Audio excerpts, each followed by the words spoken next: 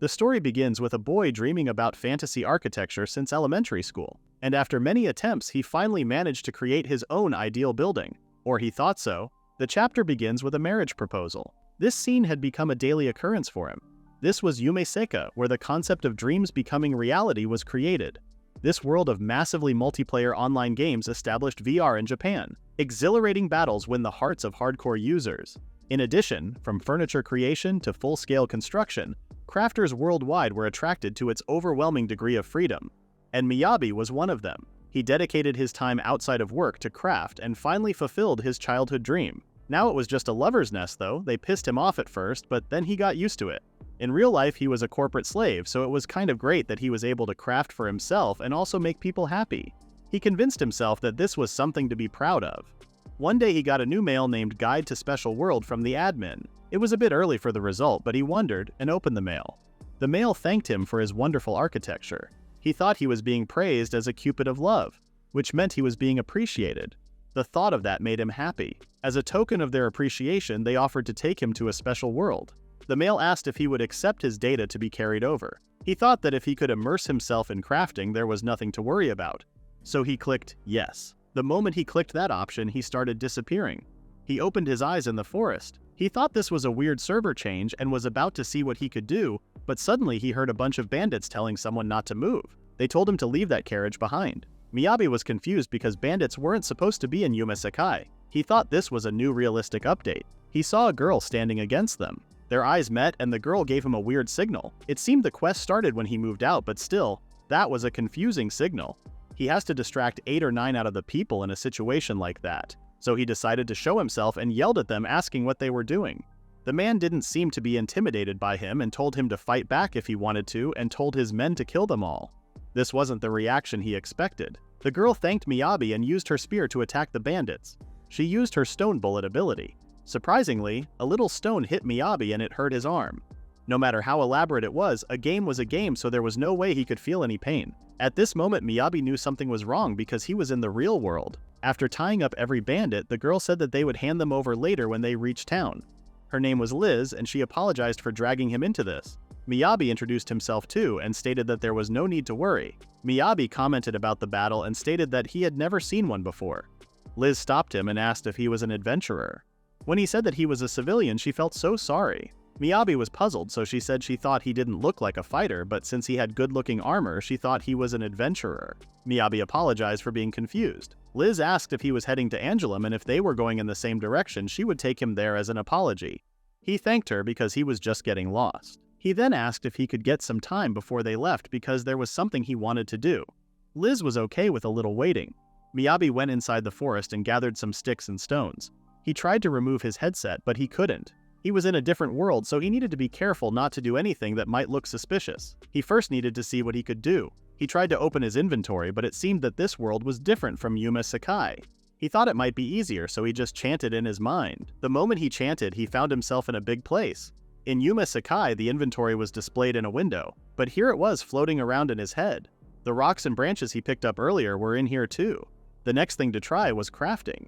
He never thought he would be nervous about basic crafting. He managed to craft a table with branches and rocks, confirming that the crafting system works too. Since he didn't have to do anything, it was more convenient than to do it in-game. He could even get the recipe for anything he wanted to make just by thinking about it. It was different in some aspects of the game but felt similar to the way it worked. The next thing he needed was a stone axe, so he created one. A stone axe was not only used to chop wood but also could be used as a weapon, making it an excellent item to have in the beginning. And he only used 10 small branches and 30 small rocks. As long as he had an axe, collecting would progress much faster. He tested the axe and it seemed to be working perfectly. Enhanced harvesting efficiency and even automatic harvesting were being carried out. Now that he had settled that, he could live in real life with items he crafted himself. He could go collect materials to create any item he liked, enjoy adventure and slow life at the same time, and live in a house he built himself with his family. He was thrilled with the idea of his dream becoming a reality. He went back to the carriage. Liz was shocked when she saw a stone axe in his hands. She seemed even more creeped out by the weird face he was making. Miyabi realized that he needed to be careful not to do anything suspicious, so he immediately changed his face and explained that he took the axe thinking it could become a weapon. Liz was confused because he was empty-handed earlier when he went to the forest. He responded that he just picked up some rocks and branches and crafted it. Liz realized that he was a crafter. She thought that it was weird he would go out on the road empty-handed. Miyabi asked if she couldn't use it, and she said that she was a magician. The guards asked why he didn't hire one of the guards if he was a manufacturer. Liz turned to them and stated that it was rude to speak like that to someone they had never met before. Miyabi could understand that those people were more normal. When Liz confirmed that Miyabi had all his stuff, they continued their ways. They followed the map and took down some goblins on the way. After a while, they could see Angelum. The gate of the city was pretty big. There were a lot of guards, so Miyabi assumed that it was a big city too. When they were trying to enter the city, the soldiers stopped them. Miyabi panicked, but Liz told him that this happened all the time. The squad captain Angelum came and thanked them for capturing the bandits. He wanted to know the leader of their group. While Miyabi was relieved that they had just come here to arrest the bandits, Liz introduced herself as the leader. The soldier checked her adventurer card and it appeared that Liz was a C-rank adventurer. The soldier asked if there were 6 people in her group, but Liz stated that Miyabi was a civilian. The others seemed like they left it to her.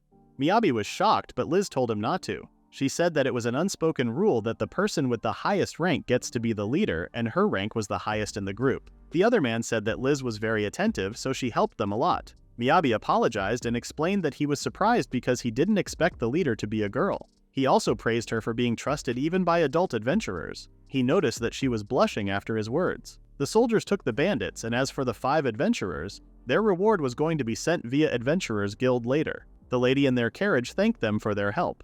The other member said farewell to them and left Liz and Miyabi alone. When they left, Miyabi had a question for Liz. He asked if he needed an ID to get into town. Liz asked if he lost it even though he had inventory. He responded by saying that he never had an ID to begin with. She said that he had to pay to get in, but he didn't have any money. He said that it was a double miracle called no ID and no money. After almost a minute of silence, Liz started scolding him. She didn't want to do that, but she had to give him a 3-day temporary pass. She said that if he was planning to stay for a long period of time, he should apply for an ID card at the Adventurers Guild. Inside the Angela, Miyabi thanked Liz for her help and the money she lent him. She did not forget to remind him to pay her back and make sure he kept all her terms. Liz had given him 2 conditions. One was to register as an adventurer at the Adventurers Guild, and they were going to have a part of 2 so that she could disclose their location from the Adventurers Guild. The point was to prevent him from running away. Crafting would require him to gather materials, so there was no harm in registering as an adventurer. The second condition was to help Liz with her work for a while and accompany Liz on requests she received. Apparently, she wanted him to help her carry her stuff. Miyabi was so distracted by the stores that she had to call for his name. Miyabi didn't really have any fighting skills, but he believed he could manage with support. They went to an inn while he thought they would go to an adventurer guild. Liz said that the first thing he needed to do was to get a place to sleep. The inn cost 5 silver coins per night. The change was 5 silver coins, which means 1 gold coin equals 10 silver coins. Since staying in a business hotel was roughly 5,000 yen, he concluded that 1 gold coin was about 1,000 yen. He borrowed almost 20k from a girl 1 year younger, which hurt even as an adventurer by trade. While he was resting in his room, he decided to return the favor. The next day they went to the Adventurers Guild, and Miyabi was amazed by the people he was seeing. Judging by his reaction, Liz asked if it was his first time. Miyabi was familiar with it in the game but couldn't say that out loud, so he explained that he came from a place so rural that he never got a chance to come to town, so he was kind of impressed. She responded by telling him to not get too impressed that he had strayed too far. She then greeted a woman named Eleanor and informed her that she had come to report the escort request. Eleanor welcomed her and asked if the person next to her was an acquaintance. Miyabi was too impressed by Eleanor's beauty, so he made a cool face to impress her and introduced himself. He said that he came to register as an adventurer on Liz's recommendation. Eleanor thanked him for his politeness and introduced herself too. Watching Miyabi's movements, Liz told him that his nose was getting longer. He said that this was just a basic greeting, and when he met Liz, it wasn't time to calm down and exchange greetings. Eleanor asked for Liz's adventurer card and told her to wait while they checked the status of her request. In the meantime, she gave Miyabi the application form to fill out. He had never seen those letters before, but he could read them normally. He wondered if this was another effect of the data transfer. There were 7 ranks in total, and it fluctuated based on the evaluation of requests and guild contribution. An adventurer card could be used as identification, and apparently, he could also use it to deposit his money just like a bank. He guessed that it wouldn't be practical to carry around all his money while you were taking a request. There were lots of unnecessary conditions in the application, such as being civil and no fighting. While he was thinking about the possibility of adventurers not being civilized people, Liz expressed her surprise at the fact that he took time to read it. Miyabi read it all because he recalled his memories as a corporate slave. Liz said that about 90% of people don't read it. He didn't believe her, but Eleanor confirmed that it was true. She said that the Adventurers Guild was very grateful that he took the time to look it over. Being an acquaintance of Liz's, he was a serious person to her. Miyabi figured out the reason why it was written so rudimentary in the terms and conditions and concluded that she must be having a hard time. He signed the application but then realized that he had written it in Japanese. Liz didn't seem to notice and told him to write supporter for the occupation part. Miyabi was puzzled, so she said that usually long-term requests and escort requests would make it more difficult to take care of weapons and armor. So in that situation, they temporarily hired a supporter. He was relieved that she didn't notice he used Japanese. He asked if she meant the adventurer who works in the background and she confirmed him. But she mentioned that it didn't mean that he wouldn't join the fight, getting the water from the river and cooking. He was exempt from guard duty in the night, so it was less dangerous. Miyabi asked if that was a little easy while everyone else was fighting. She said that it wasn't true because the longer the request goes on, the more she wants someone else to do it. Apparently, she was always on edge when she was asked to escort someone. In other words, it's insurance to ensure the completion of the request, so it would be mainly chores. When fatigue builds up, you tend to become irate more easily, and it may also have a role in preventing troubles. He decided to do what she said and sign up as a supporter. He gave the paperwork for the party application to Eleanor, and Liz was tired of the escort request, so they split there. She said goodbye and left. Eleanor gave him his adventurer card and asked if he had a temporary pass. He gave her the pass from his inventory. She seemed surprised to see him being a producer. He asked if it was unusual for a producer to register as an adventurer, and she approved of him. She said that most of them would register for a commercial guild or production guild. She added that it wasn't that there were none, but they didn't have the stamina to keep up, so they ended up shunned. Miyabi didn't seem to be affected by her words because he assumed there weren't any hot-blooded producers out there like him. She said that lately, they had been pushing production guilds to work with them, so she was rooting for him to do well out there. She then mentioned that time doesn't pass in inventory. If he could bring demon meat and valuable parts in inventory, he could easily increase its purchase price. So she advised him to keep that in mind when collecting. He promised to do his best to bring her a variety of materials. He also wanted to pay off his debt to Liz as soon as possible. Regardless of what he was crafting, it was important to gather the materials first. If he did it along with the request, he would be killing two birds with one stone. Rather than spending time in the production guild where there were potential conflicts of interest, he might as well spend his time in the Adventurers Guild. He then asked if there was any place outside of the city where he could collect materials, and she told him that the safest place was east. In the next chapter, Miyabi leaves the Adventurer Guild and he seems to be lost. He had no idea where the inn he was staying was because buildings in this world looked way too much alike. It looked just the same everywhere he went, and for Japanese like him it was too difficult. He let his guard down because he was with Liz and he couldn't even remember his inn's name. The sun was setting, so he wondered if Liz was worried.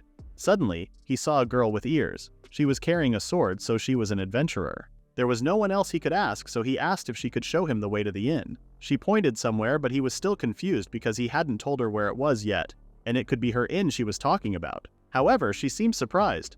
He wondered if he asked the wrong person, but she was the only one he could ask right now, so he apologized if he scared her. He showed his adventurer card and stated that he had lost track of the inn where he took a room, and he was wondering if she could help him. Looking at his card, she showed her adventurer card too. When he looked at her card, he saw that she was a B-rank adventurer.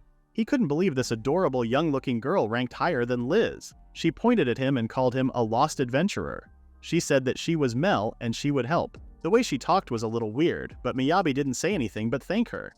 She told him to give her a hint. He said that he remembered it was close to the East Gate, but he was talking to another adventurer, so he didn't remember the details. Mel suddenly got serious and asked if that adventurer was a girl. He said that she was about the same age as him. She then told him that the answer was that way and decided to take him there. It didn't take long for her to drag him to the inn he was staying at. Miyabi was shocked.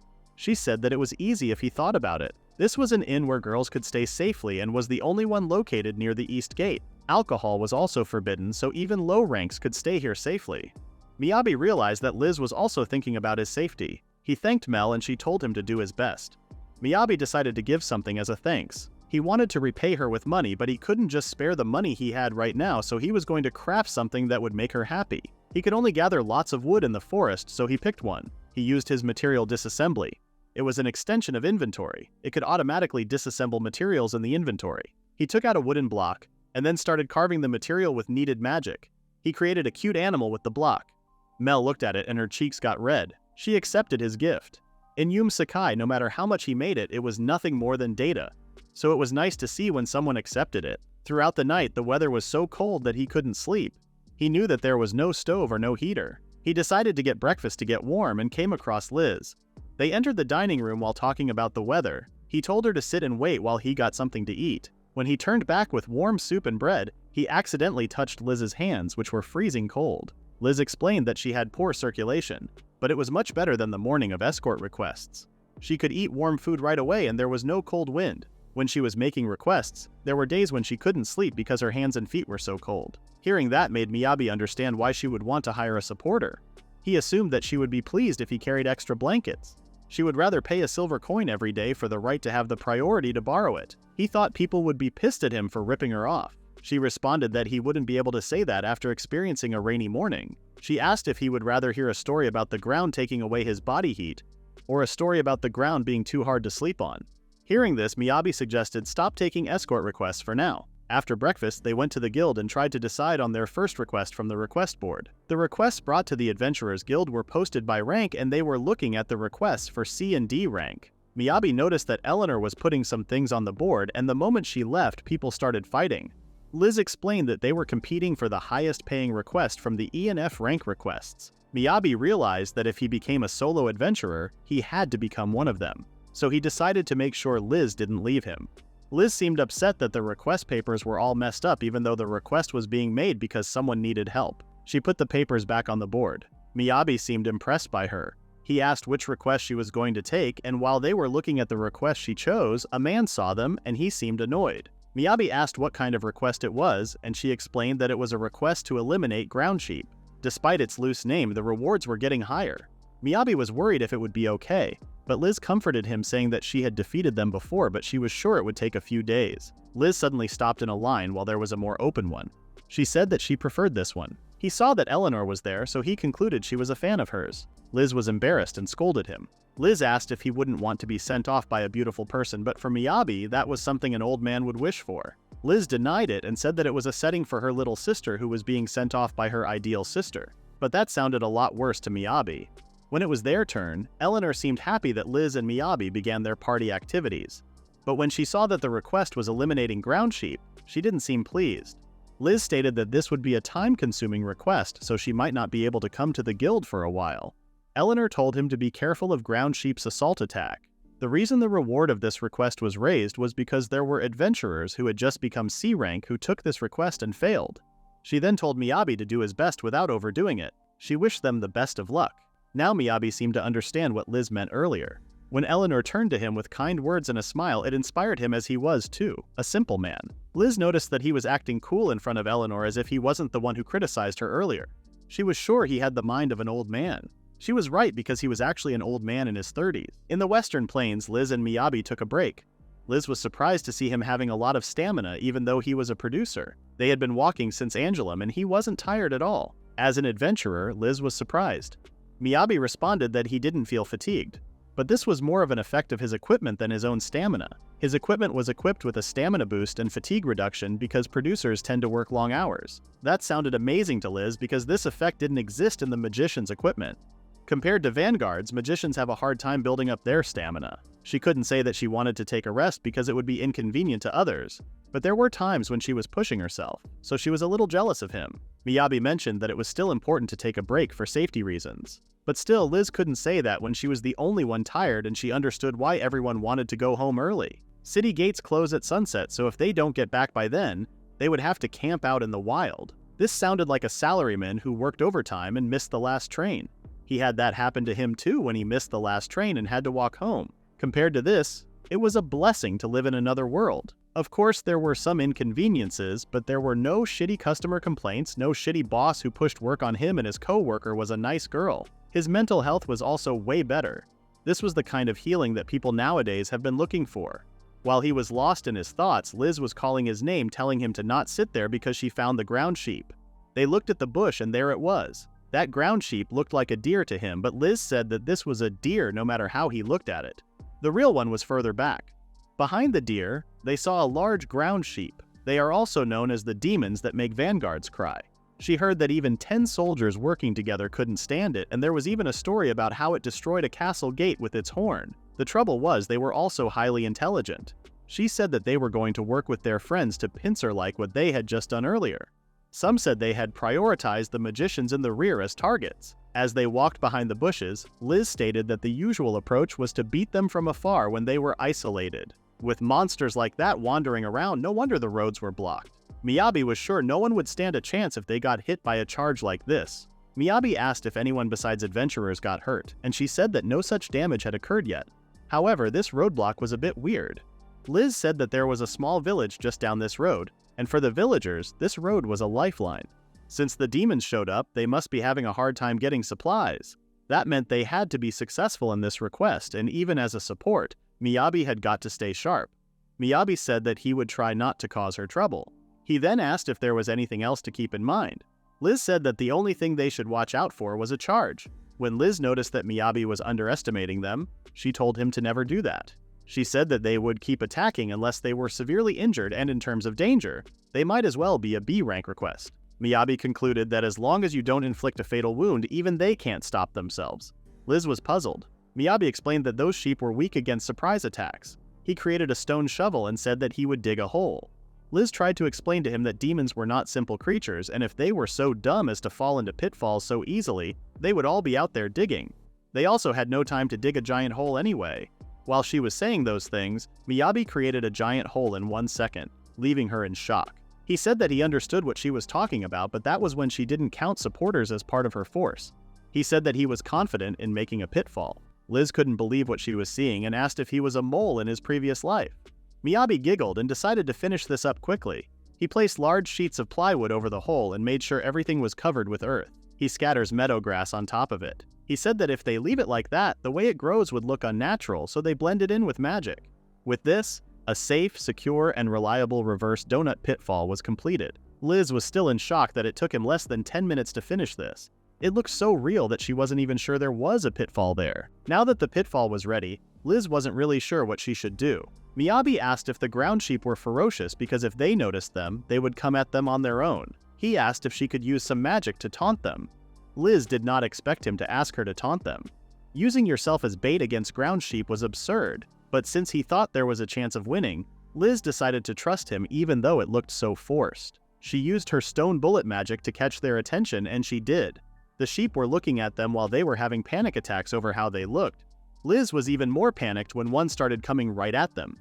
Miyabi tried to calm her down, but it was useless. The more the sheep got closer, the more Liz lost her faith in this plan and was sure they would beat them head on. She grabbed Miyabi as tight as possible while the sheep was bleeded. However, unlike what she expected, it started falling into the hole the moment it stepped on the pitfall. Liz couldn't believe it fell without even noticing. However, the other sheep seemed to notice the pitfalls, so Liz thought they had no other way but to fight them. To her surprise, once again they started falling as they came at them. Liz had no idea this would work like that and was shocked. Miyabi explained how pitfalls worked as if she didn't know that. He said that it was a simple structure, but the deeper the hole, the greater the fall damage. And if anyone falls from this hole, they cannot fight. Even though he explained it was still an unbelievable thing for Liz to see them defeating this many sheep. She was unsure about the power Miyabi held in his hands. Meanwhile, Miyabi was acting like a toddler. When Liz said she wanted to talk to him about something important later, he thought she was going to confess her love for him, so she had to explain that it was about the pitfall. She said that she was going to finish them off first, and then he would tell her everything he knew. She started using her magic. Seeing her using powerful magic, Miyabi suggested using a lighter spell because the enemies were wounded. She couldn't do that because ground sheep were tough and she wanted to kill it in one shot so the material wouldn't degrade. For that, it was better to use a magic charge to increase the power. She used Ice Javelin and finished them all in one shot. Now that it was over, she was still feeling weird that it didn't take them so long and hard to kill those sheep. Miyabi said that craft could be used to her advantage. Liz noticed that Miyabi put a whole ground sheep in his inventory. Miyabi was puzzled as to why she was confused because he thought it was the supporters' job to carry the monster they had killed. Liz agreed with him but was still questioning what kind of inventory he had that could include ground keep on top of the dirt from the digging. Miyabi was confused because an inventory was an inventory in his mind. She knew that, but she was talking about the capacity of his inventory. However, she gave up mid-sentence when she noticed that he wasn't going to understand her. She decided to collect the sheep and take a break. While taking a break, Liz was enjoying her warm bread. Miyabi was glad that she was enjoying it. He thought it was in town and kept it in his inventory. Liz asked once again how much stuff he could fit in his inventory, and he said that he probably used only 1% now. But she had no idea what that meant and wanted to skip it, but he got frustrated and said that it was something that grew in capacity relative to her skill level. Liz was confused and asked what was skill level. Miyabi didn't even know the concept of skill level didn't exist in this world. He said that if he kept using his crafting skill, his inventory would expand, and if he kept gathering every day, he would naturally build up his capacity. In Yume Sekai, they would increase gathering skills and eventually learn to maximize storage and become a walking warehouse. It had been called an aptitude skill, but it wasn't uncommon for a serious crafter to have it. He thought maximizing storage was common here and wondered if the method was different from the game. Liz seemed like she was thinking about some stuff. When he asked, she said that it was about her image of a crafter and apologized if she had offended him. While blacksmiths and seamstresses were valued, crafters could make everything, but the quality was not high. The only work they did was making cheap furniture and repairing walls, which didn't pay much. She said that it was one of the less fortunate production jobs. She didn't know what kind of environment Miyabi had lived in, so she assumed he couldn't do any gathering outside without hiring an escort. Wolves and goblins were a threat to those without combat skills, and even if he spent the money to do some gathering, his inventory would fill up right away, and the storage for the materials was not free. For the average crafter, gathering every day was very hard. Miyabi didn't know what to tell her at this point. The environment they had spent their lives in was too different. In Yume Sekai, there was no such thing as difficulty in gathering materials. All they had to do was to avoid the areas where the demons appeared, but crafters of this world couldn't even go around gathering, and there was no way to increase the skill level, because all they could do was to repair the walls and furniture. He felt sorry for them, but it wasn't a problem he could solve since he also got his hands full himself. Miyabi eventually responded that making money was hard no matter what kind of job you had, and exemplified the fact that she got cold during escort duties. Liz agreed and mentioned that adventurers have a high mortality rate, but only a handful of them could become rich and famous. He decided to change the subject before it got any weirder, and said that he had a favor to ask her about the ground sheep. She asked what was wrong, and he said that he really wanted to have the wool. She responded that he could do whatever he wanted with that. Originally, the guild was only going to sell the main parts and throw away the tool. Miyabi thanked her and decided to disassemble the materials in the meantime. Liz said that she had never thought she would get to bring home a whole ground sheep. Horns were material for medicine, claws and bones were for weapons and armor, and they also got edible meat. This could be a record profit for them. She started daydreaming about them splurging early this year and switching to an inn with a hot spring. Miyabi joined her and said that it would be nice if there was a bath because all he did was wipe himself with a bucket of hot water. Liz said that it was still good enough to be able to get some hot water. Her whole mood suddenly changed, and she said that she wouldn't let him break up the party for now. Even if he gave her money back, she said that the party was continuing. Miyabi was glad that she wanted him to carry more demons for a more comfortable inn. He just wished she could be a little more subtle about it, but he did hope they could keep the party going too, because he didn't want to clean up the ditch. He shook her hand and stated that he looked forward to working with her. Liz apologized for saying something impulsive, but their feelings were mutual, so it was okay. When they returned from the request, Eleanor seemed surprised to see them. She asked if they had finished already, and Liz responded that all of them acted separately. Miyabi whispered to her, asking why they weren't telling her the truth, but Liz still had her pride as an adventurer. Eleanor was confused at first, but was glad that both of them were doing well. She then told them to submit the material as proof. Liz didn't know he dismantled the sheep, so she wanted to use the dismantling room, but Miyabi informed her that he had already finished dismantling and started to get it out of the inventory. In front of Eleanor's face, she saw 3 sets of claws and horns and the meat of 2. Even the other adventurers seemed shocked. Miyabi apologized that it was sticking out of the tray and asked if he should bring it somewhere else. Eleanor smiled and stated that it was all right. She said that they would bring it in right away and assess it. Suddenly, some people entered the guild. The people were just shocked by the amount of meat on the counter. They started freaking out about the meat. Judging by their reaction, Miyabi wanted to confirm if the ground sheep meat was popular. Liz explained that ground sheep was a healthy meat that even women could enjoy because of its light, natural flavor. Since it was brought in within 3 hours after it was killed, the guild would freeze it and it could be eaten raw. It was so popular that it had its enthusiasts. Miyabi recalled what Liz said to him earlier and concluded that Liz liked ground sheep too. She stated that she wouldn't eat them raw. Eleanor came back and gave them 45 gold coins, requesting a reward. Purchase of horns and nails in good condition for 60 gold coins, horns and nails were for 10 gold coins, and the meat was 85 gold coins. In total, they received 200 gold coins. Miyabi said that he would rather get 30% just for carrying the luggage, but she disagreed because no matter how she looked, he deserved 70%. Miyabi refused and stated that if he got 70% he was done as a person while also being in debt. Liz started scolding him, asking if he was planning to pay her back a dozen times over, and told him to not hold back. But if he accepted this, it would be like he was admitting he was a mole. Eleanor asked what was up with this mole, and they tried to act cool. Even when they went outside, they couldn't decide how to split the money. Because Liz said that Miyabi was the one doing the most work, but Miyabi said that it wasn't important because he was just a supporter. Her risk of injury was higher, so she should get more and he would pay off his debt. Liz thanked him for the way he thought, but she said that it would be like he was paying her back dozens of times already.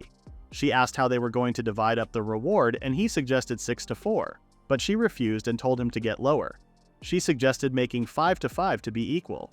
Even though he didn't know if he deserved to get that much for being a supporter, Liz didn't let him refuse this and told him that it was okay.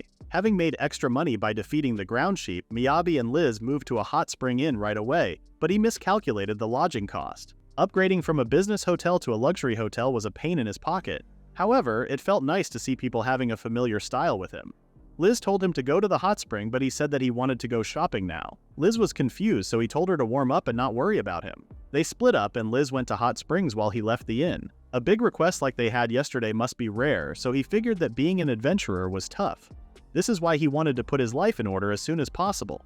He was thinking about the food. There will be times when he can't take a request, and this is why they need to be prepared while still having money. If the request was prolonged, the food supply would be critical. He wouldn't even splurge on the sweet and spicy sauce. He just needed salt. He stopped at a stall and decided to buy them all. The shop owner thought he was window shopping, but when he showed him the 10 gold coins, he seemed to change his mind. He then went to the condiment store and bought salt and pepper. Last but not least, he went to the dry goods store and bought what he needed. He only had 49 gold money after all that shopping, but he tried to convince himself that he could see it as an investment. Now it was time for him to go to the other thing they needed. He went to a blacksmith and started looking around. As expected of a real professional, the stone axe he made was nothing compared to the knives in the store. He guessed that he couldn't compare weapon making with crafting skills. A man came and he asked Miyabi if he was a producer. Miyabi was surprised and wondered how he knew that he was a producer. He told him to look around. Weapons were meant to be used, so what the matter was wait and feel when using it. The only people who would look at it with a grin on their faces were weapon enthusiasts or producers. Miyabi didn't even realize that he was grinning before the man told him. He apologized, but the man told him not to. He said that even he had taken a good look at weapons made by other blacksmiths, and it was normal for a craftsman to do that. Miyabi thanked and stated that he wanted a knife for self-defense. He also asked if he could sell him some iron ore. The man first asked his name. Miyabi introduced himself and mentioned that he was a supporter. The man's name was Weiss, and he was the third generation of this blacksmith. He didn't know crafters were making weapons nowadays, and he liked it. He told Miyabi to show him the weapon he made. Miyabi was shocked, but then realized that he misunderstood him. All he wanted was essential equipment for cooking, like a stove. It was required to eat Jingisukan, and this wasn't the best time to say it. He eventually shows the axe he made. While Weiss was examining the axe, he hoped that it wouldn't be too primitive to be taken seriously, but Weiss told him to follow him. He took him to a room full of iron ore. Miyabi was taken aback by the amount of iron ore he had. He expressed his surprise by saying that he had never seen piles of iron ore like that before. He never even saw the actual thing in the game. Weiss prepared a big box of iron ore for him, and mentioned that he also shared this much with his fledgling blacksmiths. When Miyabi asked how much he would charge him for that, Weiss laughed and stated that no one expected to get paid from someone who makes an axe out of stone, and he knew he didn't have any money because he was an adventurer and a crafter. He would like to save some money but didn't want to get those for free, so he wanted to pay, but Weiss told him to take it. He said that if he made a weapon out of this iron ore, he should come and show it to him because he was curious to see what kind of weapon he would make. Meanwhile, all Miyabi could think about was the Jingisukan he was going to make. He said that to get it done in a way that he was not embarrassed to show Weiss it might take a long time. When he left, Weiss was thinking about the axe he made. Scraping was typical when cutting down a tree, so he couldn't believe someone would use a stone axe to cut down a tree. Now he had something to look forward to in his old age. Meanwhile, Miyabi was lost again. At least he remembered the name of the inn now, so he started walking. While walking, Mel appeared out of nowhere. He teared up seeing her because he got lost again. He asked her to show him the way again. Mel pointed in the direction of the inn, but he said that he changed his lodging to a place called Furate. She was also staying at that inn, and she was just on her way back. They started walking together. Miyabi was glad that he made it back to the inn safely. He thanked Mel for her help again and shook her hands, but it seemed like Mel was expecting something. He realized that he should reward her.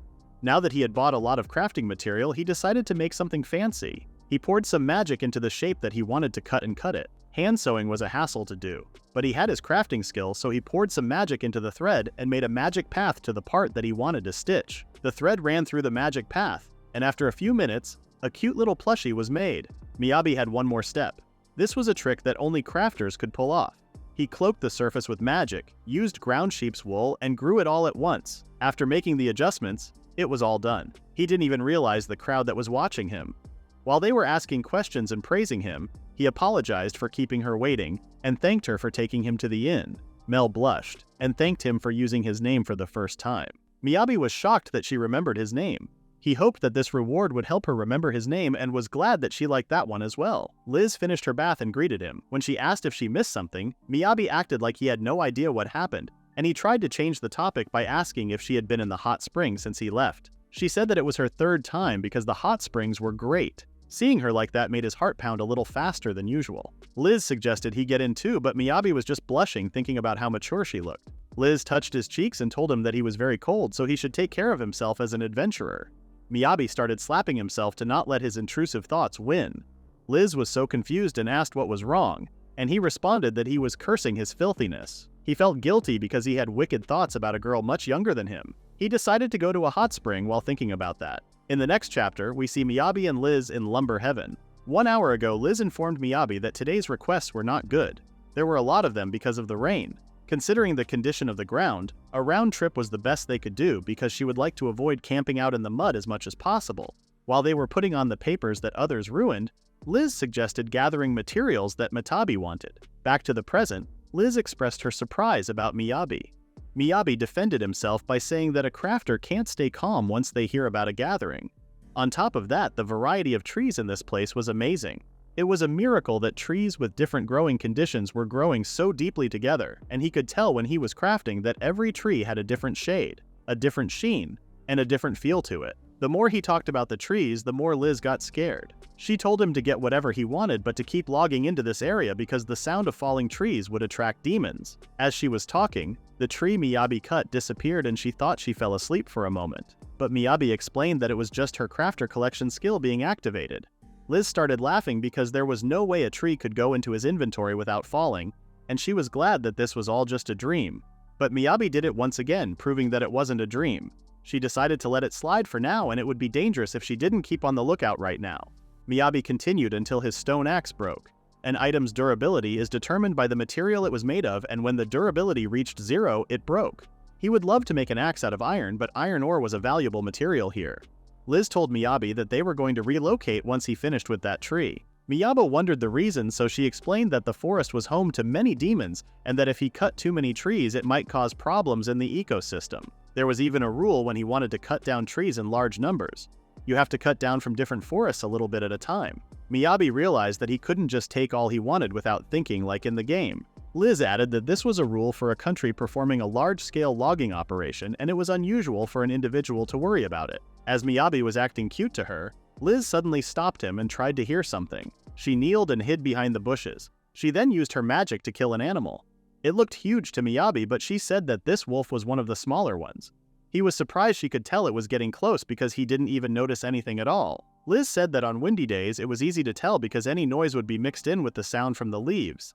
Miyabi gave it a try, but it was a fail. She said that it might be a matter of experience and then pointed somewhere saying that there was another one over there. Liz requested him to take the wolf to his inventory because they could make money from it. He did what she said and they continued. After a while, Liz suggested taking a break, but Miyabi didn't feel like sitting on the ground. Liz said that it was still a bit wet, but they could sit on the root and have lunch. Hearing the word lunch, Miyabi regained his confidence and told Liz that it was a good time to count on him. He cut down some trees, leveled the ground, and built a whole pergola. Liz freaked out because they were in the wild forest and a splendid gazebo in the middle of it was too much. Miyabi was still confused, so she told him to think about it for a moment. He then realized that a blanket would be great since it would be cold here. Liz was still displeased. She said that it wasn't because he wasn't good, she just never thought that crafting would be this insane. She hated to admit it, but the cushion didn't hurt her butt, and it was warm. The situation Miyabi created was so comfortable that she was afraid she might miss the demons. Miyabi told her to keep an eye on that issue because he did not want to have lunch with the demons. While Liz was resting, Miyabi decided to make some food quickly because it might be a bad idea to stay here for too long. He created a stove and turned to Liz to ask her to make some fire, but she was melting because of how warm the blanket was. He decided to make the fire himself. He enchants fire and applies attributes to material by injecting magic into it through the circuit. However, depending on the compatibility of the material and the attribute, it may have adverse effects. If he added too much fire to a wooden material, it would become too hot. He usually used it as a weapon in Yume Sekai, but it was impossible in this world. All that was left was to stand in front of the stove and craft. Now it was time for Jingisuken. He put things on the table such as Jingisuken, black tea, and milk bread. Liz decided to turn her brain off for a moment and only focus on eating. The food was amazing. The meat of the ground sheep was tender and not smelly at all. Hints of salt enhanced the flavor, and even with vegetables, the flavor was not diminished at all. He never had such competitive meat in his life. Even the bread was different. The sweetness of the milk was amazing, and it was very fluffy. Miyabi made that bread by crafting. Liz told him to make some more next time because this was much tastier than the ones he bought. She said that they would buy some flavor too, but Miyabi smirked and showed her the sources he got. They continued eating, and they didn't leave the forest until sunset. They ended up spending a lot of time together today. Liz noticed that he was having fun the whole time.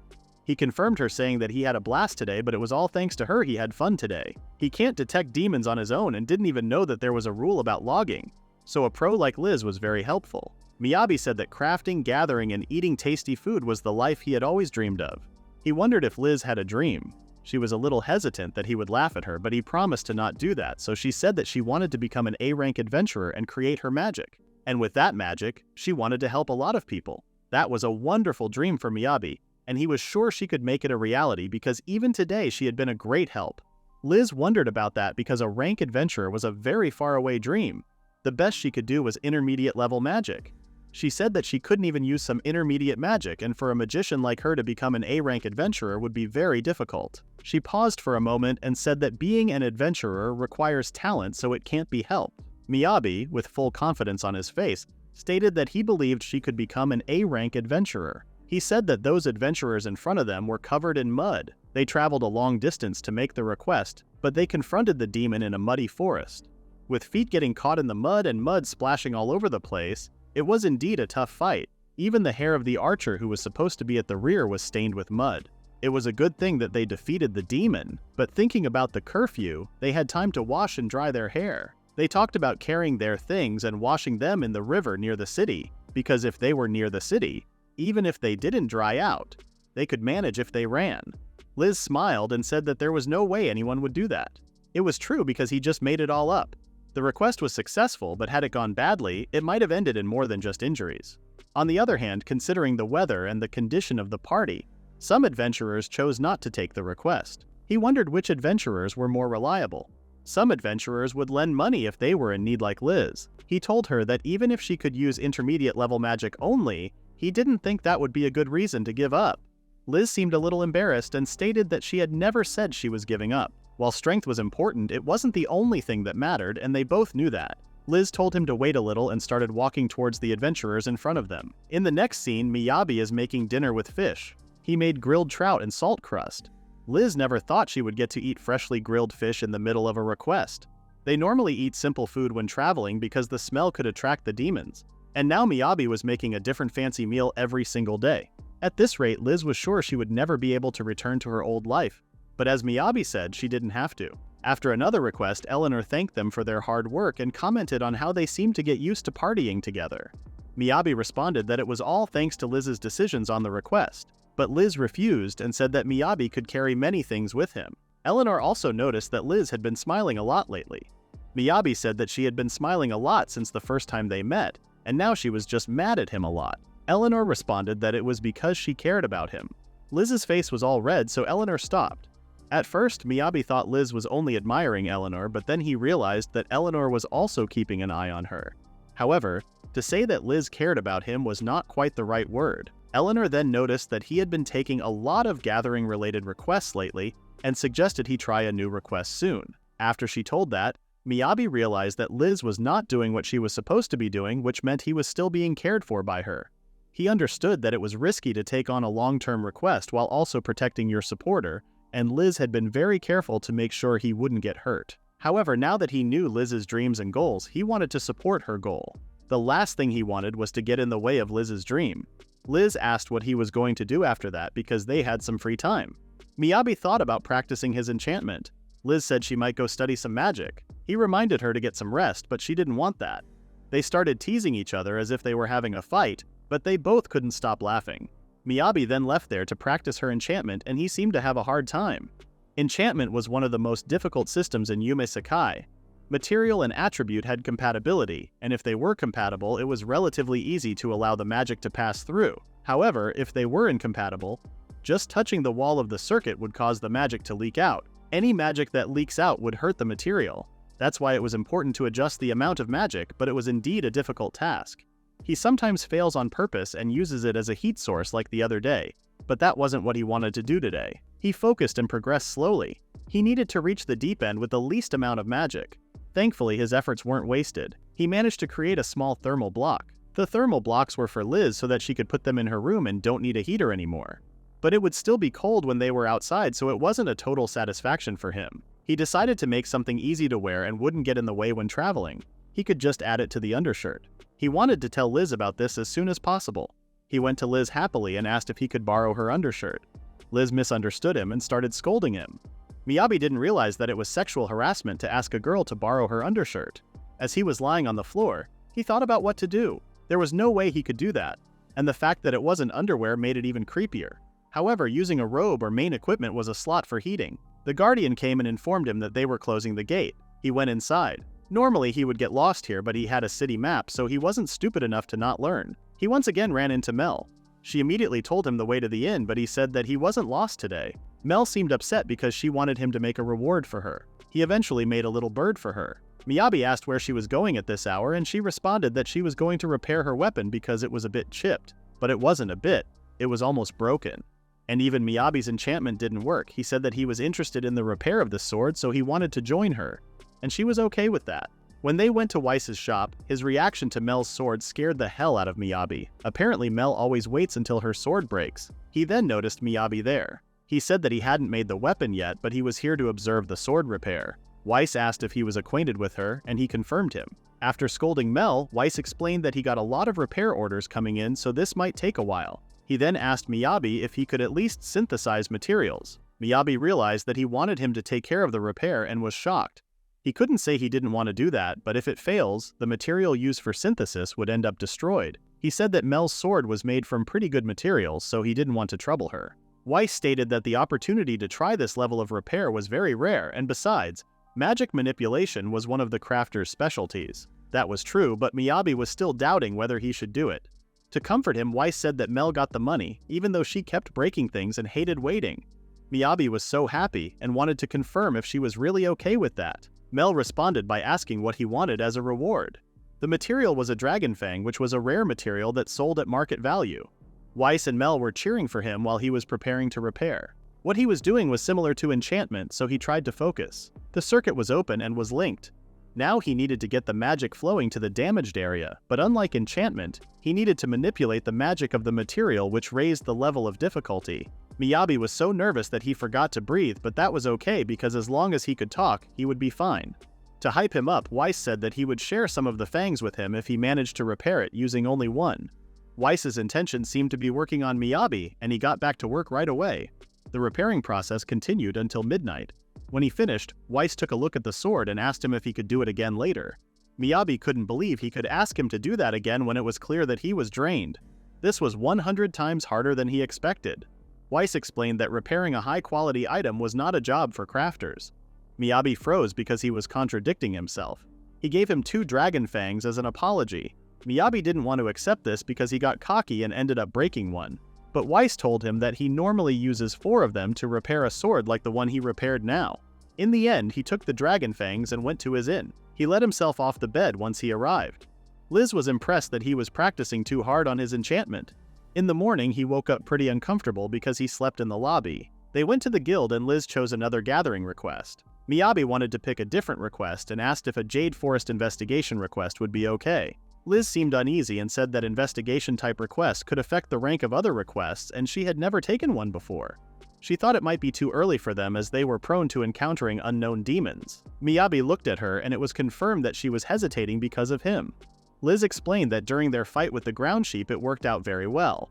but she was wondering what would happen if she missed something and things went wrong. At that moment, she wondered if she would be able to protect him properly. And besides, she could make a lot of money harvesting when he was with her. That was true, but Miyabi reminded her that if she wanted to become a rank, it would be better if she got more experience. Besides, they didn't have to fight the demons or investigate the forest, and if there was any danger, they could hide in the ground. Liz was confused as to why he chose the ground, so he explained that he was a mole in his previous life. She seemed convinced and decided to accept the request. This was their first time, so Miyabi expected it to be a struggle, but he was still counting on Liz. When they went to Eleanor, she asked if this was her first time doing an investigation request, and she responded that she wanted to try something new. Eleanor was sure the two of them would be fine, but she still warned them to be careful when conducting this investigation, and if they felt they were in danger, they should withdraw without taking any chances. Liz asked if something had happened, and she explained that they already had some adventurers headed to the Jade Forest the other day, but they hadn't come back yet. In the next scene, Miyabi is still thinking about what Eleanor said. He was being more careful because of what she said, but it was more peaceful than he thought. They had been investigating for half a day, and they hadn't seen a single demon. However, it was the opposite. Liz explained that the fact that they hadn't seen a single demon was weird for Jade Forest.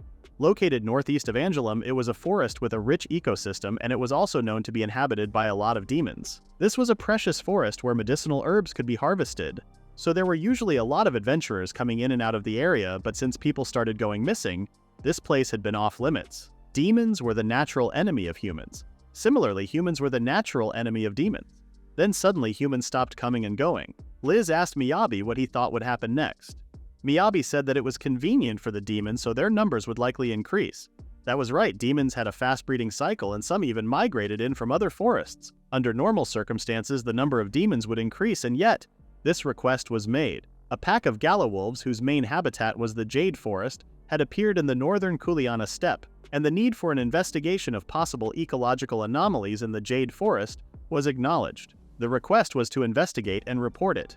It was indeed an odd situation. Liz said that they would need to take a lot of samples to see if something was going on. She then continued to ask him to collect poop on the ground. Miyabi was shocked and asked her to give him a little bit of consideration. Liz smiled and reminded him that he was supposed to be supporting her to become an A rank. At night, they went to a local inn that had 5 silver coins per night. Miyabi was so tired from the investigation all day. There were no abnormalities with the tree sample they took. In the end, the only thing they saw was the small animals. There were some oddities, but they still had zero clue. He was prepared for this, but looked like this was going to take a while, and even when they were done with the investigation, they still had to put everything into a report. Now that he thought about it, he didn't know how they were going to report. They can't just submit material as proof. All he did was collect samples and didn't record a single thing. He let his guard down because Liz didn't give him any instruction, but he tried not to blame others for that because they were both new at this. They were bound to make some mistakes. It hadn't been long since the sun went down. All he needed was paper, a pencil, and the map Liz gave him. He converted the demon bones into glue and crafted it with wood, and the paper was done. He used charcoal and wood to craft a pencil, and while he was at it, he crafted a dye from flowers and combined it with a pencil to make colored pencil. Paperwork and overtime were a piece of cake for him because of his previous life. And the strange thing was that he didn't hate it now. He never thought he would get to use the things he learned from his previous life when he came over here. Even in adventuring business, there were a lot of things he had to work on the road.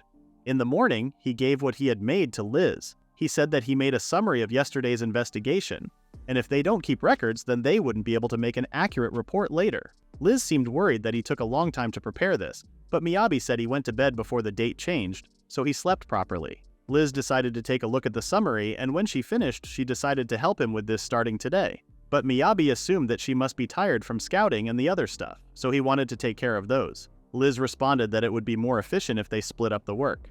She wanted to learn how to make that summary book. Miyabi seemed surprised and found her diligent. She said that it wasn't about being diligent or anything.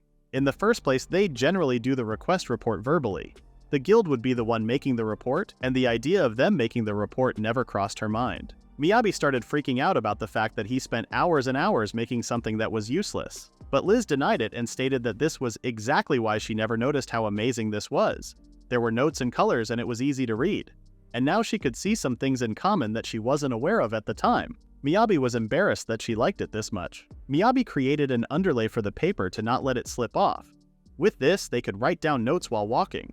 Liz was amazed by the new things she was seeing. She asked if that meant she could tell him if she found any signs of a demon and he would write a quick note. And at night, they could just put it all together. Their new goal was to show the guild that Liz the adventurer was able to do a perfect job in investigating. They started working and didn't stop investigating the forest for 5 days. After 5 days, they found a campfire.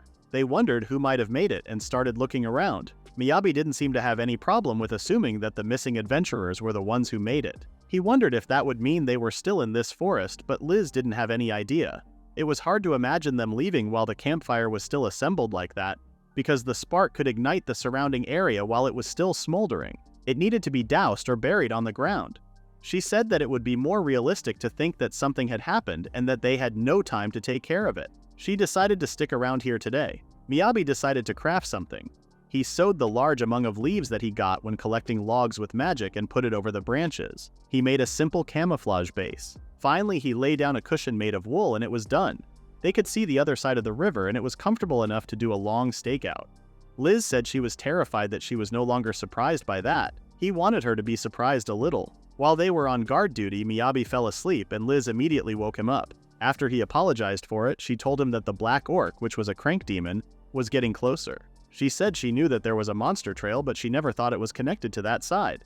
He was glad that he didn't skimp on his magic and applied the smell mask right away. However, she said, they were not supposed to inhabit that forest. Then he asked if the reason the other demons were moving out was because of them. Liz said she couldn't say for sure, but it was a strong possibility.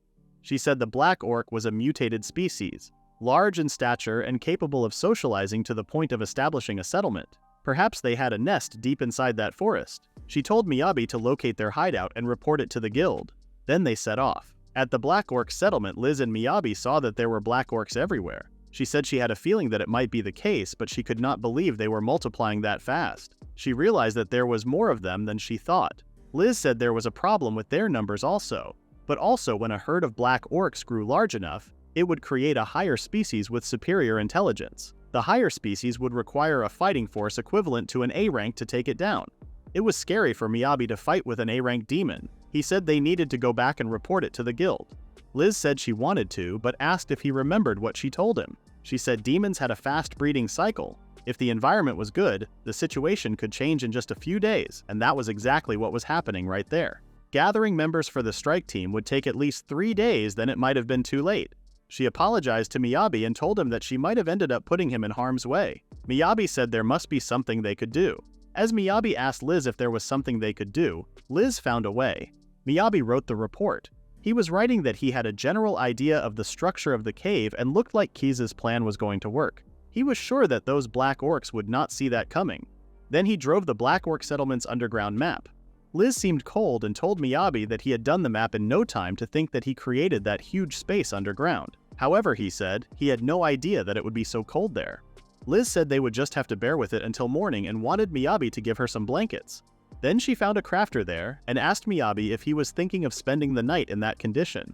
He told her to just sit and watch. To make a comfortable space, Miyabi would start by making the foundation install the soft curved beams and columns. He used a lot of wood for the ceiling and walls. Miyabi used enchanting magic and put a luxurious glowing tree in the center of the huge space underground. He said that the tree would serve as lighting and fill the entire room with warm light. For Liz, who was sensitive to the cold, he would give that space more warmth and a comfy dream house was completed. There was a bedroom where they could enjoy a good night's sleep on a fluffy double bed, and a private room for their peace of mind. Also, there was a luminous tree that had indirect lightning using an entire log that brightly illuminated the tree room. In the living space, the heat blocks were arranged to look like firewood to simulate a fireplace, satisfying even those with poor circulation. Since it didn't use fire, it was safe to use the underground. Also, there was a dining space and a water basin. At the dining space, there were stump chairs and a round wood table would provide warmth even underground. The water basin for them to wash their hands at any time for water change. Miyabi was sure that his craft would surprise even Liz, who was getting used to his crafting. When his craft was done, he showed it to Liz and she found it amazing. She was surprised that he did all of that in such a short time. Miyabi was disappointed that she did not have much reaction to the luminous tree, even though he did everything like it was a bargain sale of enchantment magic. Liz realized that Miyabi even warmed up the floor without a hot spring. Liz's hands and feet were warm and relaxed. It was like heaven. Miyabi said he had been secretly adding fire elements to the floor as well. Liz seemed extremely happy and told him not to just make a place more comfortable than a high-class hotel for a moment. She totally forgot that there were black orcs right above them. The floor was so warm and comfy that Liz couldn't help but lie down there. She bet she could have gotten a good night's sleep just with a cushion on the floor. Miyabi told her that sleeping on the floor was unacceptable. He had just the right thing for her. Then he showed Liz the fluffy bed made of wool. Liz immediately lay down there and found it amazing, and it was like she was being wrapped in wool. She said it was like being hugged by a futon, perfect for that cold weather. She asked him if it was expensive. He told her not to make him play along. He told her not to oversleep just because it was comfortable. She said she was a C-rank adventurer, so there was no way that she would oversleep. She said her body would wake up on its own. The next morning, Liz overslept. Miyabi knew that was going to happen. When Miyabi tried to wake Liz up, she said, "Dad, just one more minute." Miyabi wondered who the hell she was calling Dad. She smiled with a little shyness. She asked him if they could start over with the wake-up part. He told her that they couldn't do that and went to wash her face. When the sun rose, Miyabi asked Liz if she was ready. She said she was no longer sleepy. Then they decided to go. The black orcs were on the night shift, and it was almost time for shift change. The night shift was such a pain for them. Miyabi and Liz appeared, and the black orcs realized that they were under attack. Liza did a magic trick which was called Ice Javelin, but the black orcs backfired. Liz fell into the hole where Miyabi was in. He told her that was a good job, but they decided to do the retreat earlier next time. There was the plan that Liz came up with, Operation Mole. She said considering the difference in strength, a direct approach would be pretty much impossible. Since there would be many against one with no vanguard, their priority was to not get hit, but she needed a few seconds of charging to activate the magic. She would become defenseless during the charging, and just a few seconds could be fatal to compensate for that weakness. They would need to install more passageways. Liz would attract the enemy with magic from a distance and then go underground. Enemies on the surface wouldn't know where she was coming from. In the midst of the confusion, she would finish them off with powerful magic. They planned to repeat the process, reduce their number, and get the hell out. Miyabi wondered what they were going to do if a higher species was born when they weren't looking. It was not like there was only one in and out of the cave. Then figuring out the structure of the cave would be a priority. From the looks of it, it looked like they were in the middle of a feast. They wanted to dig an underground passage quickly and see if there was another that existed. Liz thought she was the one who came up with that plan, but things got crazy when Miyabi was around. Miyabi wondered if they were going to do the plan that night. Liz told him to do it at dawn. She said she had been using a smell mask for quite some time. She didn't have enough mana left to take on a black orc. She said if only she could shoot magic indefinitely. They were trying to find out the numbers of the black orcs they would fight. Liz saw the fifth one, and thought if they could keep the herd small enough not to spawn a higher species, they would be fine. Suddenly Miyabi created a block, and Liz thought that was what she thought, but he made it first so that they avoided an attack. Liz asked Miyabi if she could say something weird, and Miyabi asked what she was going to say. She asked if he knew that black orc was very tasty.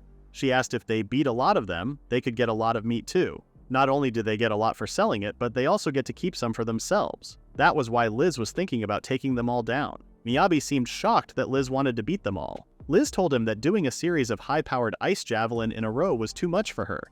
So for the remaining 5, she doubted she would be able to shoot them all, which was why she wanted him to do something for her. While a black orc asked the other one if he found where Liz was and where she came from, Liz yelled at them and told them that she was right there. She killed an orc and just 2 shots left. She killed them one by one, but 2 of them came and told her that she would not get away. They tried to get her while she was trying to run away. Meanwhile, Miyabi dug a hole and saved Liz from them. Liz asked Miyabi if he put everything in inventory. He said he thought that he got everything. Then he showed a sword to Liz which had written "May God bless my beloved husband Theodorus's" on it, and told her that was the sword the black orc had. He said he was forecasting that it belonged to one of the missing people. However, Liz said she was glad but also sorry that he was dead. But they could at least bring back that sword to the person who was waiting for him. Miyabi found her right and told her that was a nice way to think about that. Then they decided to finish the rest of the survey and go home. Miyabi thought that maybe it was not his fault, and of course, it was not Liz's fault either. He thought he was unlucky, that's all. He kept trying to forget about it since it had nothing to do with him, but he couldn't help but wonder about what kind of person he was. He thought that Liz was amazing, and wondered how she kept her mind clear. Liz told Miyabi that coming to the guild made her feel like she was finally home. It really took a while. When they arrived, they told Eleanor that they were back. Eleanor welcomed them, and told them she was worried because they were over their scheduled days. Liz said they were being careful until they got used to it. Eleanor saw that both were uninjured, and asked them if she had their report on the investigation. Miyabi told her to summarize.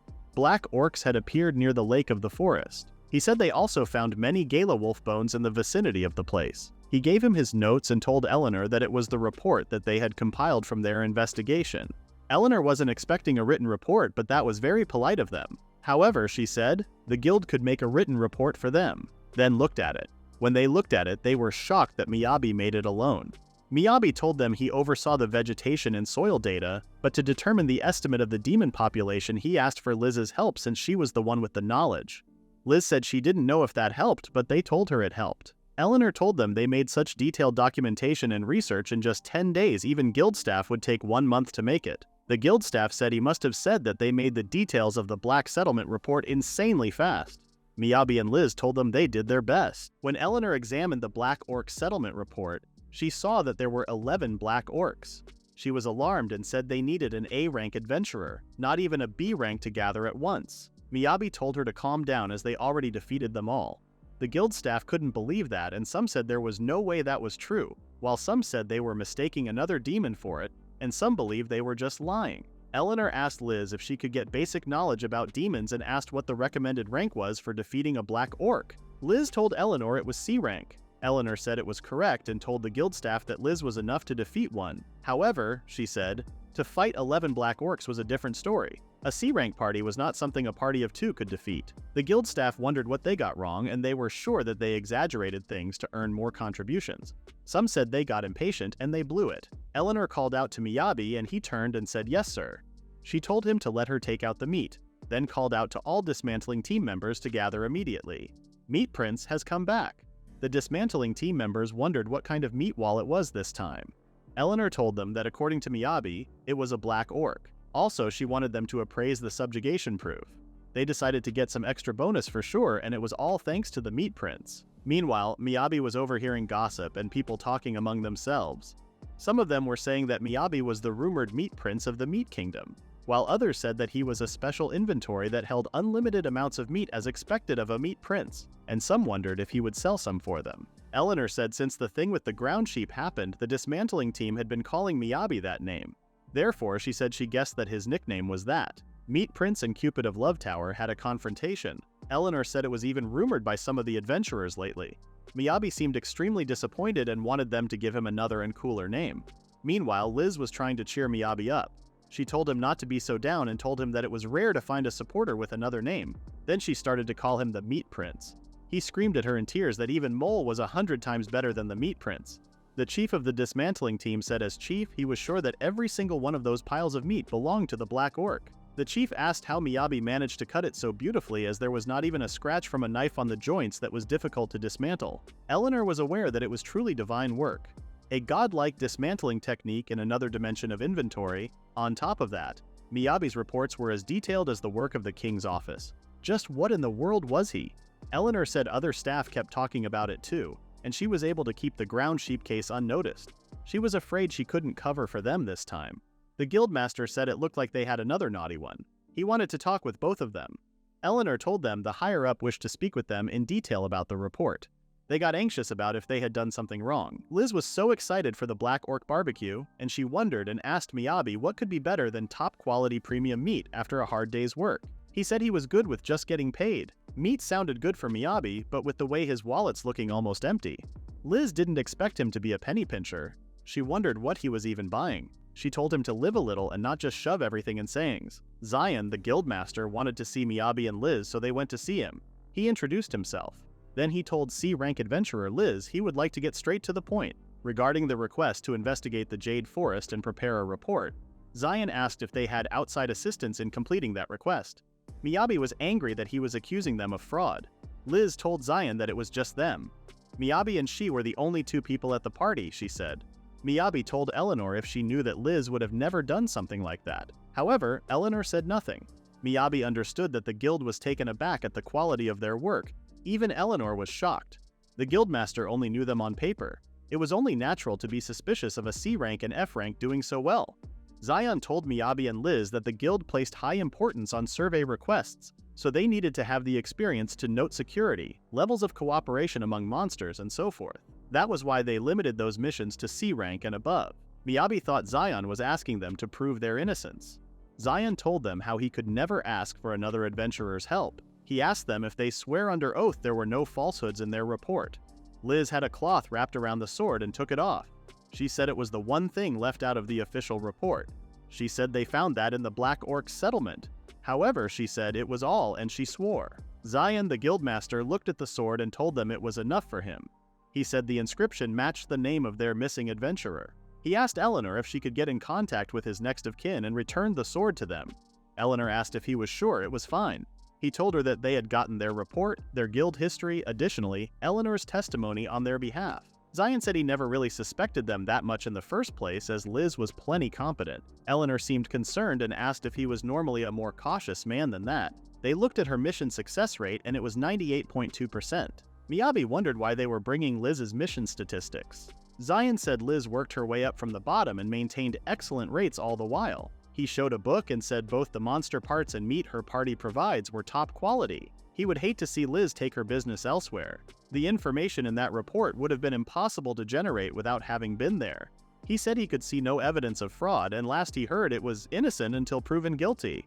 Zion showed 2 pages of the book and told them those pages were all messages of heartfelt thanks from their clients over the years. He believed Liz's word as an adventurer because she had earned that trust. Even so, he said, taking out 11 orcs more or less solo didn't seem possible.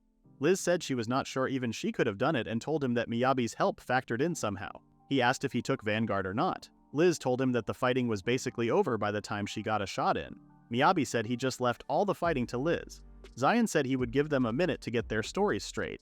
Liz said Miyabi definitely took down at least 2 of them. However, Miyabi said he just did support work and that was it. Zion wondered if they were moonlighting as a comedy duo. Liz closed Miyabi's mouth and told him that Miyabi's point of view was extremely biased. To put it bluntly, Liz said, Miyabi was a walking, talking warehouse.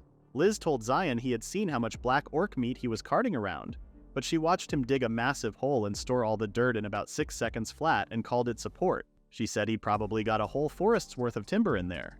She guessed his storage capacity was bigger than the production guild's warehouse, which was the biggest in Angelum. Miyabi told her to go right ahead and talk about him like he wasn't there. Zion asked her to tell his side of it one more time, but Liz told him that he heard her correctly the first time. She had given up on logic at that point. Zion asked Eleanor if his storage was limited to meat. She said those were just rumors. Miyabi said he had to cut in and told them extended storage could hold way more than just meat. He said they would buy whatever materials he didn't want to keep and told Eleanor to guide them to the warehouse. Liz bowed respectfully to Zion and told him that she was very grateful that she trusted her. Zion said he looked forward to more exemplary results from her. Zion was staring at her, so she asked if there was something else. He said he was just getting a little nostalgic and that was all. Zion said he saw her inherited it well. He said that stuff of hers used to belong to her father. He said he saw that insanely hard-working man had raised an insanely hard-working daughter who had grown up wonderfully. Meanwhile, Miyabi and Eleanor arrived at the warehouse where Miyabi found it huge. Eleanor said she was afraid it didn't hold a candle to the ones the production guild had. She said she wasn't sure if he knew that, but originally, adventurers' main source of income was mission rewards. Even for her, each payout felt more like a temporary bonus than a steady job. Miyabi asked her if she was an adventurer. She said she took up her current post after her party was dissolved. It had been nearly 3 years now. Since it had been some time since Eleanor had led the adventurer's life, old kills like dismantling were slow to return. Eleanor asked if it was too easy to cut himself while ripping fangs from a jawbone. She said he must have some sort of trick for getting around it. He was surprised that she was looking for tips, and thought if he said he just used a material acquisition skill, she would have no idea what he meant. Therefore, he said he was just good with his hands. She asked again if it was just really a matter of dexterity. He told her that aside, now that Liz wasn't there was something he wanted to ask her about. He asked if his share of the survey mission rewards could go to the bereaved family of that sword's owner. Eleanor responded that the reward was to be split evenly between the 2 of them, and it amounts to about 100 gold. She asked if he was sure, and Miyabi stated that he had got the cash to buy raw materials, so he was good. She found it sweet but naive, and asked if he was going to forego his salary every time a mission had a casualty. Miyabi didn't really know how to put it in words. He said that he didn't know what was going to happen in the future, but this time he had made up his mind. He wanted to follow his gut and do things his own way. He just didn't want a heavy heart to weigh him down. He knew it sounded selfish, but it wasn't like it would bankrupt him, and he wasn't talking about giving up half of his income forever. Eleanor responded that there was a non-profit fund that collected donations for the families of fallen adventurers, so she would handle the arrangements for him this time. but she warned him to not forget that the reward money was fair compensation in exchange for adventurers risking their lives, and he must not dismiss its value so casually. They ended their conversation there and Eleanor left. 2 days later, she informed Liz and Miyabi that it was determined that their contributions to this mission went above and beyond what was requested. For their reward, they gained 910 gold coins. As Miyabi was calculating how much yen this amount would be, Eleanor added that they could deposit this with them if they would like. Miyabi hoped that this money would help them, even though it wasn't enough. In addition to Miyabi's monetary rewards, it had been decided that he would be promoted to D rank. This was something that they both didn't expect. Miyabi was shocked and confused because she skipped over E-class there. Eleanor explained that it was certainly rare for a support class to skip ranks, but he had made such great contributions to the guild that they wanted to invest in his future. He wondered what the guildmaster was thinking. Eleanor stated that if an F rank were to be known to have received such hefty reward money, it could cause trouble for him. For example, they were currently earning more than the average B rank adventurer, including Eleanor. Miyabi thanked her for thinking of them. Eleanor politely smiled and responded that they would all prefer it if he would continue to provide support, because the guild stands to profit from him quite a bit. They were about to leave after sending their regards to the guildmaster, but Eleanor remembered that she needed to confirm something with Liz. She quoted her words and then asked if she would like the donation to be anonymous this time as well. Liz panicked and tried to stop her. She said that she put the instructions in the report. Eleanor apologized and smiled. Miyabi seemed confused, but then figured out that when Eleanor warned him against dropping half his salary frequently, she was talking about that. He seemed amazed and couldn't stop looking at Liz, but this made her blush and scold him. With that, their mission was officially completed. That was Liz's first run-in with Black Orcs and her first run-in with the Guildmaster too. She was freaking out so bad that she thought she was going to have a heart attack. Miyabi agreed with her and then mentioned that it was time for something. Liz was puzzled and asked if he was talking about the gathering. He did want to do that too, but before that he wanted to host a victory party. He prepared a feast for her eyes and eventually for her stomach. It was his Black Orc meat Chinese cuisine special. Liz was confused because she had no idea what Chinese cuisine meant and asked if it wasn't just normal cooking. Miyabi ignored her questions and asked her to tell him what her favorite cuts were, and he would handle the grilling. She refused to make him do this all by himself, but Miyabi insisted that he would be the one who grills. Liz was still confused because it would be done too fast and it wouldn't be fun anymore. She then noticed something that kind of looked like a break, so she tasted it. However, there was something inside the bun which was pretty good. Miyabi explained that they were meat-stuffed bao, which was perfect for the cold weather. The filling was stewed until it was fork tender. The filling contrasted with the smooth dough, and it wasn't as fluffy as milk bread, so it was the perfect texture. Liz was melting by how juicy and sweet this bun was. After this delicious bun, Miyabi got her hooked and she was curious to see what else he got. Miyabi served another delicious food and she was so interested. She also noticed the table where the food plates were being served. The table was moving. Miyabi said that he wouldn't serve traditional Chinese food without it. She had no clue what he was talking about, but she was sure it was handy while spinning the table. Miyabi warned her there was no need to spin back to where it started. Suddenly Mel appeared out of nowhere and scared both of them. She greeted them while eating the meat buns and explained that she smelled meat. Miyabi was surprised that Liz knew her, but Liz was also surprised that Miyabi knew Mel, who was a famous B-rank adventurer. They decided to calm down and explain how they met by coincidence. Mel said that Miyabi was always getting lost. She then remembered something and told Miyabi that the blacksmith was looking for him to talk to him about something. He asked if he mentioned what he needed him for. Liz was shocked that he even knew Master Weiss. Liz asked if he had any clue who Master Weiss was. Miyabi said that he was a really nice blacksmith and asked if he was famous. Liz and Mel looked at each other and decided to take him to Weiss. When Weiss saw them together, he asked what she was doing together with him. She said that they were partying together. He seemed surprised and asked if she would mind if he borrowed him for a minute. As their conversation continued, Miyabi felt left out again, so he joined the conversation and asked Liz how she knew Mr. Weiss. Liz explained that this man was Black Iron Weiss. He was a master craftsman acknowledged by the royal family, and he was also sort of her adoptive father. Miyabi was shocked when he heard that.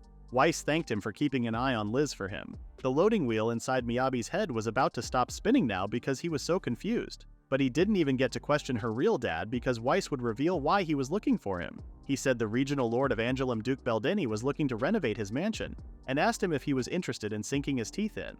Liz and Miyabi were both taken aback by this. Miyabi was also confused as to why he would be doing that.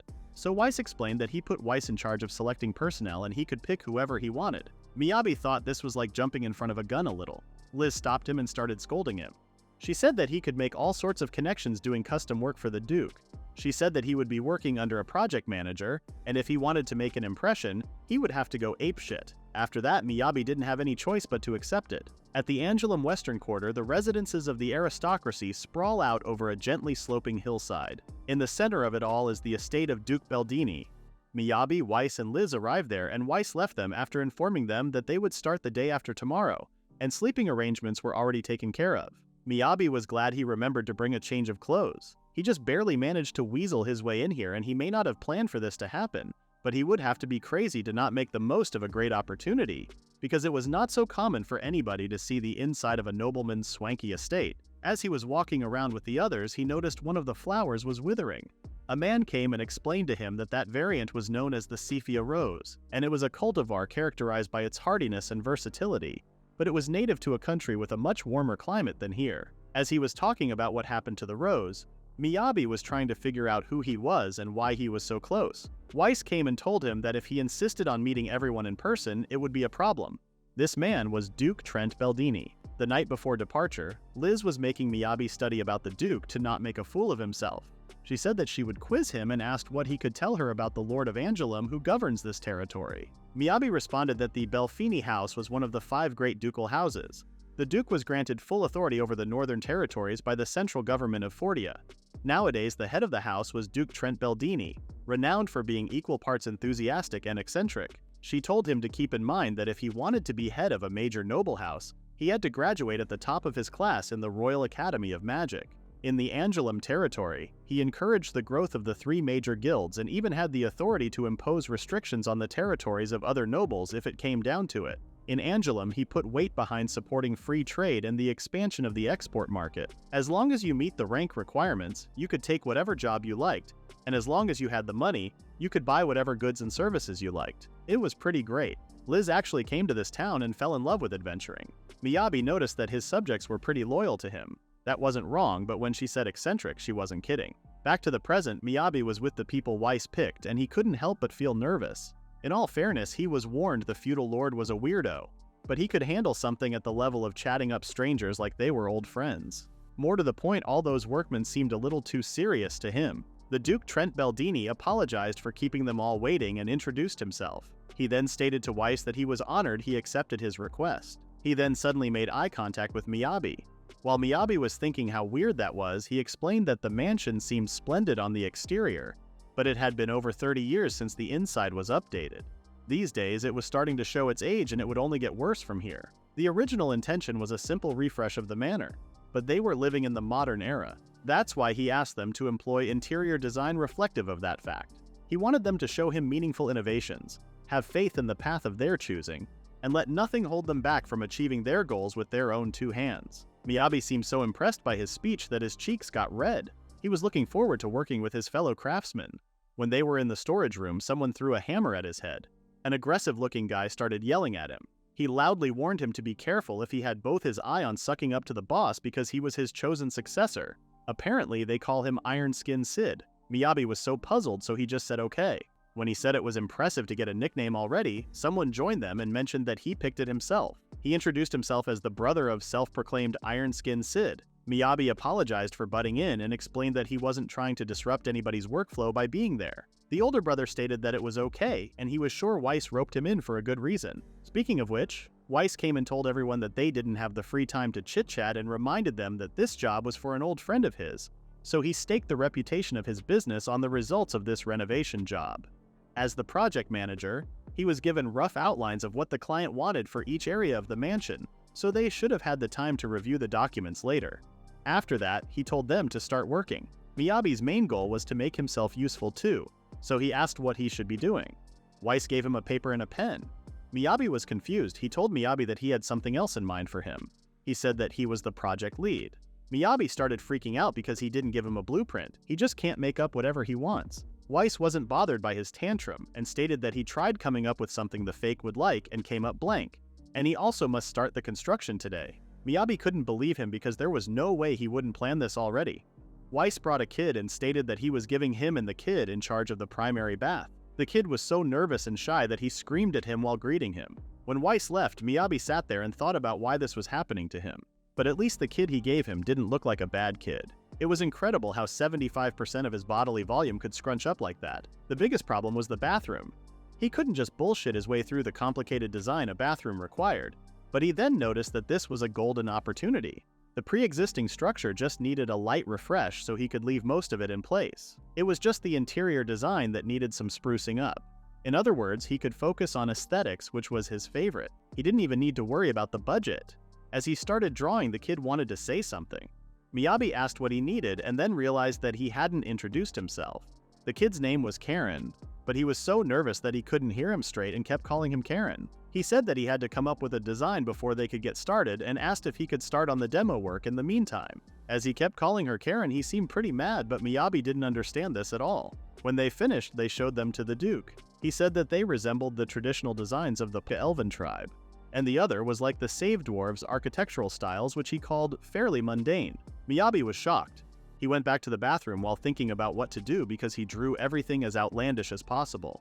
And he still called it mundane like he had seen it a million times before. He guessed that fantasy architecture in a fantasy world was just regular boring architecture. Dream World was always a high fantasy game. The aesthetics, from the furnishings to the architecture, were designed to suit the genre by the best graphic designers in the industry.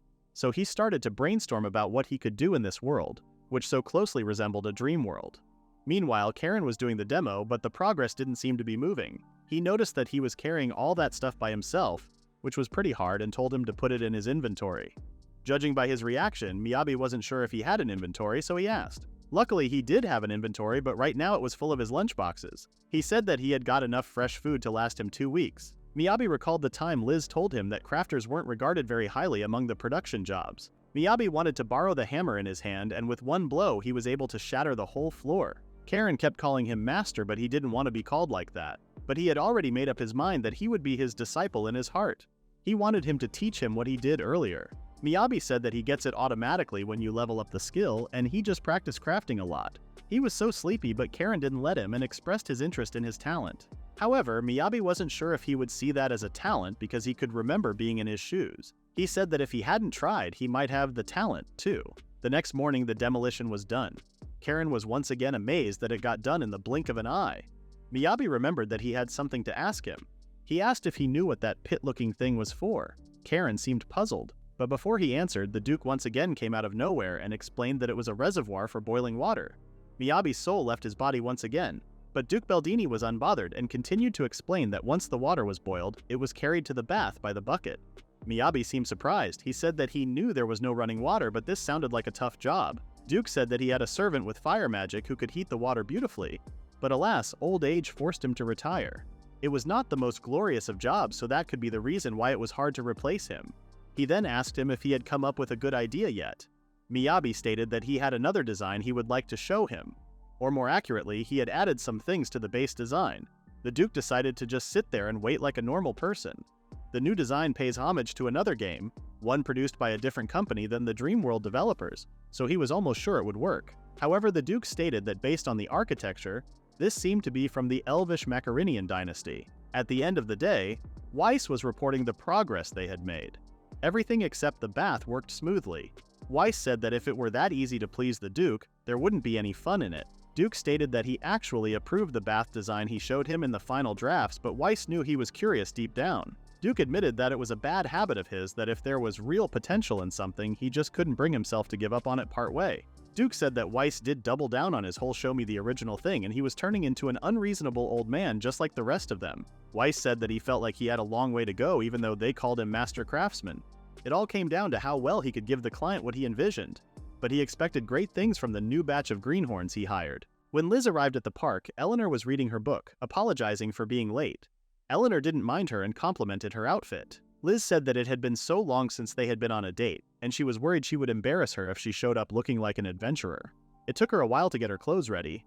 It was a lot easier when Miyabi was with her. Eleanor wasn't sure if using someone else's inventory as her personal closet was a good idea, which made her panic that she was rude. Come to think of it, Eleanor realized that she hadn't seen Miyabi around the guild lately. Liz explained that Miyabi got invited to help out with the renovation of the Lord's mansion. Eleanor didn't seem to expect something like that. Meanwhile, Miyabi was quitting this renovation business. It had been 3 days since then, and every single design he had pitched had been rejected by the Duke. And so, the renovation of the bathroom had been at a complete standstill. With that being the case, he decided to familiarize himself more with styles of architecture native to this world at the Duke's library.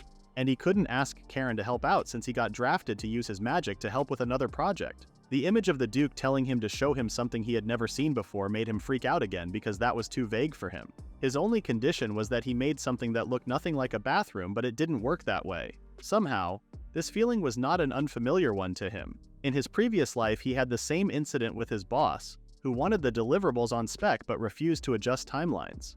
His friends were telling him the importance of listening to the client and thinking about the client's perspective. Wandering around lost in thought had succeeded in getting him actually lost. Looking around, everything was equally luxurious, so it all looked the same to him. He noticed a path outside and decided to go there to see where he was. A maid appeared and firmly stated that if he was looking for the construction site, it wasn't there. He was happy to see a maiden and responded that he got lost. But the maiden didn't seem so friendly. She told him that access past this point was denied for those who were not members of this household. He then asked if she could tell him how far they were, and she responded that the bath was next door.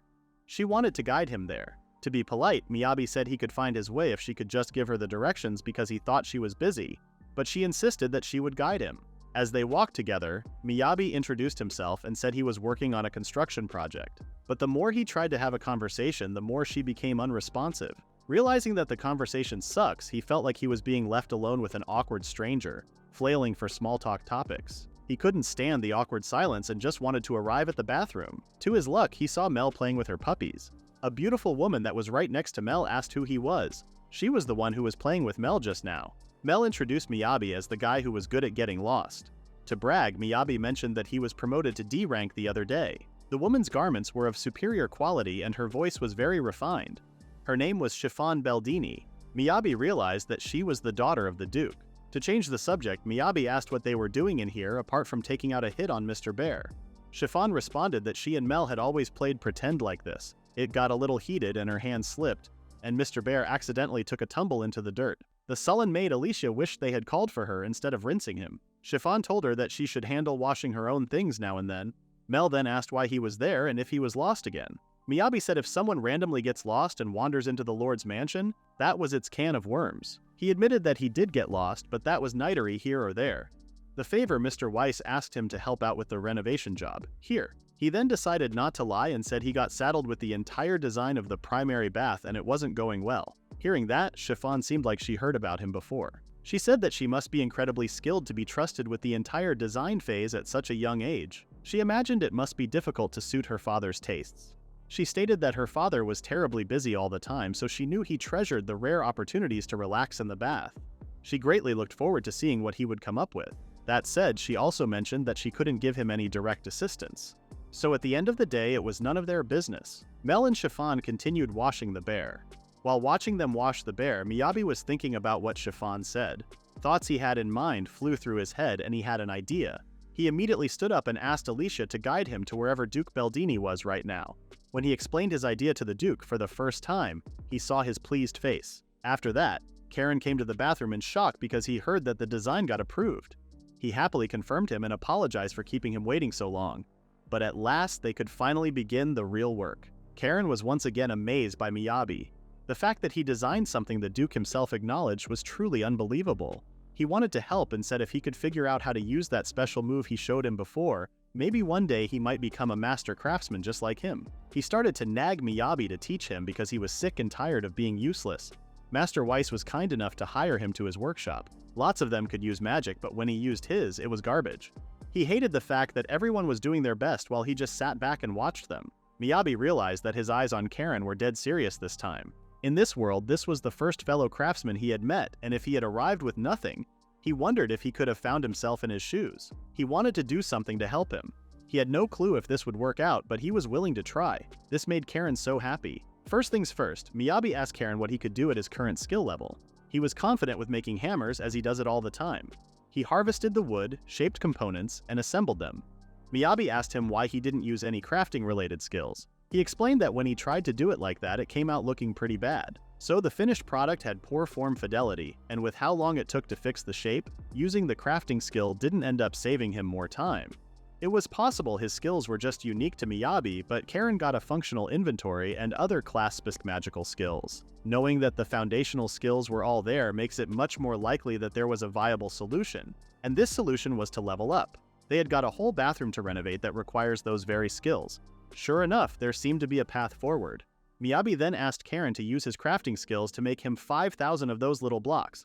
He explained that at that quantity, making them by hand wasn't feasible, and he would be forced to practice his handicraft skill, which was necessary for improving the skill. He pointed out that this was crucial work that would form the heart of the bath. He asked if he could give it his best, and even though he seemed uneasy about it, he told him to consider it done. Karen went to a corner to make the blocks. There had to be a reason why Weiss would bring a small child to a high-stakes construction site like this, so he wondered if he thought they could help each other, what with both of them being crafters. While Karen handled the preparation of the blocks, Miyabi started to work too. He made an automatic temperature-controlled bathtub. The components were simple to make, just slapping either a water or fire magic attribute onto a stone block and it was done. The water enchanted blocks produce the water and the fire enchanted blocks can be activated to change the water's temperature as needed. He placed them in an alternating pattern around the perimeter of the bath and put a continuous supply of hot water. Everything seemed to be working well, and now nobody had to make 100 trips to a well with a bucket. Better yet, the well could be made completely obsolete. He needed to take stock of the available building materials. While he was working, Weiss saw him, and apparently he heard that he got permission to get started. He wanted to see how his design turned out, but before he gave him the design, Miyabi told him to be nice to him because he worked so hard taking on his unreasonable request this whole time. This made Weiss laugh. He noticed that there was an automatic production of water, and then the means to heat it, and was pretty impressed with it. Miyabi didn't seem to have any reason to be humble and explained that he figured by splitting up the enhancements, you could take advantage of each component to get results, without overcomplicating things. He was really proud of his work. Suddenly, while Miyabi was still talking about his projects, Weiss suggested he head back immediately. Karen came in a hurry and informed him that they had a problem. The bath was overflowing. With Alicia and the other maidens' help, they cleaned up everything and left. Miyabi apologized for the inconvenience he caused. Weiss reminded him that that's what happens when he sets something up to produce infinite water with no drainage. Miyabi felt like he was being scolded by his mother, but Karen found it odd that baths had always used a lot of hot water anyway, and wondered how they drained it all before. Weiss explained that the mansion's fracture was more than 30 years old, and back then, the standard was just levitating it out with magic, so there was never drainage installed in the first place. So the plumbing was just one more thing he was going to have to build from scratch. As they had never heard of the word plumbing, he explained to them. Weiss stated that there were two problems with his plan. First, the design of his original bathtub was terrible. Miyabi asked if it was because checkerboard patterns were ugly, but it wasn't that, it was how the cubes were all lined up. He thought it got the water nice and hot. Weiss told him to take off his shoes and try it himself. When he did, his feet burned. Weiss explained that enchantment effects could be scaled up or down based on the amount of magical power you put in. So while it was amazing that he could boil water with enchantments alone, if he used blocks with that much heat output, he would singe his skin off. The second problem was that it was all this stone.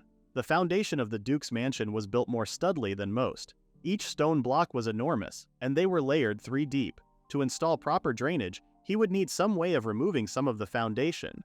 Miyabi didn't understand why that would be a problem. Karen revealed proudly that his master's special move could make short work of that. He decided that it would be appropriate to show this special move to clear the question marks in his mind and showed it. Weiss was even more confused as to what exactly Miyabi was. After digging, Miyabi mentioned that he had a thought while he was digging, and Weiss seemed to notice that already as he had a horrible expression on his face. He actually got that reaction so many times that he was used to it. Miyabi stated that since the heat output of the blocks was fixed, he thought about installing a separate water heating tank. He explained how it worked, and Weiss wondered why the water automatically drained into the river. Miyabi responded that he couldn't figure out a way around it with how the water kept getting generated. It seemed like a terrible shame to waste all that water. When Weiss mentioned that to commoners like them, it would seem like a luxury. He recalled his days at the first inn he was staying in, which had nothing but a cold bucket. He said that just dumping hot water into the river may have been a mistake to begin with because it might affect the local fish populations. Karen asked if it wouldn't be fine if it was cooled off by the time it reached the river, like blowing on soup to cool it. The three of them started brainstorming their ideas. That night, Eleanor came back to inform Zion, the guildmaster of the Adventurers Guild, that she heard a rather curious story while she was out. She told him that a certain adventurer was doing contract work for the production guild without a work request submitted. Back at the Duke's mansion, 2 workers noticed that Karen and Miyabi were up late all night every day and wondered what they were doing. Miyabi said he was working up a prototype for the reliefs he wanted to use in tomorrow's build. They suggested he leave that for the morning as his health would be ruined if he stayed up late every night. He said that he was fine and he was nearly finished anyway. It was just no matter what he carved, these petals didn't come out looking quite right. The other workers were also interested in his prototype. Sid was also there and he also wondered what was going on. Seeing what they were talking about, he got excited and told him that he was going to impart some of his infinite wisdom. He confidently told him to leave it to the incomparable Sid. To everyone's surprise, Sid did a jaw-dropping job. Miyabi was speechless by how delicate and fresh the petals looked. He had no idea that blacksmiths could do this sort of thing. The men who heard him burst into laughter because of his reaction. Sid's brother explained that Sid was not a blacksmith but a sculptor. Miyabi was even more shocked because he thought all of them worked at a smithy. He responded that it was more of a jack-of-all-trades workshop. There were all types, even if their boss focused on blacksmithing. There were smiths like him, of course, but also a handful of eccentrics like a sculptor who wanted to get into the blacksmithing trade. As far as they were concerned, official classes were trivial. If a craftsman wanted to craft, no one would stop him. That was part of why everyone was so loyal, both to each other and to Weiss. Miyabi did think it was odd, even though renovating a lord's mansion was such a high-profile project, a lot of the workers he saw were pretty young. It was indeed a rare opportunity for the young ones. Everyone was counting on them, and that's why they were aiming to never, ever disgrace the name of the Black Iron with the quality of their work. Suddenly, Miyabi was startled by Karen's scream. But he had a pretty good reason because he finally managed to make one instantaneously block with his craft skill. Miyabi, with the exact same expression on his face, watched him do it again. He was so happy that Karen was leveling up. While Karen was excited that he could finally mass-produce them, Miyabi asked him to imbue them all with wind magic. Not only Karen, but everyone was also shocked by his request. Later it was explained to him that enchantments alone were difficult enough, so doing hundreds in a single day was considered highly advanced magic. The next day, Miyabi took his time examining the prototype Sid helped him with, and decided to ask for sculpting tips from him. Sid couldn't believe he barged into his job site for this. He didn't see any point in helping him, and besides, nobody thought his rough draft was ugly, so it should be fine. Miyabi responded that his original work might be considered good enough, but if he was going to make something, he thought he should strive for his very best and not just good enough. Sid seemed touched at first, but then called him a sore loser. He said that he was just so torqued he couldn't measure up to a real sculptor. Miyabi defended himself by saying that there was nothing wrong with wanting to win at stuff, and that ambition was what made the world go round. Eventually, Sid decided to teach him sculpting only after work hours. Miyabi was surprised because he thought he would say no. But Sid said that it was no skin off his back and he liked seeing him knock off his high horse. After work, Sid started teaching him the basics while the Duke was watching them from his room. Karen, Miyabi, and the others worked very hard for their jobs day and night, and their hard work was acknowledged by Weiss. One day after work, Sid and his brother were talking with the other workers. All they needed was for Sid to do a last-minute bit of construction and they were done. He also commented how odd it was for the Duke himself to join them on a site inspection. All that was left was Miyabi's bathroom. The Duke and Weiss arrived at the entrance of the bathroom and asked if he was prepared to show him what he had. With great confidence, Miyabi stated that he could show him whenever he was ready. First things first, they checked the dressing room. As they were examining the room, Karen whispered how nervous he was. Miyabi joined him because he wasn't used to having a client evaluate his work directly like this. The Duke found no issues with the dressing room. Miyabi had confidence in what he had done so far, but it was still impossible to not be nervous. Even good could be terrible if it falls short of expectations. Now it was time to move on to the next room. And there it was, the Duke's mansion, large primary bath, renovated. Before they go ahead with the inspection, there are a few things Miyabi wanted to mention. He showed the glorious relaxation and healing center, explaining that they wanted to construct this public bath around the theme of relaxation. The place was themed like an open garden, giving the bather a soft and relaxing space. Karen's little blocks produced air that kept the water moving, and bathers could alternate between the bathing area and the state-of-the-art steam sauna to achieve the perfect balance for health and wellness. The previous design featured very traditional sculptural accents, and in the new design, they included 4 different styles of indoor hot springs. Now it was possible to enjoy this greenhouse garden even in the depths of winter. The Duke mentioned that even though he started a bit bumpy, it seemed to have gone well now. He also recalled something else he showed him in the plans that he hadn't seen. Miyabi gave the signal to the workers on the roof, and they covered the glass roof with a big black cover. In an official inspection, everything needed to go according to plan. Although it was a scene he already saw in the blueprints, there was nothing so beautiful as the harmony between gentle lightning and nature. Miyabi mentioned that this was one of the statues that was originally in the public bath. He couldn't bear to chuck it out because it was such a lovely piece of art. so he wanted to pay homage to the new design. Prioritizing the function of healing the body and mind, without sacrificing beauty through tasteful decor, was exactly what the Duke wanted to see. It was the start of a new era. He politely thanked Miyabi for his hard work. Miyabi practically took this job on a whim, but he met a fellow crafter for the first time. And he made a new friend who was never honest about his feelings, and met kind people who helped him out when he was in trouble. He had a few miserable failures, but he sure wouldn't trade it for anything. This joy alone was more than enough for him. The Duke wanted to begin the actual inspection now.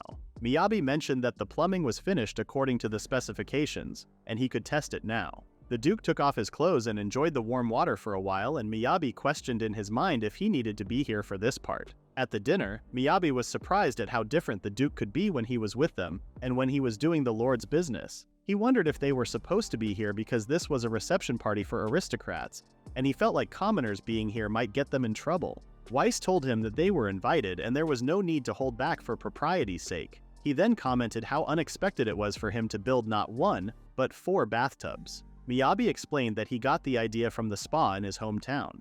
When he first started pitching ideas, everything he tried was a complete dud. He started flailing, wondering if the man just wanted to see something bizarre.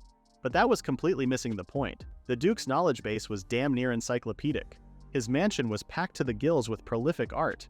If he was surrounded himself with so much beauty, he assumed the Duke would only ever want more of the same, but it was just the opposite. Chiffon's offhand comment about how his father barely had time to take care of himself made him realize that all he wanted was a calming place to unwind, the soothing sounds of the waterfall for tired ears, a visual design that doesn't strain the eye while maintaining the dignity of a nobleman's manner and wood accents to tie it together.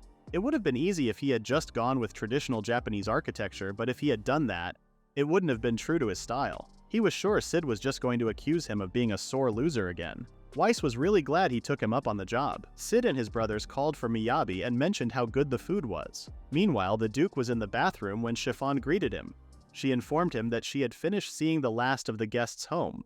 The Duke was glad that her daughter saved him from the Lord Chamberlain talking for the life of him. To change the subject, Chiffon mentioned that winter was fast approaching, and it was late at night, but the bathroom was still so warm. The Duke mentioned that it was something that he crafted and invented himself. The hot water that wasn't used for the bath was circulated under the flooring to keep the temperature consistent. If only in this room it was possible to raise even plants that grow in tropical climates. His poor withered sepia roses had been replanted and given new life. Chiffon was glad and joked about how it would look just like his father's hair curls when they flower in spring. She wondered if they could grow the flowers of the royal capital here. She asked if he had thought about planting anything new in the garden, but he wanted to keep that a secret, even from his daughter. Chiffon noticed the original blueprint, and pointed to the line there that heading in the direction of the city. The next day, Liz was dragging Miyabi somewhere as he was a slow walker. Miyabi was so tired as he just got home yesterday and didn't think they should be speeding. But Liz didn't want to be late. Wondering what they could be late for, Liz informed him that it was over there. It looked like a bunch of folks beat them there. It was actually the opening of the hot water for wading. The folks gathered to enjoy the water by putting their legs into the water. Miyabi remembered that due to the technological limitations of enchanted masonry, hot water was going to be produced constantly. Before they could drain the excess into the river, it had to travel through long-distance ductwork, and some of the residual head was dispersed into the greenhouses. But on top of that, he wanted to float the idea of a publicly accessible wading pool. Liz had been looking forward to this while Miyabi forgot about it because of the rush he was in. They enjoyed the warm water and chatted for a while. After that, Liz mentioned that Eleanor asked that he pop his head once he got back. He wondered what she needed, and she responded that she just knew she specified the time and date, which was off for her. In the Guildmaster's room, Liz, Miyabi, Zion, and Eleanor were facing each other in a weird silence. Eleanor broke this odd silence and left them alone in the room. Zion stated that the Adventurers Guild was contracted by the Production Guild without his knowledge or permission. Liz and Miyabi expressed how sorry they were. Miyabi stated that he didn't know it was going to be a big deal and didn't even consider it. Liz recommended he take the job without thinking about the consequences, so she was also feeling guilty. Zion stated that he was at fault too for not expecting this of them. He didn't mind it, but he would just prefer that they give him a warning next time. To some extent, they were out of the woods because it was Master Weiss who made the request. Dealing with him had prepared Zion for dealing with Miyabi, actually because he never got permission for anything. He reminded them to be careful in the future because they were attracting a lot of attention. He took out a request paper and stated that he had gotten a mission specifically requesting the two of them. From this point on, they would be meeting with the client and confirming details directly, because the client in question was Duke Beldini himself. The two didn't expect him to appear like that and immediately started whispering. Miyabi asked if dukes normally pop up all over the place like daisies like that, but the answer was obvious. Liz didn't expect him to go this far when she told him to impress him. As it was obvious that they were gossiping, Zion told them to gossip a little quieter right in front of the Duke. They pulled themselves together and then Liz introduced herself. Duke didn't want any formalities and told them to be comfortable. He told Miyabi that he had marveled at the quality of his craftsmanship, so he was surprised when Weiss told him he was an adventurer by trade. He mentioned that his party included someone else and got him interested. Liz stated that she was nothing out of the ordinary compared to Miyabi, but Duke told her to not be so humble because he read up on her achievements. It was true that the length of her experience wouldn't ordinarily qualify her to take a request from the nobility, but the road from here to the capital was 150 lis long, and he wanted protection he could trust for her daughter for the journey. Miyabi realized that this was the perfect chance for Liz to shine. Liz stated bravely that she was eager to fulfill his request. However, a lengthy escort mission may be difficult for them because escorts usually require the support of a mage in the rear guard, not inclusive of additional personnel. They would need at least 2 for the vanguard and another person to shore up the rear guard. Unless they had enough people to guarantee the success of this mission, they couldn't in good faith accept his request. The Duke responded that she was as thorough as he heard. He said that additional personnel had already been scouted for this. It was a round party and a B-rank adventurer. He believed her concerns had been addressed. The A-rank party was the Red Cliff, and the B-rank adventurer was actually Mel. In coordination with these people, the Duke asked them to accomplish one thing, proving their worth. Without so much as a moment of rest, Miyabi and Liz were setting out again, this time on a mission to escort the daughter of a duke, Chiffon. Their destination was the Magic Academy in the royal capital. The other members of the escort party were more than qualified, and if anything, they were there as a bonus. Meanwhile, the Duke had given them an additional bit of instruction. It was proving their worth. When they left the Duke's manor, Miyabi noticed that Liz hadn't said a word. To comfort her, Miyabi reminded her that if she didn't want to go on the escort mission, it wasn't too late to refuse. She wanted to do it as chances like this don't just grow on trees, but she had some concerns. Before they could talk about their problems, they saw Eleanor. The guildmaster had told them to get in touch with Eleanor, and she told them to follow her and she would guide them through the procedures. While walking, she congratulated them on the Duke's request and mentioned their career's unusualness. However, Miyabi's was far more unusual than she could ever hope to be. He didn't even know if having nobility request you was that weird. Eleanor responded that the only adventurers who get requests from the nobility tend to be B rank or higher. Without name recognition, public trust, and a long list of achievements, it was unheard of. Simply having accepted such a request would make them stand out among peers. Liz assumed that this was supposed to be a test more than anything to see whether they were worth trusting. Eleanor asked if the Duke said that, and she said that he told them to prove their worth. In other words, if they can't prove that they were useful, he would have no use for them. She also pointed out that he neglected to tell them the departure date, which she assumed was part of the test, because you can't trust someone so careless as to forget to ask about that. Miyabi didn't agree with her and thought she was overthinking because the Duke was not some kind of mustache-twirling evil mastermind. The girls found it so cute how he phrased like that and how pure of heart he was. They explained to him that the nobles were very different from the common folk. The way they think defies common sense. Miyabi knew they grew up in very different worlds, but he wondered how they viewed their place in the world. Somehow he felt like he would regret asking. As they were walking, they finally met the other adventurers in the escort mission.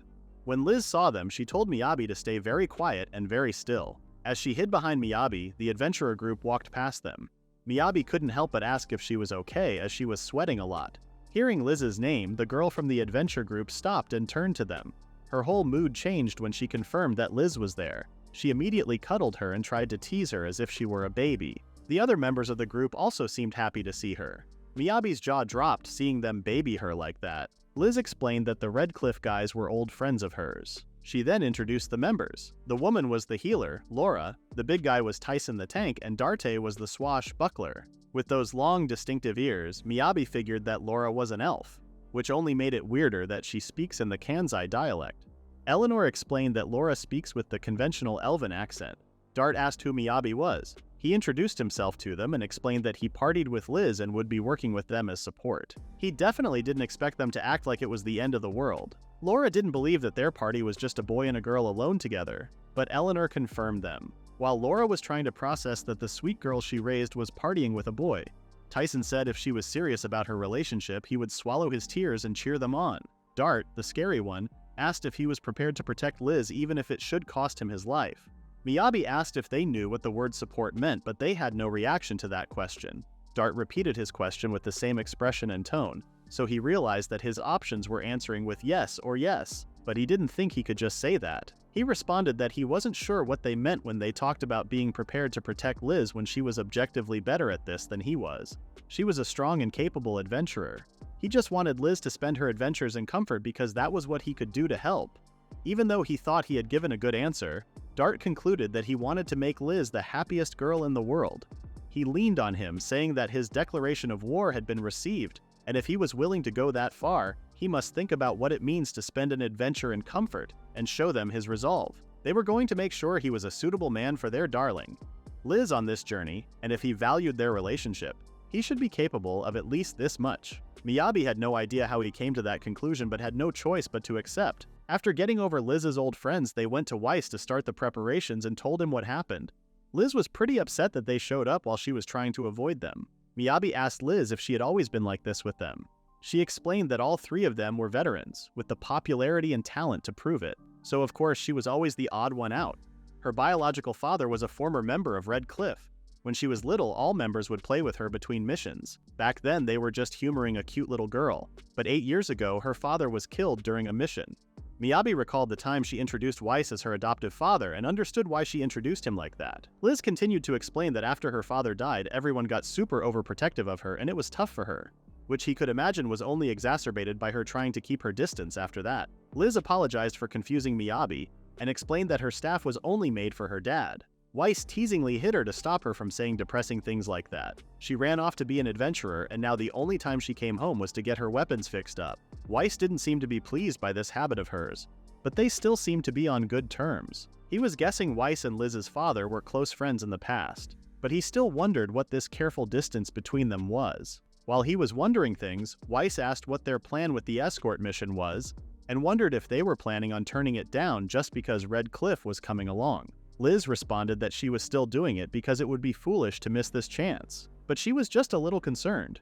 After telling Weiss about what Dart said, Weiss told him that on a scale of 1 to 10 he scored an 89 in screwing up. Unless they cleared up the misunderstanding soon, this was going to spiral out of control. Miyabi seriously wondered if he hadn't made it clear that he was just support staff. He got the sense they didn't absorb a single word he said back there.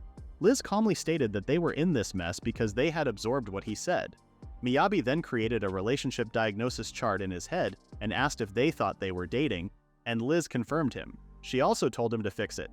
After thinking it through for a moment, Miyabi made his stupid idea expression. He denied that his ideas hadn't been that bad in the past, so Liz changed the word stupid with bonkers yonkers. He believed that he had come up with a much better plan, and this way they didn't even need to clear up misunderstandings. His idea was to just let them have the wrong idea. Meanwhile, Eleanor was working at the guild while the other workers were talking about Red Cliff. She didn't seem to be a fan of them, unlike the others. 8 years ago, heroes were born when the monster stampede descended on the royal capital. Now they were respected adventurers, famous the world over. So she was quite puzzled as to how exactly they ended up like this, acting cute towards her to get information about Liz. In the next scene, Liz's door knocked, and it was the person she admired, Eleanor. She was happy to see her and asked what brought her there. They invited her inside and brought some tea. Eleanor apologized for the intrusion. Miyabi said it was fine, but they were both sure she was here because they screwed up again and were ready to apologize. Eleanor comforted him that she didn't come here to scold them. She was here because she needed them to confirm an update to the mission parameters urgently. When Eleanor gave her the big news, Liz's scream could be heard all over the city. She couldn't believe she was the leader of the mission. 1 hour earlier, the Red Cliff had a request for Eleanor. When she asked what they wanted, Dart stated that they would like Liz to be named leader of the mission. She was shocked and asked if they were all okay with that. They confirmed that they were all of the same idea that Liz has to be the leader of Chiffon's escort mission. Eleanor stated that typically mission leaders should be of the highest rank in the party. Dart responded that it was more of an implication and less of a hard rule. She asked them why they were doing this, and they said it was a fun little surprise from them to Liz. Eleanor realized that she had not been informed of this. Liz freaked out because she didn't know how she was supposed to order A and B ranks around. Eleanor responded that she already had written permission from the client and it was just an offer. She was under no obligation to accept. Liz found it insane that Duke Beldini saw this and approved it. Seeing Liz upset, Miyabi tried to cheer her up by saying that she was being trusted with more responsibilities, and that there were just more opportunities to impress the Duke and give him what he wanted. Her contributions would be recognized better this way. But this didn't help, as Liz said people would talk about how a rank party Redcliffe handed command over to a C-rank nobody, and they all just nodded along like it was fine. Just thinking about the public scrutiny this would put her under made her sweat. She seemed sick of problems suddenly spawning out of the woodwork. Meanwhile, Duke Beldini was talking with her Alicia, asking what she wanted to confirm. She said that she had been informed of the recent updates and she would like to ask his true intentions in appointing unproven personnel. Beldini stated that Redcliffe was the one who requested it, and they were so enthusiastic about pushing it so he saw no reason to refuse. Alicia then asked if they had not overstepped their bounds. She crossed the line when she asked if playing alone was a higher priority than her daughter's safety. She realized that when Belinda glared at her firmly. This was enough to stop her, so Bellini smiled and stated that he knew how it must look, and he was grateful that she was always thinking of Chiffon's safety. But she didn't need to question his decisions and only think about fulfilling her duty. When the preparations were done, everyone was at the gate of the city. Miyabi was very happy to see Liz. He asked if her backpack was the only luggage she was bringing, and she confirmed it with him. She gave her luggage to him and said she was counting on him as a support guy. Redcliffe arrived with their enormous luggage. It was pretty obvious that they packed so many things to test Miyabi. Liz scolded every one of them, especially Darty, who was speaking weirdly when he was a middle-aged guy. Dart reminded her that they wanted him to show them the meaning of comfort. Dart told Miyabi to not even think about claiming to be support if he can't even handle a little luggage. Miyabi thought he was a bold one if he really thought he could challenge him, even knowing his esteeming moniker. Miyabi walked towards Dart's luggage bravely and put his luggage inside his inventory like it was nothing. He moved Laura's and Tyson's bags and moved them with ease. The group started whispering about how he managed to cram all that into his inventory, proving the rumors were underestimating him. Liz called them over and pointed out how irresponsible of luggage they had for a bunch of experienced adventurers was.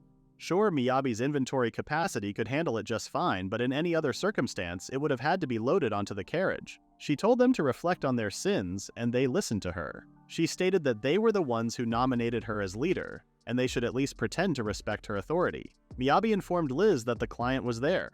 Duke Beldini, Chiffon, Alicia, and the Guildmaster were together. Liz respectfully kneeled to the Duke and stated that for the 2 weeks it would take to reach the capital, she was going to take full responsibility for their safety.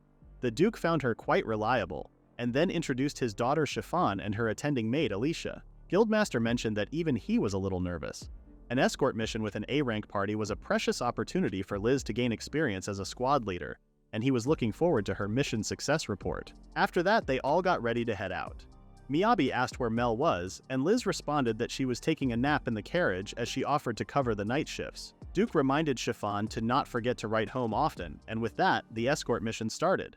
When it was time for lunch, Miyabi found a good stopping point to eat. Redcliffe members agreed, and Laura stated that it was time for trial number 2. Food preparation was the support team's job, so they had high expectations from Miyabi.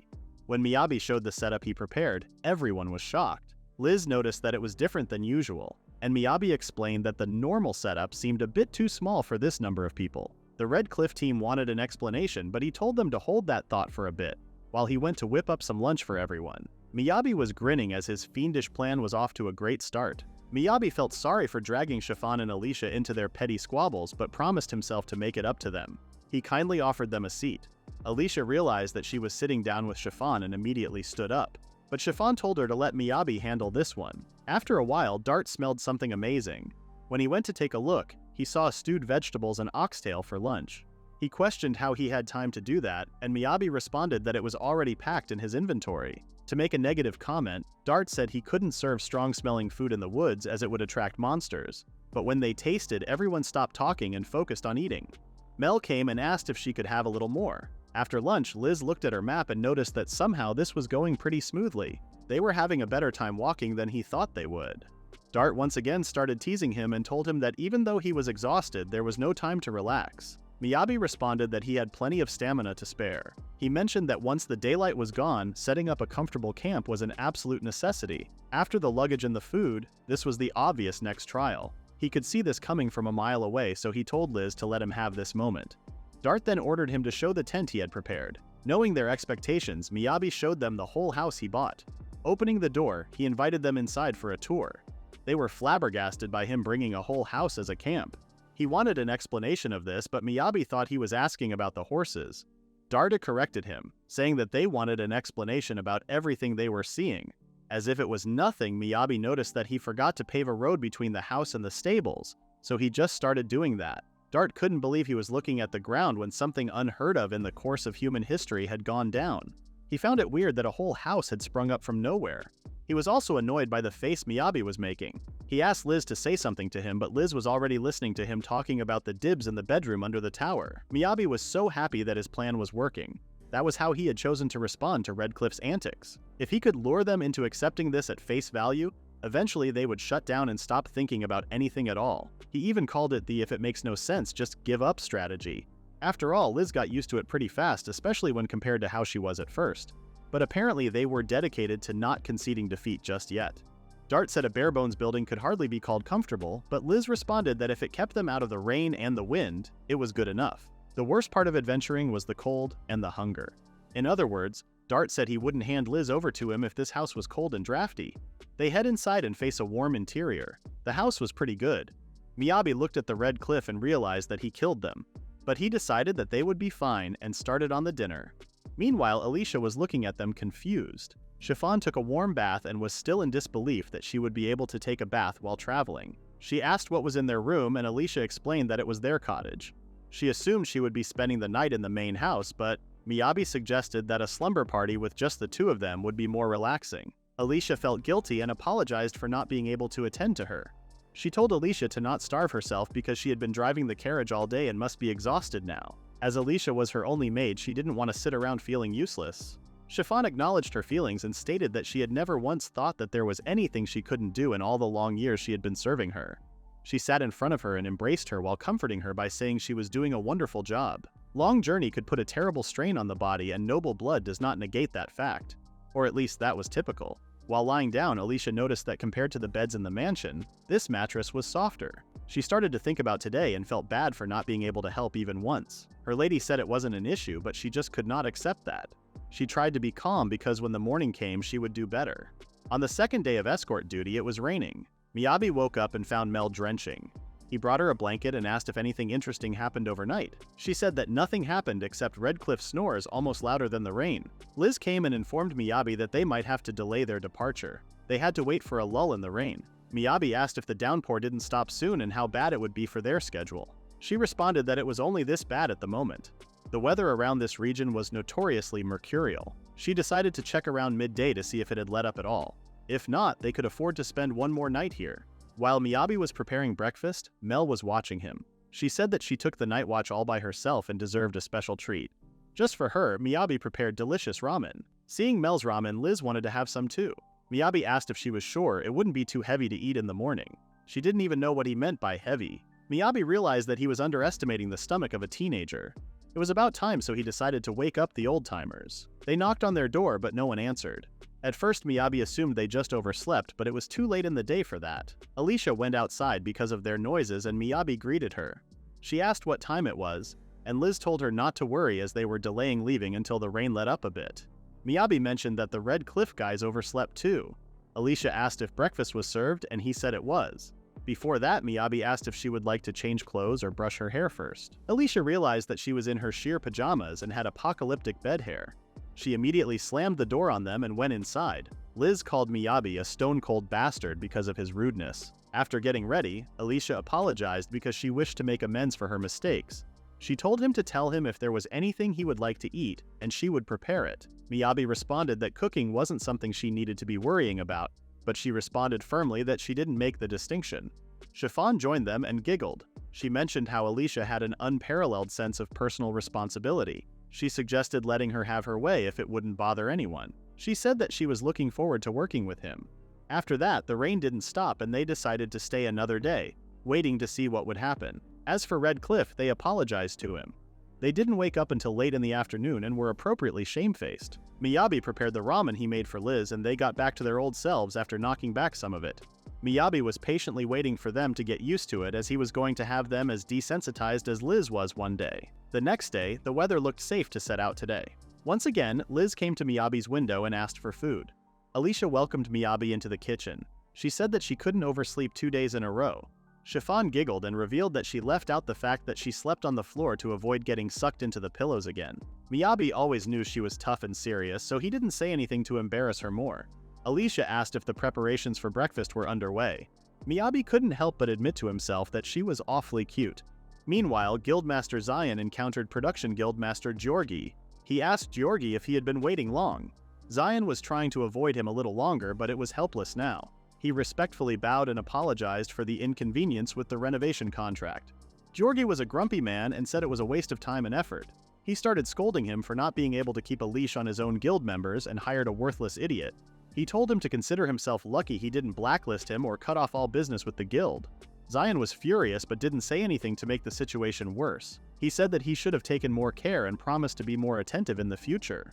The grumpy man Georgi left without answering. The Duke Baldini popped out of nowhere and commented how Georgi never outgrew his hatred of crafters. He was glad she decided to swing by. There was something Baldini wanted to show Zion. He took him to the bathroom Miyabi made. Zion couldn't hide his shock. He commented that it was hard to imagine even professionals being able to produce this. The Duke said many crafters and inferior, and could only make worthless garbage, yet he could hold his own next to countless promising youth. All are armed with little more than extra-dimensional space known as an inventory. Thanks to this, he was able to establish connections with the other great ducal houses. The Duke wondered how Miyabi appeared in his eyes. He told Zion that adventurer Miyabi was going to become a foothold for Angoulême. The distance from Angoulême to the capital was roughly 150 li, so they must make it there in 2 weeks or less. From first light until sundown, they made the trek on foot. It was hard going for the party, but it kept raining. They were on their 6th day of the mission and were stuck inside the house again. Chiffon mentioned that at this rate she may be late to the capital. Liz apologized and explained that they had no choice but to hole up for a while. Miyabi asked if the school would start before. They got there, and she explained that she was mostly concerned she might fall behind in her studies. She admitted that she might be making poor excuses. But while home at Angoulême, she studied mostly territorial management skills and socialized with powerful guilds or other aristocrats. Her value was purely political as the feudal lord's daughter and successor. Inclusive of travel time, one's studies tend to fall behind over the course of the long winter vacation, and to compensate for that lapse, the teacher prepares additional assignments for them upon their return. It seemed when they arrived, she was afraid consecutive all-nighters may be required. Liz asked if she had a rough idea of which sections she would be covering when she got back, and she said she did. Liz, with a red face, asked if she could try to tutor her if she didn't mind. Even though she was surprised at first, she accepted, and they started studying. While they were talking, Miyabi and Laura were watching them with absolutely no clue in their minds. Miyabi was surprised that Laura didn't understand them, as she had a spellbook on her belt. She took out the book and showed him what was inside. She explained that intuitively, he would think an adventurer carrying a book would be well-versed in magical theory. That was never much of her style. She certainly didn't have the chops to teach theory to a noble girl. Looking at Liz, Laura realized that she was just like her father. Chiffon was amazed by what she was learning. She then wondered where she studied. She said that she was self-taught. Chiffon was surprised because she heard Weiss raise her. Liz didn't want to impose and couldn't bear asking Weiss for the tuition money, so she got a job with the Adventurers Guild and studied in their library instead. Chiffon still couldn't believe that they were becoming acquainted with a tremendous woman like her. Liz was so touched but stated that all she could do was regurgitate theory. While they were talking, they were interrupted by Laura's sneeze. Liz told her to put on a shirt. Regardless, the weather was so weird. It was too early for the rainy season to be hitting them, so she wondered what was causing this rain. Dart arrived and told the girls that they needed to hold an urgent meeting now. He swung through the village nearest here. They said the weather had been the same for a solid week. The village's Adventure Guild branch gave him the last 5 years' worth of weather reports. Liz checked the reports and noticed that the rainy season had come early, which meant the rain wasn't going to let up. But beyond the rain, they had a bigger problem, which was the snow. Surrounding the royal capital were high peaks forming natural fortifications. The further they travel from the valley, the higher their altitude and the lower the temperature would be. If they had made a better time, they would have had a shot at beating the worst of the snowstorms on their journey. From tomorrow onwards, Liz and Miyabi needed to ride in the carriage. Liz asked if he meant that Miyabi and Liz were going to be treated like luggage. He said that they needed to double their footstep and the plan was to sprint for 8 hours straight every day. He didn't seem to believe that they could keep up with that pace. Miyabi knew that even with his equipment that improved strength and stamina, there was no way he could power through that. Liz bowed her head because of the shame she was feeling and admitted that she couldn't. It was decided that they were going to leave the scouting to Liz. On the 7th day, they started moving.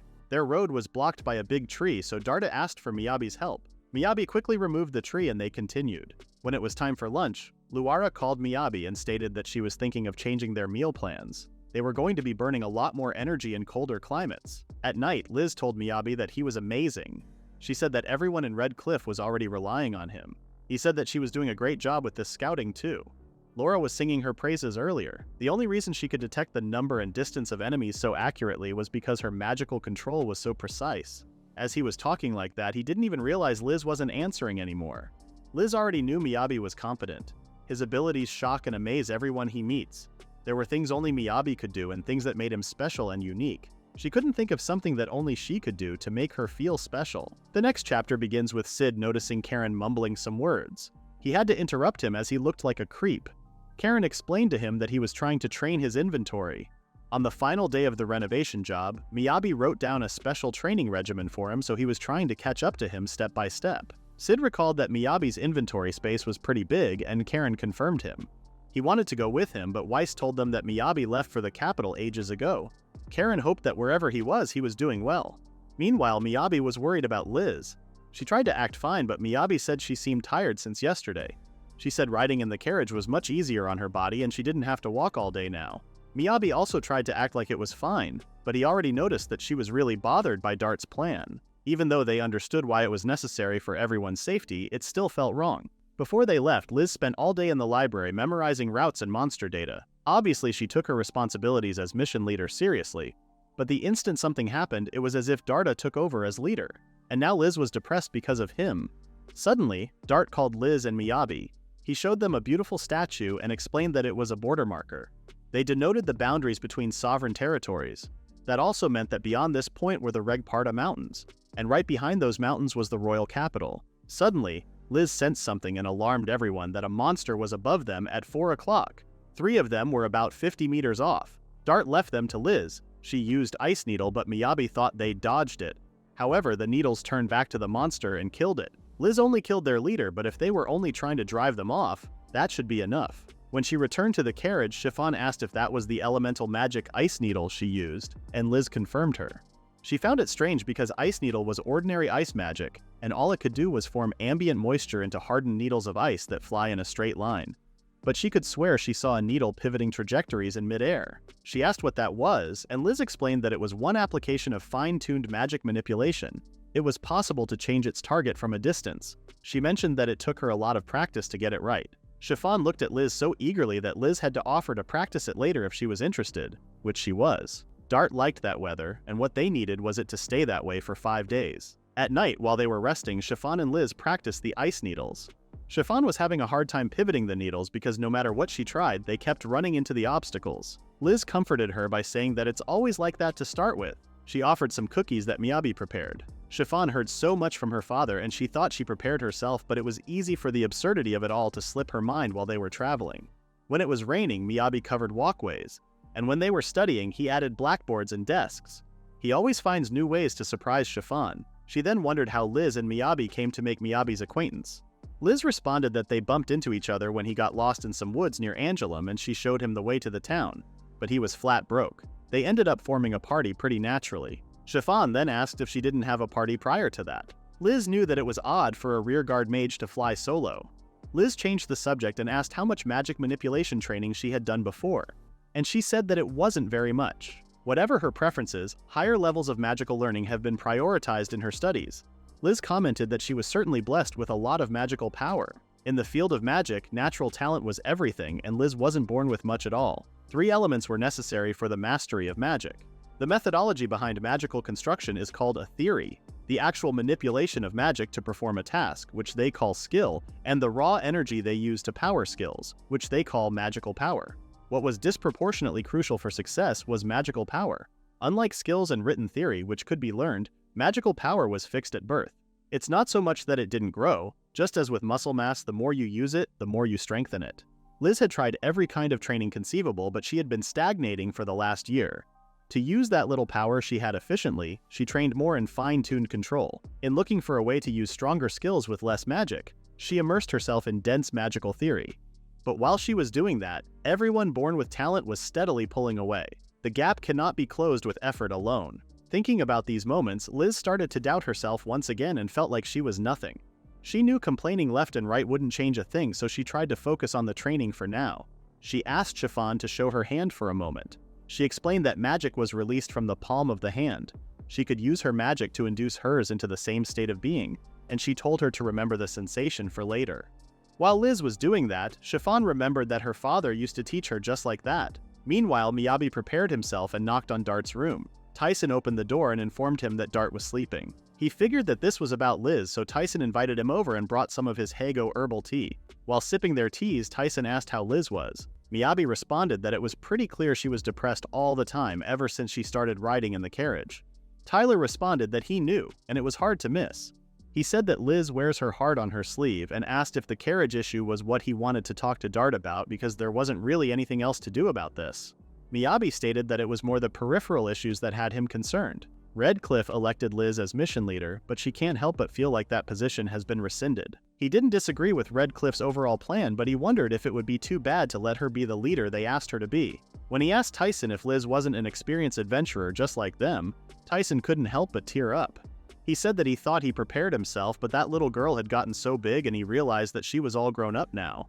He apologized for getting distracted. That said, Tyson mentioned that if he brought it up with Dart right now, he was sure it would just make things worse. And so Tyson asked him to leave talking to the rest of the Redcliffe to him, and he entrusted Liz to him to make sure she wasn't alone. Miyabi gladly took this responsibility as this was all he wanted. Seeing his dedication, Tyson once again started tearing up. In the next scene, it had been 2 days since their talk and they were on their 10th day. Miyabi knew Tyson hadn't forgotten and he was probably just waiting for the right moment. Suddenly, Liz informed Miyabi that they were there. As he was puzzled, she told him to look up and he would figure it out. They were in the Valley of the Dragons. Miyabi was shocked and amazed by them.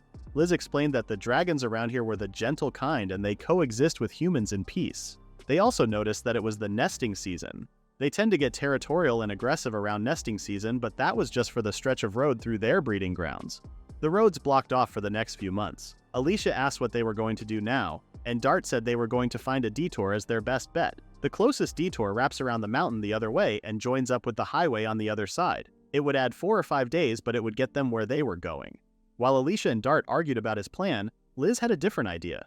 Apparently, she planned to use Miyabi's skill and create a shortcut. After a while, we see them inside a cave, trying to move as quickly as they can. Suddenly, they noticed that this was as far as they could go because there was a waterfall inside the cave and no way to pass. But Miyabi mentioned that he could backtrack and dig at a different angle.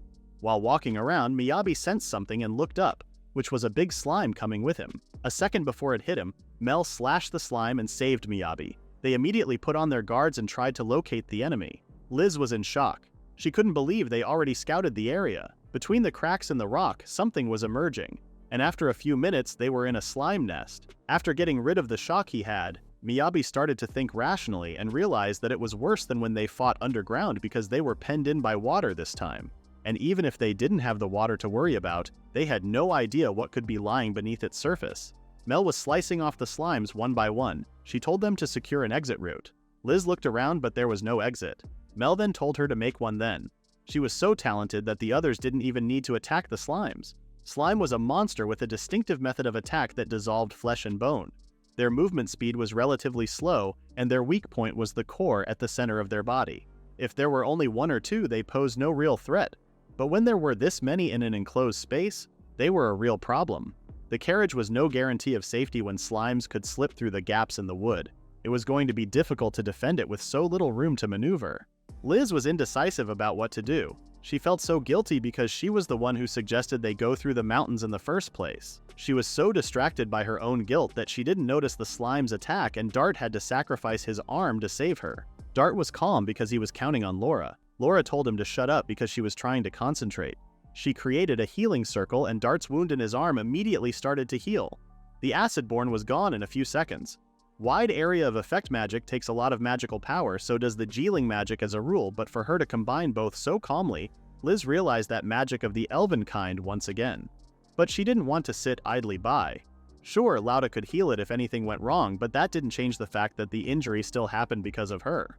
She decided to show how useful she was. Before her ice needles could reach the slimes, Dart used his power and suddenly the ground started rising upwards.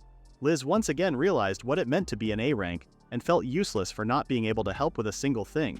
After Dart's power went down, Miyabi noticed that every single slime got vaporized. He asked if it was his turn now, but it wasn't over yet. Suddenly, Laura asked Liz if she remembered how her father used to fight.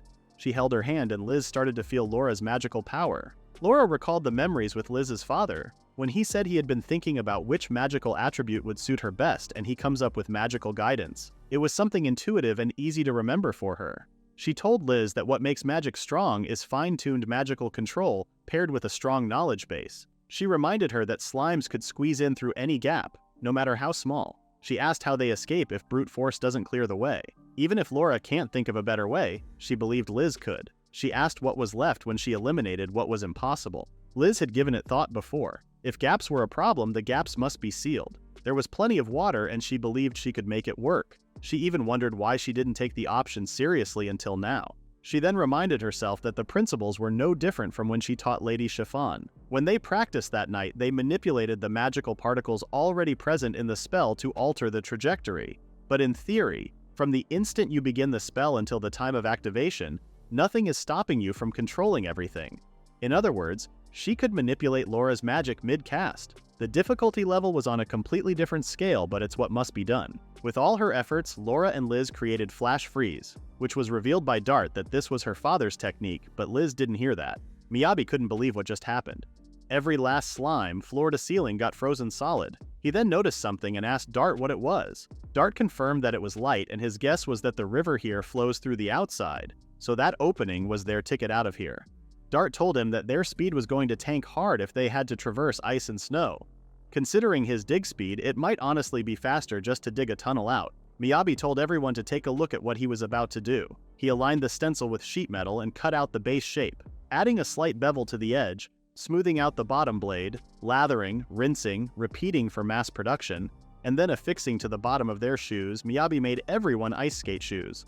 But unfortunately, he wasn't good at ice skating. Dart believed he could get up to speed, but he didn't know what to do with the carriage. Miyabi added sleigh treads so it should be fine. With that sorted, they were ready to head out. But suddenly, they noticed that the slime's gelatinous composition meant they weren't soluble in water. They immediately started to run away. After getting out of the tunnel, Liz bowed down and apologized to Chiffon for everything. She was the one who suggested they take a shortcut, and because of that, she ended up putting her in danger. Chiffon made her even more upset when she said she could not accept her apology. She said that their top priority at the moment was arriving at the capital as quickly as possible. She weighed her priorities based on the information at hand and made what she thought was the best choice. No one planned on the road being closed and a detour of some kind was necessary either way. That having been said, it was her quick thinking and swift action that got them through that roadblock. She smiled at Liz and told her that everything turned out just fine and there was no need for her to apologize. Liz still tried to apologize, but she stopped her because results were all that matter in the practical sense. Seeing her so upset, Chiffon told her to not spend her life dwelling on every perceived mistake because perfectionism could be a bitter poison. At that moment, Liz realized that trying to be perfect was a problem. Alicia was amazed by how generous she was. After she left for her carriage, Dart and Laura started teasing Liz as usual. They were so impressed by how cool she was. The sight of her fighting back-to-back with Laura made them realize how much she had grown. Dart then stated that the time had finally come for him to say it. He grabbed Liz and held her while he said that they missed their fourth member, and they wanted her to think about joining Red Cliff. The guildmaster was deep in his investigation of Miyabi. He had reached out to every branch of the guild within Angelum, but the results were always the same. There were no records of anyone by the name of Miyabi. In the kingdom of Fortia, almost every professional endeavor was governed by a guild. And at the age of 12, everyone began their apprenticeship. Most people registered with one of the three major guilds, either the merchants, adventurers, or production guilds. The guildmaster had thoroughly checked the registration records from all three but found nothing. And if you weren't registered with a guild, your options were few. You'd either have to be born into wealth, inherit a career from your family, or come from outside the kingdom. As he pondered the Duke's recent words, he couldn't help but wonder if Miyabi might be a spy. Meanwhile, back on the road, Liz was reflecting on the offer Dart had made to her. Her expression was troubled, and it didn't go unnoticed by Miyabi. When he asked why she had wandered off, she said she just needed some time to think. Miyabi, concerned, pointed out that she might not have chosen the best spot for a break, considering the tunnel they had built was just around the corner. Liz replied that slimes, which preferred much more humid environments, were unlikely to come out into the open on such a sunny day. The conversation fell into an awkward silence until Miyabi asked if something was bothering her. Liz was surprised he could tell just from her face, but Miyabi remarked that it was pretty obvious. She hesitated, unsure if he really wanted to hear about it, but Miyabi assured her that he wasn't trying to force her to talk if she didn't want to. He was about to leave when Liz grabbed his shirt and told him it concerned him too, so he needed to listen. Once they had settled, Liz confessed that she had been invited to join the Red Cliff party. Miyabi was taken aback and immediately asked what she had said in response. She explained that she told them she needed time to think about it. Redcliffe had first approached her when she had just become an adventurer, but she had turned them down at the time. She was only 10 years old then, and she felt like she would have been more of a hindrance to their rank evaluation than anything else. More than that, she had wanted to carve out her own path and find her independence. Even now, she didn't feel like she was good enough for them. But on the other hand, she realized that if she passed up this opportunity again, she might miss her one shot at reaching A rank. She was truly torn about what to do. To complicate things further, they had also extended the invitation to Miyabi. Although Miyabi was only a D-rank adventurer, he had the skills to keep up with A-rankers, making the offer an excellent opportunity for both money and prestige. Liz then asked him outright what the right choice was. Miyabi thought about it for a moment before responding that he didn't mind either way. He could create things wherever he was, and the rankings and money didn't matter to him. Liz, somewhat flustered, realized that she was the only one who seemed to care about those things. But Miyabi quickly reassured her that he wasn't judging her for it. He reminded her of what he had said before they left town, that he just wanted her to enjoy adventuring comfortably. As long as she was happy, he would be too, no matter the circumstances. However, he warned that no matter what choice she made, she would likely have some regrets. Tough times would make her question whether a different path would have led to a better outcome. Still, Miyabi felt his only real regret was lingering too long in the past. What kept him moving forward was knowing that his future was the result of his own choices. In the end, whatever decision Liz made, he would follow her without any regrets. Liz chuckled, teasing Miyabi that for a moment he sounded like her father. Then, more seriously, she thanked him and said she'd continue to think it over. Later, when they returned to their base, Miyabi noticed Alicia cleaning the dishes. He tried to stop her, but Alicia insisted that cleaning was part of her duties. Miyabi wanted to ensure everything was packed up, noting that if any leftover food was left exposed, it could attract dangerous animals or monsters. As if on cue, a group of unexpected visitors appeared, startling everyone. Fortunately, they didn't seem threatening. An old man stepped forward, apologizing for the scare and introducing himself as Dominic, the ringleader of a traveling performance troupe called Brandel's Menagerie. Dominic explained that they had been drawn in by the delicious smell of food and had stumbled upon what they assumed was an outdoor restaurant in the mountains. He speculated that Miyabi and the others must be bodyguards for some wealthy noble. Darda introduced himself, which took Dominic by surprise as he was a fan of Redcliffe and particularly appreciated their work during the monster stampede. Overcome with excitement, Dominic nearly fell, but Dart caught him in time, asking if he was all right. Dominic, still giddy, assured him that it was just the emotions getting the better of him. Dominic explained that his troupe was traveling from Talg territory and had a performance scheduled in Angelum. However, they had been delayed by heavy rains which had damaged their supplies. Their food had spoiled, and they had gone 4 days without eating. Desperate, they asked if the group could spare any provisions. Their destination was a village at the base of Dragon Valley, where they hoped to resupply. Dart informed them that Dragon Valley was currently closed to all travelers because of the breeding season for the local wildlife. He advised them to take a detour, which would add 4 or 5 days to their journey at best. When Dart returned to the table, Liz offered to escort the performers back along the route they had taken, but Dart quickly refused. He explained that even he didn't have the perceptive skills to monitor that many people at once, and their current mission took priority. Laura asked how much food they had in storage. After calculating what they'd need for their escort mission, they had about a week's worth of extra supplies. But with over 20 people in the troupe, it wouldn't be enough. Miyabi, estimating based on an expanded storage skill, suggested they give them everything, although the food would spoil without the proper storage. He then remembered that they still had some black orc jerky, but it wouldn't be sufficient either. Darda asked Miyabi to unpack the large bags they had brought with them. Inside, they found wheels of cheese and nuts, which Dart offered to share with the performers. Chiffon, who had been quiet, suddenly requested that Dart patrol the area while the troupe rested. As the group ate, Miyabi realized that Dart had packed extra supplies just in case Miyabi couldn't keep up with the rest of them. This led Miyabi to reflect more positively on the idea of joining Red Cliff. He recognized that for Liz, joining the guild was her dream and would put her on the fast track to A rank. Plus, it would be a lot of fun to travel with her. The performers, deeply grateful, left after expressing their thanks repeatedly. As they departed, Miyabi thought to himself that he never wanted to see Liz look sad again. That evening, Tyson approached Dart, asking if he had extended invitations to both Liz and Miyabi. Tyson thought they had agreed to wait until the mission was completed. Dart admitted that Miyabi had forced his hand a little, though he noted that despite being an awkward kid, Miyabi was valuable, even as a support class. Laura added that they needed Liz too, pointing out that while she had signed up as the rear guard, it got lonely back there.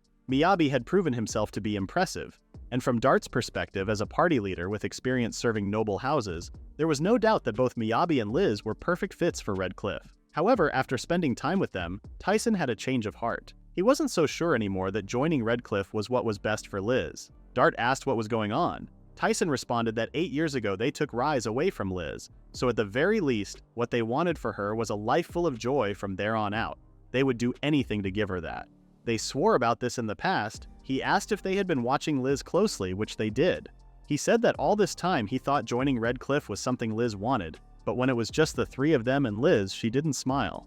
They tried to object to this, but when Tyson asked them if they had seen her smile his whole trip, they stopped and thought about it. Dart thought about every moment with her and realized that he didn't notice what kind of expression she was making. The thought of Liz not being happy made him very sad, and he couldn't get any sleep just thinking about this. The next day, he tried to convince himself that Tyson just worried too much. He then saw Liz smiling at Miyabi and thought he had proven Tyson wrong, but when Liz saw him, her smile disappeared, and she asked what he was doing this early. In the next scene, Dart tries to focus on the mission. They were still in excellent condition and only another 20 kilometers to the next rest stop. He then asked Miyabi what he was doing. Miyabi made himself a coat since it was getting chilly. He then asked to take a break soon. When they did, Miyabi brought fleece-lined cushions. He noticed that chiffon was freezing since they got into the mountains. He noticed that Mel was staring at him from the carriage window and got startled. Dart overheard his noise and looked back at them. He saw Liz bursting into laughter while she was with Miyabi. Tyson also pointed out that she was smiling quite brightly. Dart wanted to prove that he could warm people too and gave his scarf to Liz, but this didn't seem to make her happy. Liz scolded him for not giving it to Laura because she was barely wearing anything. Liz even said that she would take it as a personal kindness if they could tone down the antics. Dart tried to convince himself that it was just a coincidence because he remembered her as a bright, cheery girl. When they continued their way, it started to snow. They had to stop, and Miyabi wanted them to give him a moment to set up, but Dart told him that they could still make progress.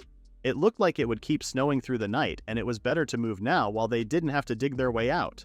If they could keep going for 3 hours or so, they would be on the far side of the cliff by the capital, and it looked like the snow hadn't hit as badly down there. For the sake of both their safety and making timely progress, he suggested moving, but Liz stopped him. She said that it would be best if they stopped here for the night. Trying to run in this cold would sap their strength faster, and footing and visibility were poor, and it would be dark soon, so they would have monsters contend with too. It was dangerous to continue. Dart hated last-minute changes to the plan, so he told her that it would take them twice as long to cover the same distance if they waited. He knew he should back off, but he didn't. Liz told him that she took no issue with his logic, but they had got Miyabi. On day 12, Liz reminded Dart that Miyabi could tunnel through solid rock, so a snowbank would not be an issue. With the snow removed, they could proceed just fine on a flat road. They would still need him to clear the way out front so they can't keep up a running pace, but they should still make it to the capital side before the end of the day. Liz then asked if she made the right call this time. Dart confirmed her and told them that they could make progress and conserve their strength all at once with this decision. He said that she made what was objectively the best decision, and for the first time Liz laughed at Dart and she seemed genuinely happy. Dart wondered if it was because he praised her, or if it was because she wanted recognition. When they stayed alone, Dart wanted to talk to Tyson and Laura. Rise was the heart and soul of Red Cliff. He was a lone wolf type, Laura ran with a rough crowd, and Tyson was a late bloomer. Rise was the one who brought them together, and then he was gone, and Liz was all he left behind. He thought he had been an idiot because all this time he wanted to see her smile, and even while looking at her, he somehow didn't realize it. He wanted to sit down together with his friends and figure out how to love her the right way. In the next scene, Mel asks for her second plate of food, proving she loved the Black Orc BBQ brisket sub. Liz mentioned that it was because Beastman had more muscle mass to sustain. She burns through calories much faster, so she needs to eat faster. After they spoke, Miyabi thought Tyson brought it up with the others.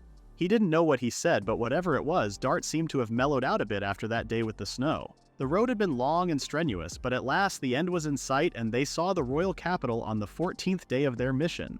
Later that day, Liz was upset because she didn't know what to do. Miyabi was with her and asked if she still hadn't decided about the thing with the Red Cliff. Liz said she was stressed about that too, but the Duke was also about proving her usefulness. So he says, but ultimately Miyabi thought usefulness was subjective and it was up to him anyway. Overall, he thought they all did pretty well. Liz said she sent the whole trip without contributing anything useful and started glaring at Miyabi, asking what his deal was. Miyabi responded that he had been here the whole time and she had contributed plenty. They only made it here on time because of her idea. Liz responded that it was the idea he would figure out 5 minutes later anyway. He then mentioned her idea to dig through the mountains and save lots of time, but she then said it got them attacked by the slimes. Miyabi had enough of her and told her to accept the damn compliment already. She said Lady Chiffon told her the same thing. Miyabi couldn't believe she was constantly negging herself into oblivion and wondered if her thought process had always been like that. Come to think of it, in hindsight, he felt like there were a handful of red flags about her sentences about herself. Suddenly, Liz asked if it was wrong to have dreams. Lady Chiffon said as much, that if she only focused on her faults, wanting to be perfect could be poison. But it wasn't like that for Liz. She just wanted to hold herself to a high standard and started to question if that was a bad thing. Miyabi's simple response was enough as an answer. He said that if he had to nail down what concerned him the most, it was how earnestly she approached everything. He told her to hear him out without arguing about it. He said that she was way too hard on herself. Since she looked surprised, he decided to try something. He asked her to say something that she was good at. She responded that she was good at studying, but then said that just liking studying didn't mean she was good at it. Miyabi stopped her and said she was doing the thing again. He put on his glasses and started teaching her about self-esteem. He told her to prepare herself for something else. She nervously responded that she couldn't think of anything. He told her to not be scared of anything because love was an irreplaceable power that could move mountains. He then whispered to her that he knew a trustworthy guy and brought her to that man to look at her hand. The man told her that she was just beginning along the road to self-discovery, but still he could tell she always carefully observed her surroundings and planned accordingly. Miyabi then made her say with her whole chest that she loves to study. After all that lesson, Liz still thought this was very embarrassing. The next day, Chiffon mentioned that she had a lot of fun last night. Liz was puzzled, so she said that it was all quite audible from their bedroom, including the Isekai'd. But whatever the reason, Chiffon noticed that Liz looked much happier. On day 15, they arrived in the royal capital. 2 weeks have elapsed since they departed Angoulême, and through it all they arrived safely. And it was thanks to all their tireless efforts. Chiffon thanked everyone for their hard work on this escort mission. When she finished her speech, Alicia informed her that her chambers were ready if she would like to rest. She then noticed that Chiffon wasn't moving. Meanwhile, Redcliffe stopped Liz, and Dart wanted to hear her answer now. He asked her once again if she would join their party. Liz stated that she had been giving it a lot of thought these last few days and trying to figure out what she wanted and how she wanted to live her life. She told Laura that she taught her how to fight like her father, and she could never thank her enough for that. She would never imagine that she could do something like that. When they cast that advanced spell together, she admitted that she was pretty happy. But then the image stuck in her mind. She was standing next to her, taking her father's place. And she didn't think she could stomach an image like that. She knew she was being childish and stubborn, but she wasn't her father's stand-in. She decided to find her path forward. With her skill and her magic, she was planning to make them proud of her. She then held Miyabi's hand and stated that they would not be joining Redcliffe. Miyabi got panicked and told her that she was giving them more weird ideas like this. Dart and the others seemed fine with Liz's decision because they kind of figured before. They said that they could handle submitting the report to the Adventurers Guild and started walking away like it was nothing. Dart also told them to not worry about exaggerating the details or anything, because he was sure they would be comparing it to Lady Chiffon's report. As for their ability to handle Noble's requests, at the end of the day, that decision lies with Duke Beldini. Liz asked if he was not going to try to argue her down, but he didn't see any need for that because Miyabi and Liz had a wonderful party. Laura couldn't stop herself from mentioning that they were still in the market for a Vanguard member in case she changed her mind. They said goodbye and started to walk away. Liz got over her shock, and with teary eyes, she said goodbye too. Chiffon approached them when Redcliffe left and told her that she alone had not made Redcliffe's acquaintance before this, so this was a change of pace. She commented that being a parent seemed complicated and giggled. She then asked if they were going to head back to Angoulême right away, and Liz responded that they would be in town a bit longer since it was a great chance to look around. They didn't get many opportunities to swing through the capital, so they may as well make the most of it. Chiffon wanted to impose upon them for a little favor. Meanwhile, the Guildmaster informed Duke Beldini that the effort to track down any trace of adventurer Miyabi had ended in resounding failure. He said that he pulled all possible government records and conducted interviews with his known associates. Before he arrived in this city, there was no evidence of his existence at all. Beldini wanted to hear his thoughts on the matter. The Guildmaster stated that it was exceedingly rare for crafters to register with the Adventurers Guild, and the vast majority went to the production guild instead. If he was simply filling a niche brought on by a lack of support classes, that wouldn't be an issue. But his identity was a complete unknown, and he participated in the renovation of the Lord's residence without authorization. The evidence was circumstantial at best, but when laid out like this, in the worst-case scenario, he may be a foreign spy. As a response to his serious comment on the situation, Duke Beldini decided to laugh and make fun of him. He said that his textbook answer lacked a valuable perspective. He didn't factor in Master Weiss. If the objective were to sneak into a duke's home to the sky, using such a prominent figure as Master Weiss to do it, made no sense because that man values earnestness and hard work above all. Anyone approaching him with ulterior motives would be shown the door. Only those with a true passion for crafting meet his standards. When he first spoke of Miyabi to him, he had only glowing words to say and there was no hint of reservation in his tone. For that matter, if the aim was to collect information about a duke's residence, identifying oneself as a crafter was counterproductive. Georgi was far from the only high-ranking executive to think poorly of the crafting class, and the bias was worse in aristocratic circles. So long as a man means him no harm, he wouldn't turn him away. Progress cannot be made without taking a few risks because it would be a waste otherwise. What he wanted to know most about Miyabi was where he obtained that power, and he had little care for the rest. The guildmaster was shocked that his request for information was purely to identify the source of his abilities and nothing else mattered to him. The guildmaster put her very best foot forward but realized that Liz was just a means to an end for the Duke. He then asked if he found the answers he was after. Beldini responded that he didn't, but that didn't matter because his next move had already been arranged. In the next scene, Chiffon tells Alicia to retrieve her journal from her luggage as she wants to write an entry in it. Alicia said they had only just arrived after a long journey and suggested resting, but since it was just a bit of writing, it would be fine. Alicia still reminded her to rest because her errands may be too much too soon, and she didn't need to feel pressured into going if she was not up to it. Chiffon responded that not all of them could have the stamina of an adventurer. She then asked if she was worried Liz would be displeased. Alicia responded that she was a professional and her personal feelings did not come into it. Her only concern was for her health and well-being. Chiffon was aware of this and she knew she would be sure to rest properly, and Alicia was welcome to join them tomorrow if she wished. Alicia left the room as Chiffon wanted to write in her journal now. No matter how much she worried, she couldn't defy a direct order because, in the end, a maid was a maid. While she was walking down the hall, she saw her brother and assured her brother that she was unharmed. Back to Liz and Miyabi, Liz was telling him that they didn't get to say goodbye to Mel. Miyabi responded that she snuck off while they were talking. Liz wanted to apologize for how much trouble she caused her but didn't get the chance to do that. Miyabi even stuck her with the night shift. The same goes for him too. He wanted to at least thank her for how much she helped him. When Liz said she was hoping they could celebrate together, Miyabi realized that the request was over, but they didn't get a wrap party. He had an idea and was about to process it right away, but Liz stopped him. She was embarrassed that he was planning to call them back now after her crying moment. He did plan to do that, but of course Liz didn't let him. He then asked if they could find Mel at least. Liz had an idea and decided to make a simple lure to suffice. Miyabi didn't believe there was any way that this would work, but it was an instant success. And with that, Mel, Liz, and Miyabi started drinking to celebrate their completed escort mission. Seeing all the food on the table, Mel needed to ask if all was fair game. When Miyabi told her to grab what she liked, she took their portions of food too. Miyabi then whispered to her, asking if she was sure it was wise to keep all that to herself, because the feast had hardly begun. While Miyabi was impressing Mel, Liz could only wonder why he was making a face like an evil mastermind monologuing. While eating her food, Mel noticed that the place was really cute. Miyabi explained that they wanted to pick a place she would like. She wondered the reason for that, and Liz responded that they put her through a lot, and she had to put up with the thing between her and Red Cliff, and they wanted to thank her for all her help. She said that she understood that part, and she didn't hate it. Liz mentioned that she had liked cute stuff for as long as she had known her. Mel claimed that she picked it because she also liked it too, but Liz refused and said she grew out of that ages ago.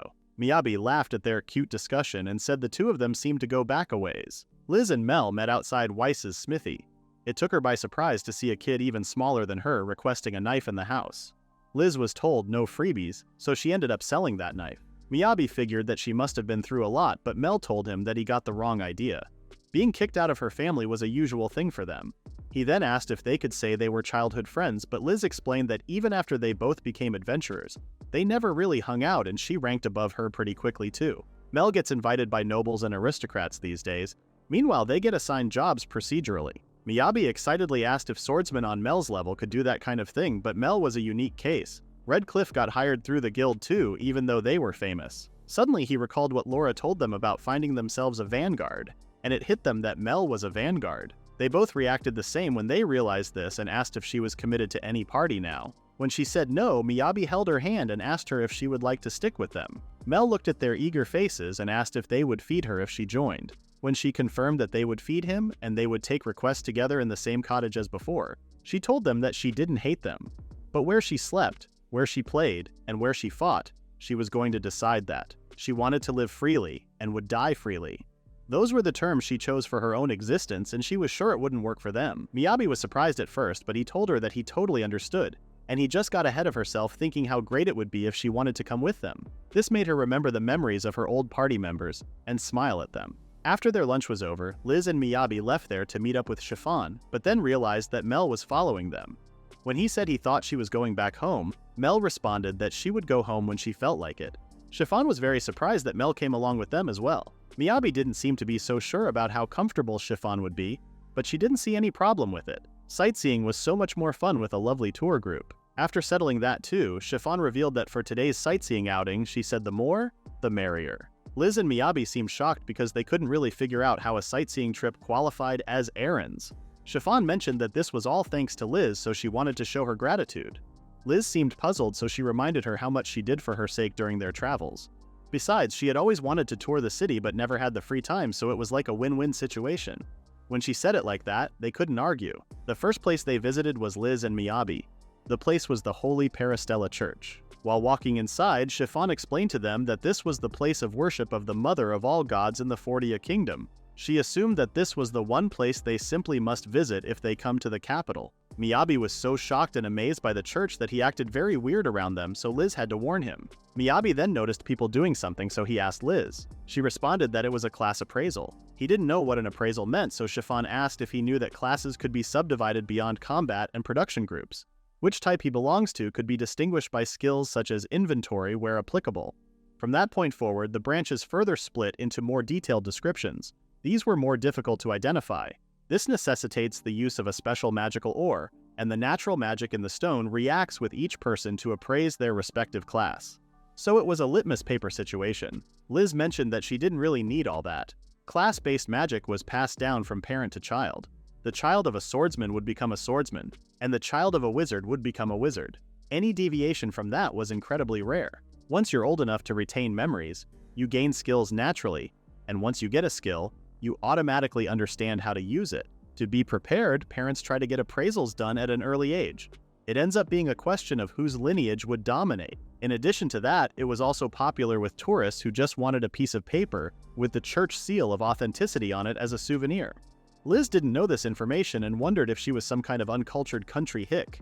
Miyabi wouldn't mind having a cool piece of paper too, but Liz stopped him from wasting his money. Chiffon stopped their argument and offered to pay for him as a little gift from her. She recalled what her father told her and then asked Miyabi if he would really be okay with being the only one without a class appraisal. Before the class appraisal took place, the church was illuminated by a brilliant light radiating from the infant undergoing the ceremony. The senior priest remarked that the crimson glow signified a promising swordsman, and that the path ahead would undoubtedly lead to a bright and prosperous future. A younger priest commented that witnessing such immense power in a newborn was a rarity. When Miyabi noted that the child's parents seemed quite pleased, the younger priest explained that possessing such potent magical abilities, especially in the hands of someone destined for a combat class, ensured a life of guaranteed success and fulfillment. And after that, it was time for Miyabi and Liz's class appraisal. A class was a gift bestowed upon him by the 12 goddesses on high. After praying that their mark upon Liz is her guide, they instructed her to place her hand on the stone.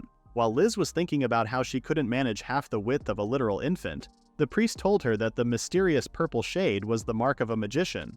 But come to think of it, Liz started to wonder how much magical power Miyabi had. She was about to learn the answer in a minute. While Miyabi was putting his hand on the stone, Liz assumed that he should have a lot of magic. The light was so intense that everyone near the church was momentarily blinded.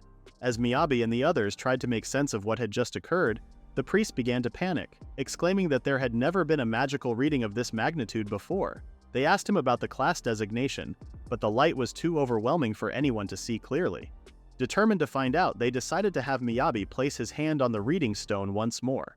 This time, they were prepared, and the priest managed to glimpse the class. To everyone's surprise, Miyabi was assigned as a crafter, something they saw as a disappointing waste of such powerful magical potential. The younger priest, sensing the group's disappointment, tried to reassure them that no class was inherently bad. After instructing them to collect their appraisal certificate downstairs, they gave their blessings, and the group left. Miyabi was far from pleased with the result, but what surprised him even more was that Liz seemed even more upset than he was.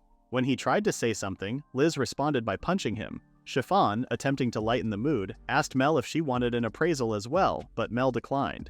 Meanwhile, Alicia's mind was elsewhere, fixated on the strange light they had witnessed earlier. Ever since the beginning of their journey, something had felt off about him, and she began to wonder if that unusual light was the reason why Chiffon had wanted to join them today. As the group walked away, the priest, watching them from the church steps, remarked that when the House of Beldini had sent a messenger ahead of their arrival, he had sensed that something unusual was about to happen. However, even with his 50 years of experience conducting appraisals, never had he encountered a magical presence of this magnitude, not even in newborns from the royal family. The younger priest, still in awe of what they had just witnessed, asked what the elder thought would happen next. The older priest, usually filled with wisdom and certainty, found himself at a rare loss for words. "I don't know," he admitted, his voice carrying an unusual hesitation. "This is beyond anything I've ever seen." Meanwhile, Miyabi was watching the sea while thinking about the appraisal. Desensitized as he was to weird stuff by now, that still came as a shock. He enjoyed being able to make whatever he could imagine. He puts a lot of blood, sweat, and tears into grinding this game, and he would like to think he got pretty good at it. It was nice to have all his hard work recognized. While he was lost in his thoughts, Liz came and commented about how beautiful the ocean was. It was her first time seeing the ocean, and she asked when he saw it for the first time. Miyabi responded that he had seen it when he was a kid and then wondered if this was a rare, capital-specific experience. He decided that it was best to change the subject, but was still uncomfortable about lying to Liz. Liz said that 8 years ago, a monster stampede destroyed all this, and yet people were so happy. Chiffon came too and asked if she was expecting the city's scars to show. The capital was a long way from Angelum, but they received reports of the extent of the damage, so Liz was curious. Chiffon explained that it would have been far worse without the magical shielding. Court mages, the very essence of wisdom and power, served directly under the royal family. They could use advanced magic to defend a wide area, spreading throughout the capital city to the port and beyond. Unfortunately, the worst damage was suffered by all those just outside the outer wall beyond the Great Bridge. Downtown was originally trying to expand, but after all this time, even after rebuilding, she had heard there had been no progress. While she was saying that once you leave the main road, the surrounding areas are all slums with poor security and they need to be careful if they go there, Miyabi was asking Liz if the outer wall was where he built their campsite yesterday. Suddenly, their conversation was interrupted by a woman yelling and scolding a woman for opening a shop. She was telling the poor woman that this was the prestigious Race Patra marketplace, and even servants from the nobles' residences shop there, and they only sell products fit for such nobility. And her problem was to see the poor woman selling her products. The woman defended herself by saying that she paid good money for this space, the same as her. Miyabi felt unsafe even in the capital. Liz couldn't stop herself and ordered the man to unhand the poor woman. The one who yelled asked her who she was. Liz told her that she would give her one more chance to let her go, and explained that a rational discussion between adults does not need to involve violence, but the woman didn't even understand what she meant and thought she was threatening her. Miyabi started to freak out, but Chiffon was calm and asked for Alicia. Right before the big guy hit Liz, Alicia turned into a Wonder Woman and saved Liz, also defeating a man who was a lot bigger than an average human. Chiffon calmly explained that Alicia was actually her personal knight. As the mean woman was questioning what was going on, she heard Chiffon complimenting the woman's vegetables. When she turned and saw her elegance, poise, and genteel voice, she was sure she was the daughter of a high-ranking nobleman. Wondering what she was doing in a place like this, the woman started talking badly about the other woman's vegetable prices. Chiffon calmly responded that, in her humble opinion, as opposed to this nearby display treating food like decor, she greatly preferred her display and she had quite the refined eye for these things. The guardians came eventually and took the woman in. Liz thanked Alicia for saving her back there. While she was saying that she had no idea how strong she was, Alicia responded firmly that she didn't interfere for her sake. The poor woman thanked Liz for jumping in to defend her. She then asked Chiffon if she was sure about buying her goods because, for a noble's table, she admitted her wares didn't look the part. Chiffon responded that she had 2 reasons for her decision. It was true that she had an interest in the proceedings, but this carrot, when compared to its mundane counterpart, had a unique scent to it. The woman was so happy that Chiffon noticed it. She explained that the village where she lived was about halfway up the mountain range, and what grows there may not be the prettiest, but they all have a special sweet taste. Miyabi figured that they were snow carrots. He said that he happened to notice that carrots grow under thick snow, have more sugar, so this might be the same thing. They were confused because it had only been raining non-stop. He responded that the mountains have been buried in snow since autumn. Chiffon wondered if it was possible to grow a similar crop in Angelum's climate. Unfortunately, Miyabi had no farming experience, so he had no idea. The woman heard them saying Angelum and responded that her daughter moved to Angelum to start her apprenticeship there. It was a nice coincidence that they met them all there.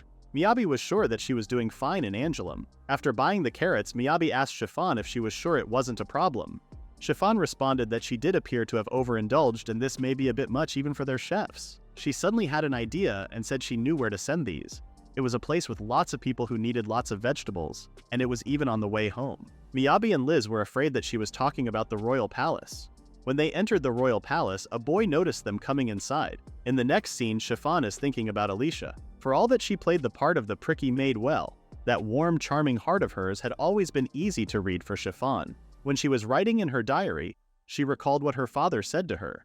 He told her that Miyabi was far too skilled for a simple crafter. He wanted her to confirm for him that crafter was truly his class and not something more. She did notice her father being much more cautious than usual.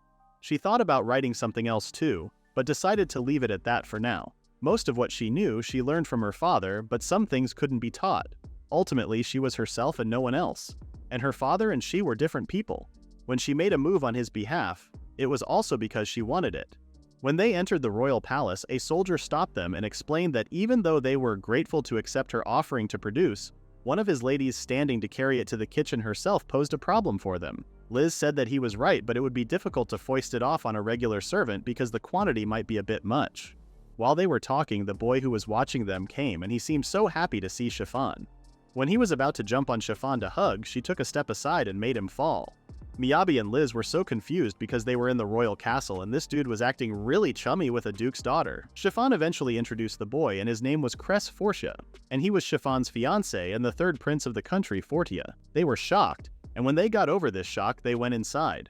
Miyabi figured after working in the duke's mansion he would be used to fancy digs by now, but he was still amazed by everything. Putting that aside, he was interested in Cress and Chiffon's relationship. Cress apologized to Chiffon because if he had known she was coming, she would have had sweets from her favorite patisserie prepared. Seeing their lovey-dovey conversation, Miyabi had no idea how he was supposed to react to whatever this was. Liz interrupted their conversation and asked if they were sure it was okay for them to be here while sweating like a fountain. Cress apologized for neglecting his guest and asked Chiffon if she could introduce them. She introduced Liz, Miyabi, and Mel and explained that they escorted her safely here from Angelum.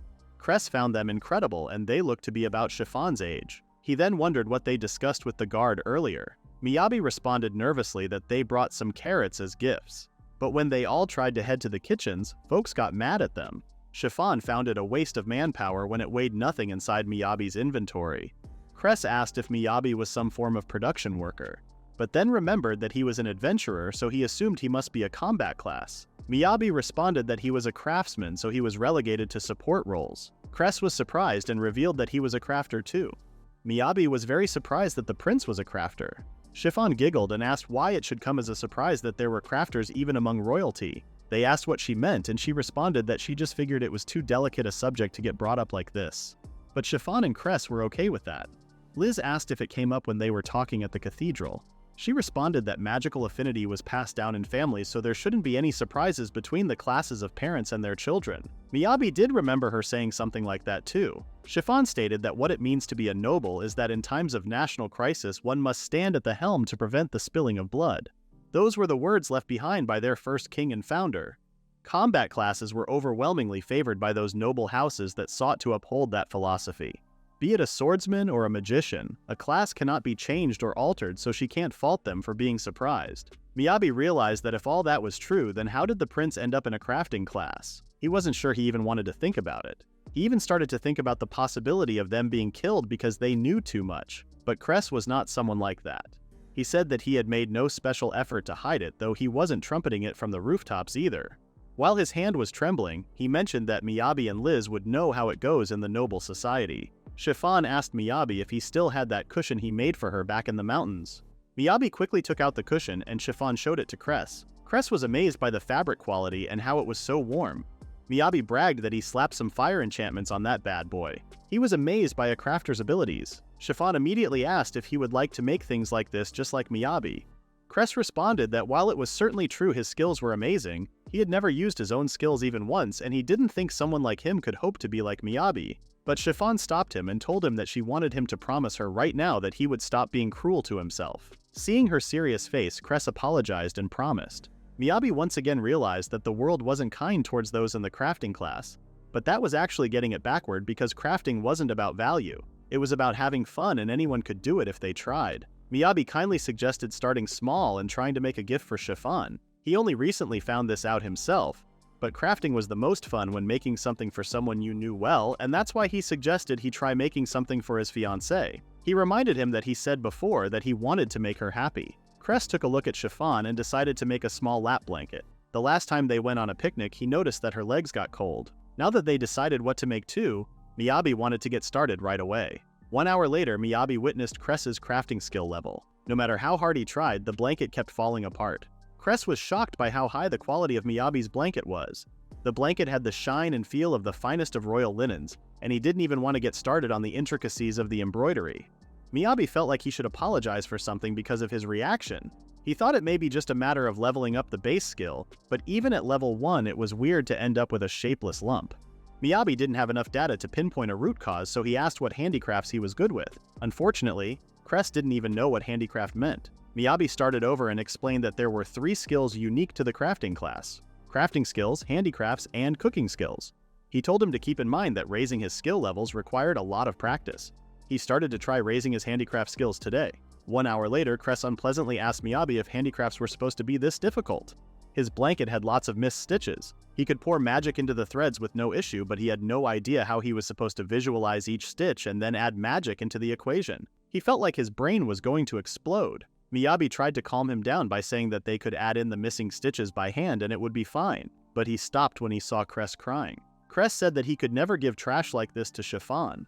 While he was crying, Chiffon came and held his hand and told him to be a little gentler with his precious blanket. She said that she had never said she wanted things so high a quality they could be sold to royalty.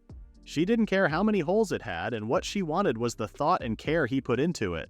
What she wanted was the very first thing he made by himself.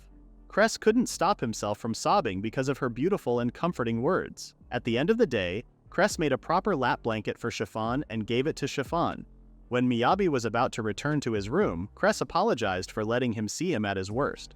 But in the end, he still had fun. He then asked if they could meet up again tomorrow because he wanted to learn more about crafting. Miyabi was more than happy to help him and was delighted he was starting to get into it. Cress didn't want him to be so formal and requested him to call him by his name. Meanwhile, Alicia was watching Chiffon chat with the others. A moment where Chiffon could shed her societal burdens as the daughter of a duke and spend her precious time with the people she loved. Alicia liked it better like this. She couldn't believe it when she heard they would be granted access to the royal place. The prince was the bright center of Chiffon's heart, and she was glad she had a wonderful little break. In the end, she was glad that they brought those adventurers along. Now that the day had come to a close, they were unlikely to ever meet again. Chiffon thanked everyone for coming along with her today and apologized for getting carried away and taking up more time than anticipated. She asked where they should drop them off for the night, and they said they were talking about finding a hotel at some point. Chiffon panicked at first, but then had an idea. She asked them to come with them if they had no prior arrangements.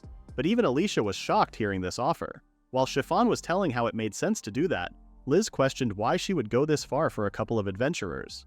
With that, Chiffon seriously asked them to come with her to the Royal Academy. Alicia could only wonder what possessed her to do that.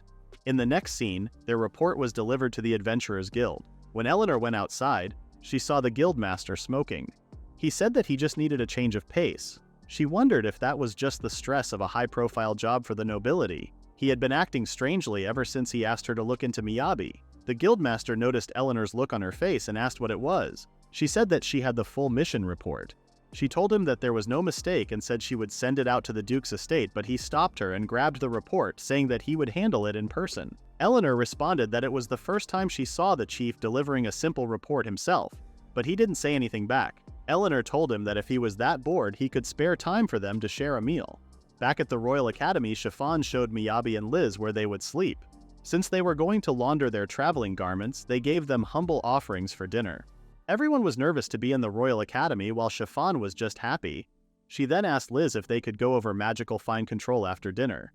Alicia took a deep breath and started having a meltdown in her room because she was still having to bow and escape like they were honored guests. She was okay with the B rank and Miyabi, but she was jealous of Liz.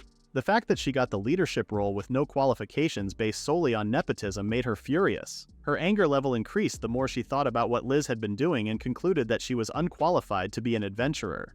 And she was also mad that she got dismissed by Chiffon. On the other hand, Mel knocked on Miyabi's door. She said that they were all alone in their rooms. Miyabi thought she got bored and went hunting for a playmate, but she said no. She took out her Kitagawa Taru'u and asked him to make his clothes because he was naked. Miyabi was happy to help but wondered why she asked this all of a sudden. She responded that she saw the dressed puppies in Chiffon's room. Miyabi started drawing some samples and Mel chose the best one. After that, he created the clothes and put it on the plushie. When he was getting ready to sleep, Mel asked if he could make more clothes. He showed her the skill screen and explained that for clothes and plushies, there weren't any good pre-made recipes. Craft skills might look endlessly versatile, but there were hard limits on what he could do. Without a recipe, he can't auto-craft anything. And even if they had got the recipe, if his crafting skill level wasn't high enough, it fails. While putting her to sleep, he explained that when he crafts something by hand, it automatically gets registered as a recipe, so if it was the same thing, he could make it as many times as he wanted. Mel fell asleep quickly after his explanation, but he continued to think about his skill. He ported his recipe library and skill level over from Dreamworld, and hit the level cap ages ago. But the real problem was that there just weren't enough of them. The more he thought about it, he started to notice that the barrier to entry for the crafting class was too unbalanced. Because Cress was so unskilled in crafting, he decided that it wasn't the right time for an emotional journey. Liz was exhausted. It wasn't even their main house, but there was still a huge training hall, so she saw the upper crust. A lot has happened today. She got her class appraised, she met a prince, and it all seemed so far removed from her everyday life. And all of it was because Chiffon asked them to stick around a bit. She started to think about the prince, but then decided to sleep because it was too late at night to think thoughts. The next day, Miyabi woke up refreshed and happy, but Liz wasn't really in the same mood with him. She panickedly asked how he slept on the bed that was in his room. He responded that it was a little bit firmer than he was used to, but it was not bad. Liz said that this was weird. Beds in a duke's villa should all be specially custom made. The futons alone prove it. The good down content was roughly 1.5 times what you could find in inns. The smoothness of the cotton, the thickness of the duvet. You could practically see the craftsmanship, and yet she still wondered why they both felt its comfort was lacking. Miyabi waited, and waited. And then he started scolding her for not having manners. He said that when he got invited to someone's house, he didn't complain about the mattress. Liz blamed this on Miyabi too. They continued fighting while Mel was still asleep on the roof. After their stupid argument, it was time for them to leave. Miyabi was leaving for the lesson he was going to give to Cress. Chiffon was glad they were able to stay the night, but it was a shame they couldn't stay longer. While Liz was thanking Chiffon, the knight took Miyabi to Cress's mansion. He informed him that he was going to be back to pick him up in the evening. Entering the mansion, Cress welcomed him with two other guys behind him. Miyabi noticed that the security was a bit tighter today. He said that he managed to dodge his bodyguards yesterday, but it seemed their leniency had expired. He said that this morning there was something he wanted to show him. He brought him to a room full of materials for their crafting lesson. He said that he asked for the staff to procure some materials for today, and asked for them to be left in his room so they could get to work right away. Miyabi was already shocked by those materials, and he was even more shocked that they were in Cress's room. Cress told him that Chiffon was happy with what he gave her, but in the end he still wanted to give the woman he loved something much more beautiful than that. Even Miyabi got embarrassed by his love for Chiffon.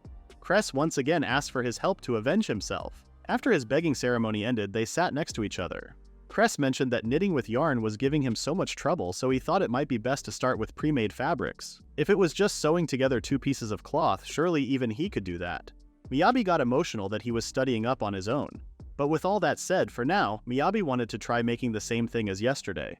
Cress started making the lap blanket. Even though it was full of holes, it was still a better one because he couldn't unravel them. Karen's hammer was roughly the right shake, so he didn't pay much attention, but that was specific to Karen. He had made a hammer plenty of times, so of course he could do it. In the game, basic crafted items could be made from scratch by hitting a button, but that was now how it works in this world. You need to collect raw materials, make basic items from scratch, and complete quests to gain more recipes to make beautiful products. If you don't understand the fundamentals of the recipe, you can't churn out much of anything. In short, that's why this man just can't get the hang of it no matter how he tries to explain it. When Cress was out of yarn, Miyabi assumed that his inventory capacity hadn't expanded yet and started looking for more yarn. While looking around, he noticed a ghoulish crime scene over there and started screaming. Cress shushed Miyabi and explained that he had managed to keep it hidden so far. Cress explained that he tried using his crafting skill this morning, and he remembered when Miyabi said he added fire enchantments to keep the cushion warm. He thought it might be nice if the blanket could keep his lap warm. But then, that was how it turned out. Miyabi said that fabrics do tend to be rather flammable. He told him that the material wasn't very compatible with the magical attribute he tried to give it. Fine-tuned magical control could overcome that obstacle to an extent. Cress interrupted his talking and mentioned that he had an idea for a workaround. Even with his lack of skill, there might be a way to apply magic. Miyabi carefully cleaned up Cress's mess, leaving everything looking as good as new. Cress was genuinely amazed by Miyabi's skill in repair, marveling at the precision and craftsmanship. Intrigued, he began flipping through a book about the skill, eager to learn more. However, Miyabi stopped him mid-read, steering the conversation back to what Cress had mentioned earlier. Cress explained that he had devised a method to imbue fire attribute magic into the cloth without requiring high-level magic control. Miyabi, curious, asked how that could possibly work. Cress went on to explain that when it came to enchanting materials, the difficulty depended on the spell's attribute and how well the material suited the enchantment. Since fabric is naturally flammable, maintaining control over fire magic was extremely challenging. However, Cress had the idea of incorporating a flame-retardant material like metal into the fabric before applying the enchantment. He envisioned hemming two pieces of fabric together, forming something akin to a pouch before finishing the final seam. The metal would act like the wire inside an electric blanket, allowing the enchantment to be applied safely and effectively. Miyabi quickly realized that Cress had stumbled upon a brilliant solution. He would like to resolve two issues: a smooth and pleasant textured final result and a suitable outdoor use. He was thinking of using rodent fur for the exterior fabric because it was smooth to the touch but still fluffy and durable. And for the inside, he was planning to use a sheet of chainmail. With chainmail, it would be evenly distributed even when placed on your lap. And while it is a bit heavy now, he could try making the links lighter. Finishing his explanation, Cress waited for Miyabi's opinion. It may be heavier than the average electric blanket, but the principles should be the same, so Miyabi responded with enthusiasm. Cress was thrilled by Miyabi's response, and he didn't want to wait any longer to start it. He thought he must begin raw materials production, which shocked Miyabi, and he stopped him. He panickedly explained to Cress that there was an easier way than this. Firstly, they started with mid-gauge metal wire and then they wrapped it around a pole of standard width. After making a lengthwise cut through the wire and separating the rings, they had a great many identical rings. Now all they have to do is put them together. Miyabi stopped him and explained that he could do it in that order, but it would be harder. The more complex an object was, the harder it was to enchant. Chainmail was comprised of thousands of little links. At their current skill level, trying to enchant all that may be beyond him. Cress asked if there was an easier way to do it, but Miyabi wanted him to think and find out himself. Cress had a quick but intense brainstorm, and figured that they could enchant the rings first. While chanting the rings, Miyabi noticed the calluses on his hand. Cress explained that he got them from sword practice. As he was royalty, he still had to practice his swordsmanship. He said that he kept finding himself thinking crafting was so much fun. He said he was ashamed to admit it, but before this, he had never thought to make something himself. Miyabi assumed it was because he was a prince, but Cress stated that there was another reason for that. The crafting class had put the people he loved through a great deal. He could work hard and improve his skills for them all, but it felt as though he was just trying to compensate for how he was a failure. That just made his feelings more complicated. When he saw how happy he made Chiffon, his chest felt so heavy, so warm. He could feel the "I want to create" words burning themselves into his heart. Miyabi set on fire and he thought he was talking about his feelings, but there was an actual fire right behind him. They tried to put it down, but the whole table burned. Cress asked if it caught fire from being in contact with a heat source. The guardians heard their shoutings and entered the room. The whole room was on fire and had no oxygen, so they had to leave. Meanwhile, Liz was wondering if Miyabi would be okay by himself. She ended up coming along mostly because she couldn't refuse an invitation from a noble. And to be honest, she was very nervous. She assumed Chiffon wanted to be around a girl her age, which would explain all the social norms she keeps ignoring. Miyabi would know how to handle this, so Liz started to stress about being thrown out. While dozing off, Chiffon stated that they could see the main gates. They arrived at Magia Aula, the Royal Academy of Magical Sciences. Walking inside, Mel noticed that there were lots of students everywhere and they were all nobles. Chiffon responded that the academic institution was founded by the nobility after all. She apologized to Mel because this wasn't really in her interest, but at least it seemed like Liz was having the time of her life. Chiffon asked Alicia to handle the luggage and she left after glaring at Liz. Liz had already figured out that Alicia hated her guts for some reason. Chiffon said her attitude was uncalled for. She explained that Liz was her friend and she wanted to spend time with her, and she seemed to take umbrage with that fact. Liz had suspicions, but she didn't think this whole thing was just because she wanted a friend. Chiffon thought she had gotten past this, but some discipline was in order. After that, Chiffon showed everything inside the Magic Academy. Liz was both amazed and overwhelmed by how incredible everything was. Even just walking down the hall, she recognized people from their portraits, and it was a parade of celebrities. Chiffon was also delighted that she was enjoying herself. Liz didn't forget to mention that it was scary to walk around with this all exposed, so she wished she had an inventory too. Chiffon realized that Liz loved the magical sciences with her whole heart. This made her wonder what made her fall in love with magic. Liz responded that she couldn't really say she had ever thought about it before, and asked if she really needed a reason to love something. Chiffon confessed that she hadn't thought of magic as a fun thing before. When previously she said to her that ambition was position, she was speaking from her own experiences as a child. The political sciences, sociology, and magic, it was all to make her into a more perfect tool, and that was a hollow goal. So to see her pour her blood, sweat, and tears into her studies, and still say that she loved the path she chose, Chiffon had the highest respect for her. Liz realized that she misjudged Chiffon and thanked her while blushing. All this time what she wanted was for someone to see her for who she was, and the first person to do that was Chiffon. To change the subject, Chiffon told her that she didn't come all this way just to get a tour. When she was about to ask what it was, an explosion happened right behind her and someone was being thrown. Chiffon calmly asked the man named Professor Krawine how he had been doing, and Krawine responded casually as if he weren't upside down. Inside the professor's room, Mel was playing with staff while they finally got to meet like normal people. Professor Coco Krawine introduced himself as the magic researcher and told them to pull up a seat, although there wasn't even enough space to walk in the room. Liz didn't recall his name, so she thought he might be hired recently, but then she realized that he had a surname. The professor was from a Viscount family. While giving her a cup of tea, he told her that they were all equals there. Krawine noticed that Liz didn't look like a student here, so she explained that she was an adventurer. Chiffon stated that she invited her here and wanted to show him something. They went outside and made Liz show her skills. The professor was so hyped up that he wanted to do it too, but of course he failed at every try.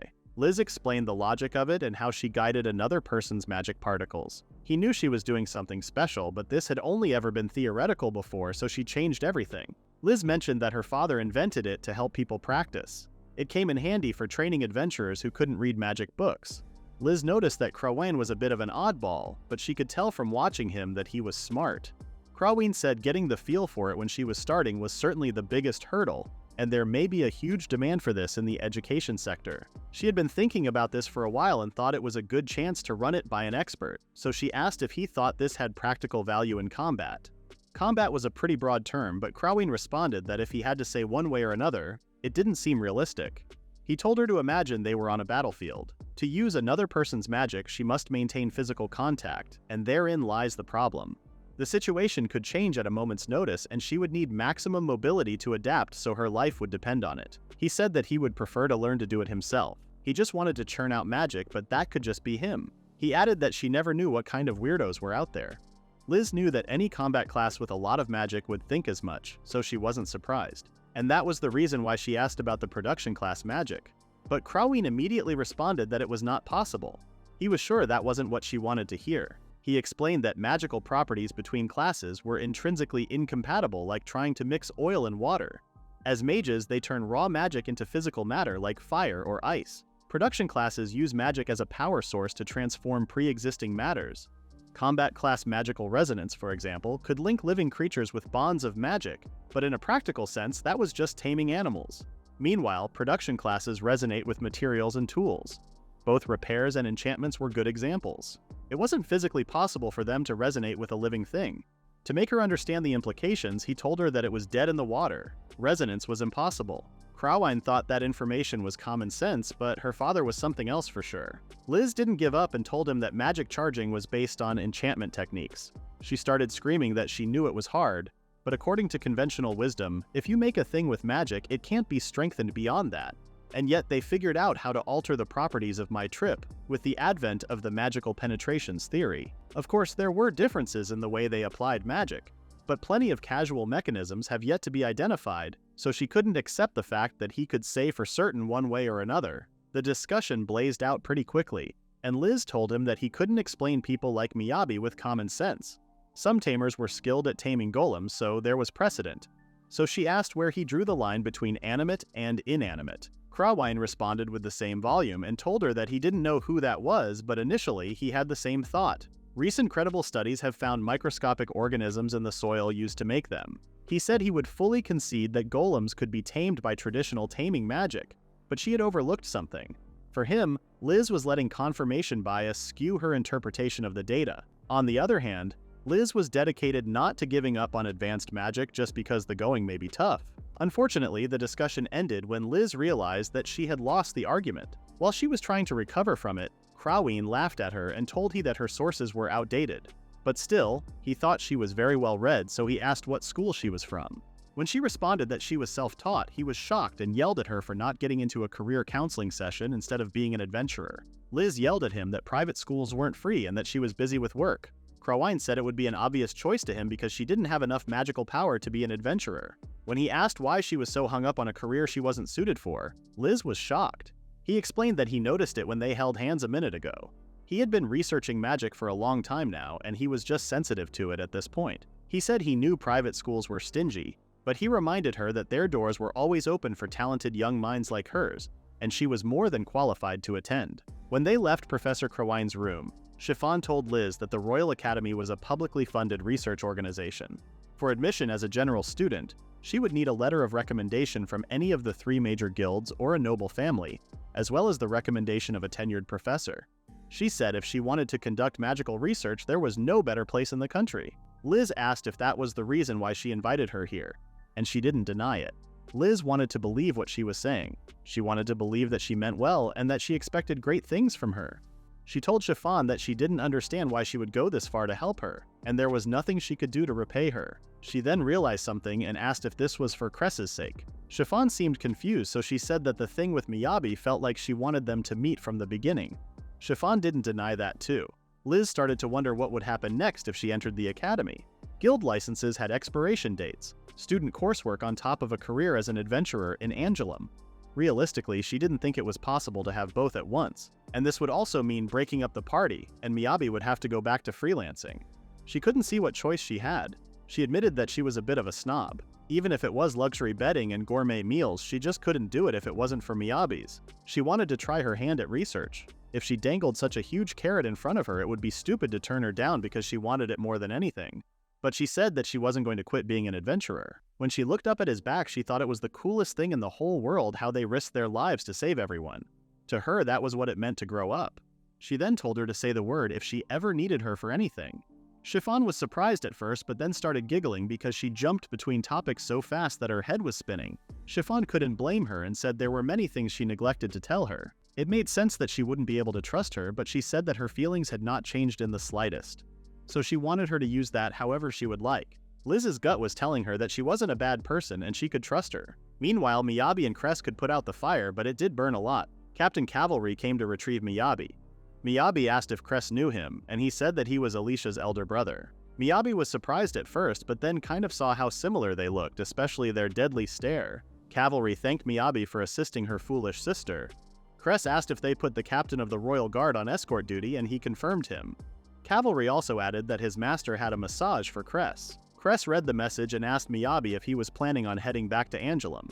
He responded that they were at the mercy of now, but he didn't think there would be a problem. Cress wanted him to teach him some more crafting if they had the time. While leaving the place, Miyabi realized that he hadn't talked to Liz about where they were going next, but he wasn't worried because they would have a lot of time to talk on the way back. However, when he returned to their inn, Liz gave him the news about the full ride scholarship. He was shocked at first, but then immediately started congratulating her. Liz asked if that was all that he was going to say, and he said he should prepare a cake. Liz told him that she was talking about the party. Miyabi didn't think about this and then started panicking about what to do now. Liz told him that she still wanted to adventure with him while she was in school and asked if he could stay in the capital with her. Seeing her so stressed out, Miyabi was confused because that wasn't something he would refuse. Liz was shocked about his attitude and said she couldn't yank around their base like this, and it wouldn't be good. Miyabi asked if she was sure she was okay with leaving Angelum. Master Weiss, Eleanor, and Redcliffe were all based out there too. She wasn't thrilled about leaving them. Miyabi then realized that he hadn't said goodbyes to the guys at the workshop either. Liz started panicking again and thought they had to disband because he had friends over there too. Miyabi had to hit her head to stop her from freaking out. The distance from here to Angoulême was about 590 kilometers. On foot it would take 2 weeks each way and you can't go all year round. He said that it would be best to be an adventurer in Angoulême and a student in the capital, but Liz didn't think that would be possible. Miyabi had a realization and started seeing things that didn't belong in this world. He had an idea to make a train. Liz was confused, so she asked what was trained. Miyabi asked if it would make more sense if he described it as a form of horseless transport. He told her to imagine she had got a rail in a straight shot from point A to point B. The vehicle itself is something like a metal box that rides along the rail. Liz's imagination wasn't improved enough to imagine something like that, so she was overwhelmed. Miyabi decided that it would go much faster if he just showed it to her, and he created a minecart. It was the first time seeing it in the flesh, but those were all over the place in dwarven cities. Miyabi said as long as she was familiar with the concept, this would go quickly. He explained that with the power of rail, this little cart could go all the way between Angoulême and the royal capital, and it could do it underground. Liz was more than shocked by this idea. He explained that above ground would run afoul of towns and also monsters, so that's why it was underground. Liz was amazed that she still had a brain left to break while also climbing in. She said that it was just structures and gizmos here and there, but the scale was completely different. Miyabi reminded her that they already tunneled under a mountain, so it wasn't a big deal. Before, all Miyabi's crafts served conventional needs. But he came up with this like it was second nature, which made her wonder if this was a random flash of inspiration. Miyabi said there was still one big problem with implementation. He asked if she thought it would be fine to go ahead and do it themselves, but Liz didn't even give it a chance in hell. Liz told him that infrastructure and road administration were handled by the production guild. If he undertook a project this huge without permission, they would throw him in jail. Miyabi realized that having the right skills wasn't going to be enough. Meanwhile, Mel was listening to them. The next day, Chiffon called over and said the head of the duchy held the final authority over all guilds. In other words, if they had permission from Duke Trent Beldini, it was perfectly doable. They were still confused as to how they ended up here because they didn't tell anyone. Chiffon said she was merely responding to Mel's request, which was to their underground transportation project between Angoulême and the royal capital. It sounded as though they had hit a roadblock. Miyabi was shocked that Mel overheard them, and Mel responded that when the going was tough, they should make it a nobleman's problem. Miyabi was pretty sure Mel was the only one who could get away with doing that. He then realized that he, of all people, intervened on their behalf, and their friendship had reached this stage so fast. As a thanks, Mel wanted him to make a toy again. Chiffon noticed that the intention was to maintain Liz's adventurer license while attending the academy. Mel's account was somewhat light on the details, but she had a better understanding now. Miyabi wanted her to explain more about how this plan was doable. She stated that public works projects were proposed by the production guild, but there was a precedent for the project being undertaken at her father's request. So if they could get the Duke on board, they were clear. Liz asked if letting this go would be alright. She finally asked why she was going so far to help them. This was a little too much for one commoner's selfish request. Chiffon said she just wanted to be two of them's strengths, but then admitted that it was a habit of hers that people find it difficult to trust her. She said that she was sure to notice. She intended to provide an avenue for her education. Where she chose to hold her adventuring license was of little consequence. The reason she accepted this request was for the sake of Angoulême territory's economy. Angoulême had little in the way of resources, and the efficient import and export of goods had always been an issue. As for the hardships of trade between them and the capital, she had a better understanding than most. She apologized and admitted that she couldn't say she was doing this for their sake. Liz told her that she was just glad she trusted her enough to say it. Chiffon didn't expect her to react like that, so she was pretty confused. Now that they concluded this, Miyabi went on to explain the scope of the project. First, he started by reviewing the hard data. The distance from the capital to Angoulême was about 600 kilometers. Since they were building a subway, they could take the shortest route. Mel was confused with the word subway, so he said he had prepared a scale model. He showed the body of the vehicle and explained that the idea was to have it run autonomously, without the need for horses. The closest they could get to a modern engine here was a steam engine, but no recipe for one existed in the game.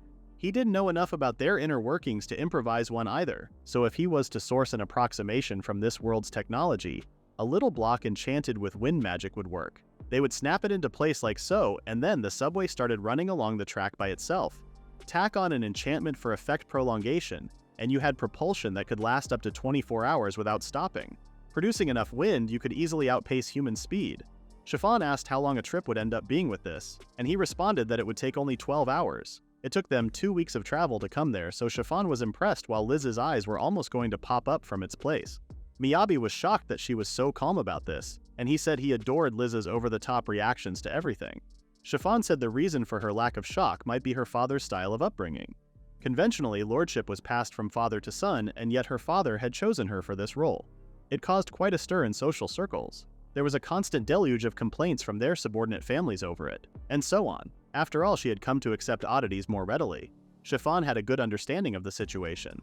She had written her father a letter of recommendation and said she would submit it with another report. They thanked her, and Miyabi said they were all clear to head back to Angoulême. Liz said there was one other thing she needed to do first. Chiffon told Miyabi that Liz would need to prepare for the spring entrance exams, so it would be best to spend that time here in the capital. For general admission students, you have to submit a report on your independent research results, so she would be held captive for a while. Liz asked if he would be okay waiting until the spring. Miyabi thought about it for a moment and said he would probably head back and wanted her to make sure she kept in touch. Liz worried about his wellness, but he said there was nothing for him to do until the spring even if he stayed in town. But mostly he wanted to get started on this project. Mel was going back with him just to keep him alive. Liz asked if they could delay leaving just a little bit. Chiffon informed Miyabi that he would need to conduct negotiations with her father. In all likelihood, administrative rights for the subway would need to be ironed out. There must be some benefit to the duchy in return for their support after all. Miyabi knew she had a point but was nervous that all that was going to be his job. Chiffon wanted him to give careful thought about what was the most important for him to get out of this project. In the upper echelons, everyone had their priorities and machinations. Some may follow his interests and some may not. This applied to Chiffon too, so Miyabi thanked them for the heads up. Before leaving, Miyabi noticed that he hadn't seen Alicia attending her. Chiffon stated that as of today, Alicia had been relieved of her duties as her attendant. In the next scene, it had been a month since they bid Liz goodbye to the capital and plenty of stuff happened while journeying with Mel. But at last, they finally made it back to Angoulême. Miyabi thanked Mel for accompanying him on this long journey. Nothing dangerous happened along the way, but Mel didn't seem so surprised. But they were late because Miyabi couldn't ride a horse.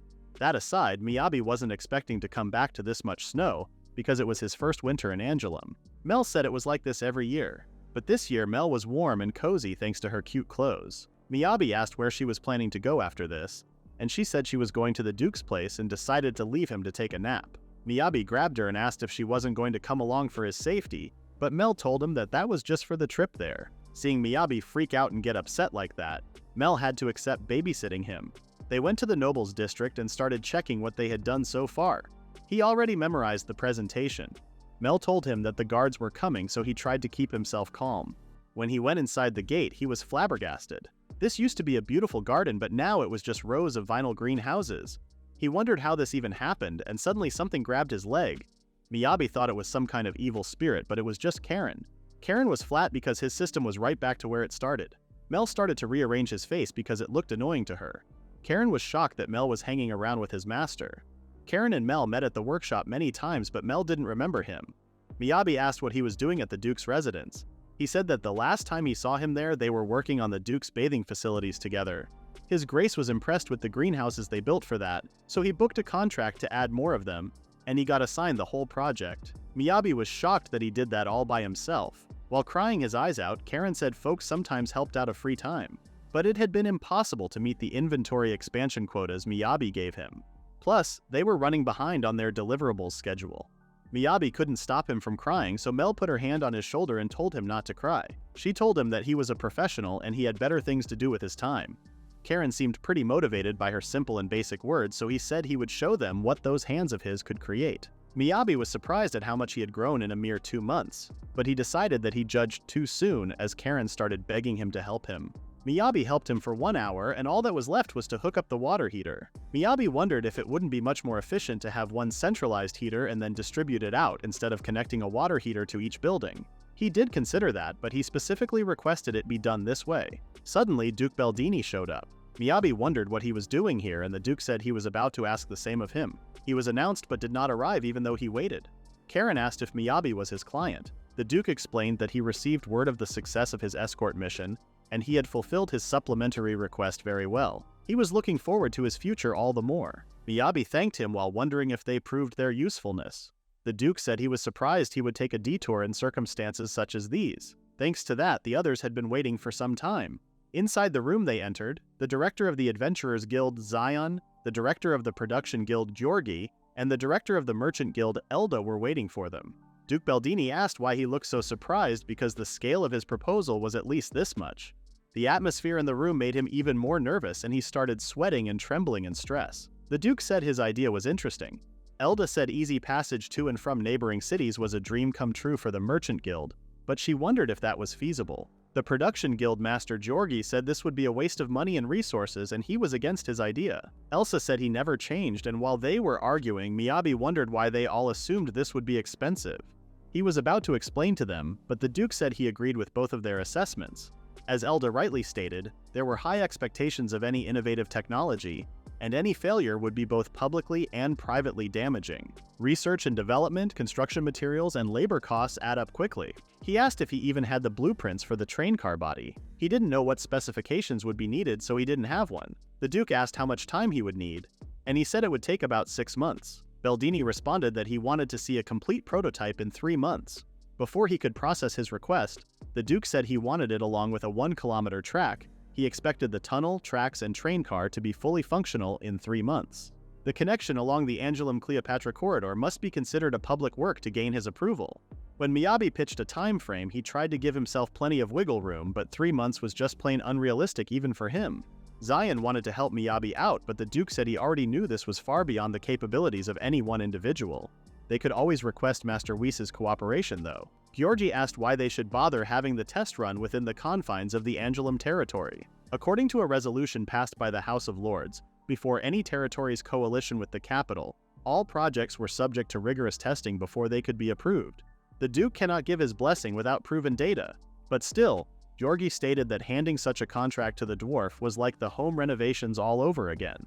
Elda interrupted and said, setting aside the granular details, how much utilization the Merchant Guild would be entitled to if it succeeds and goes public was more important. Georgi implied that she was always talking about money, but Elda responded that there could be nothing of greater importance. The land rights in this country were the purview of the 5 great ducal houses. Within the territory, if this was classed as a public works project, 100% of the rights go to the House of Beldini, who holds complete control. What had been discussed here today was a mode of transportation that was accessible even to those unable to drive a horse-drawn carriage, so this would naturally impact the Merchant Guild's profits. Control over utilization must be ironed out now. From how she spoke, Miyabi realized that this was taking an ugly turn. He thought the Duke would be in charge no matter what, so he was pretty surprised. The Duke said she made a good point and he intended for this meeting to be on the subject of logistics. Miyabi wondered if he was even in a position to speak up about it. He wanted to explain that he just wanted to use it to get his buddy to her school. He thought about bringing it up later with the Duke in private, but he knew he couldn't. Seeing him stressing out like that, Liz kicked his leg. She told him to say what he wanted to say. She reminded him that the weak had no place here. He was the one designing and building the subway, so he should have some say in how it gets used. He agreed with Mel because this pipe dream of a project was all to support Liz, and that's why he was here. The only way he could do his job properly was if he opened his mouth and said something, so he raised his hand and screamed that he insisted on having rights as well. No one could have seen something like that coming from him. Miyabi said he had his uses in mind when he pitched it, and then the scope kept getting revised. But his words were interrupted by Elda's feet. She reminded him that this was the property of the state, and yet he would use it for himself. She told him that he had overstepped his bounds. Miyabi said if he can't even use it, there would be no point, and if that was how it was going to be, then he was walking, and they could go do the work themselves. The Duke stopped him and told him that if the prototype was successful, the subsequent contract would be an astronomical sum, easily enough to equal 10 years of the average man's income, so this was the amount of money on the line. He asked if he would walk even with that, and Miyabi responded that he would in a heartbeat. He stated that he didn't need the money, and that he just needed to be able to use it when he needed it. The Duke listened to him and said they would include that in the terms.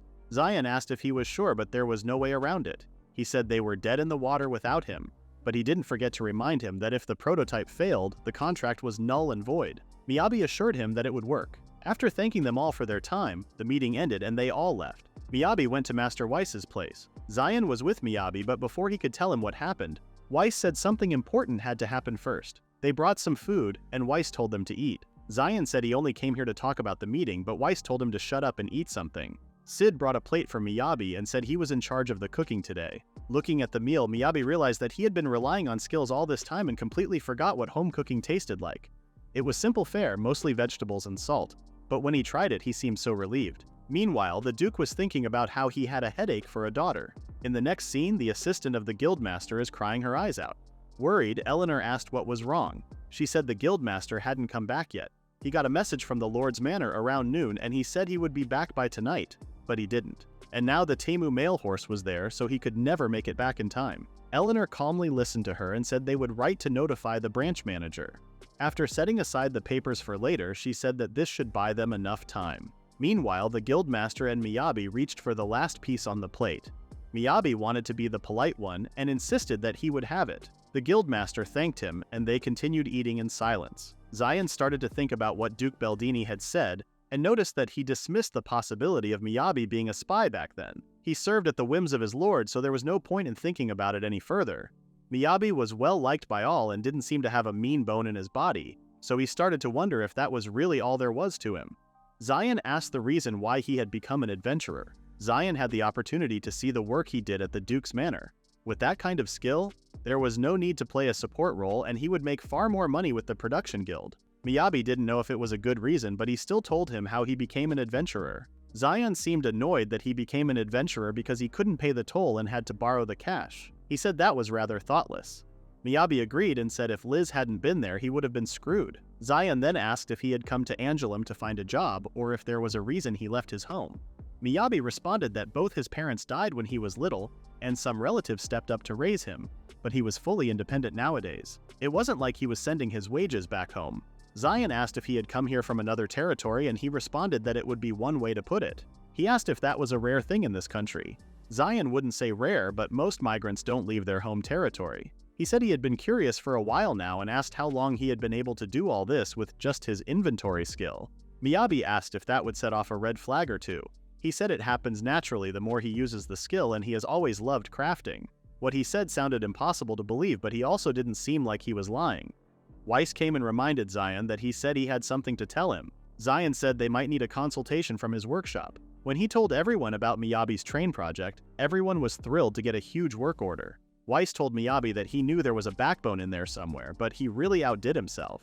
Zion asked Weiss if he didn't think it was a little implausible. Weiss's response was to tell him not to be an idiot.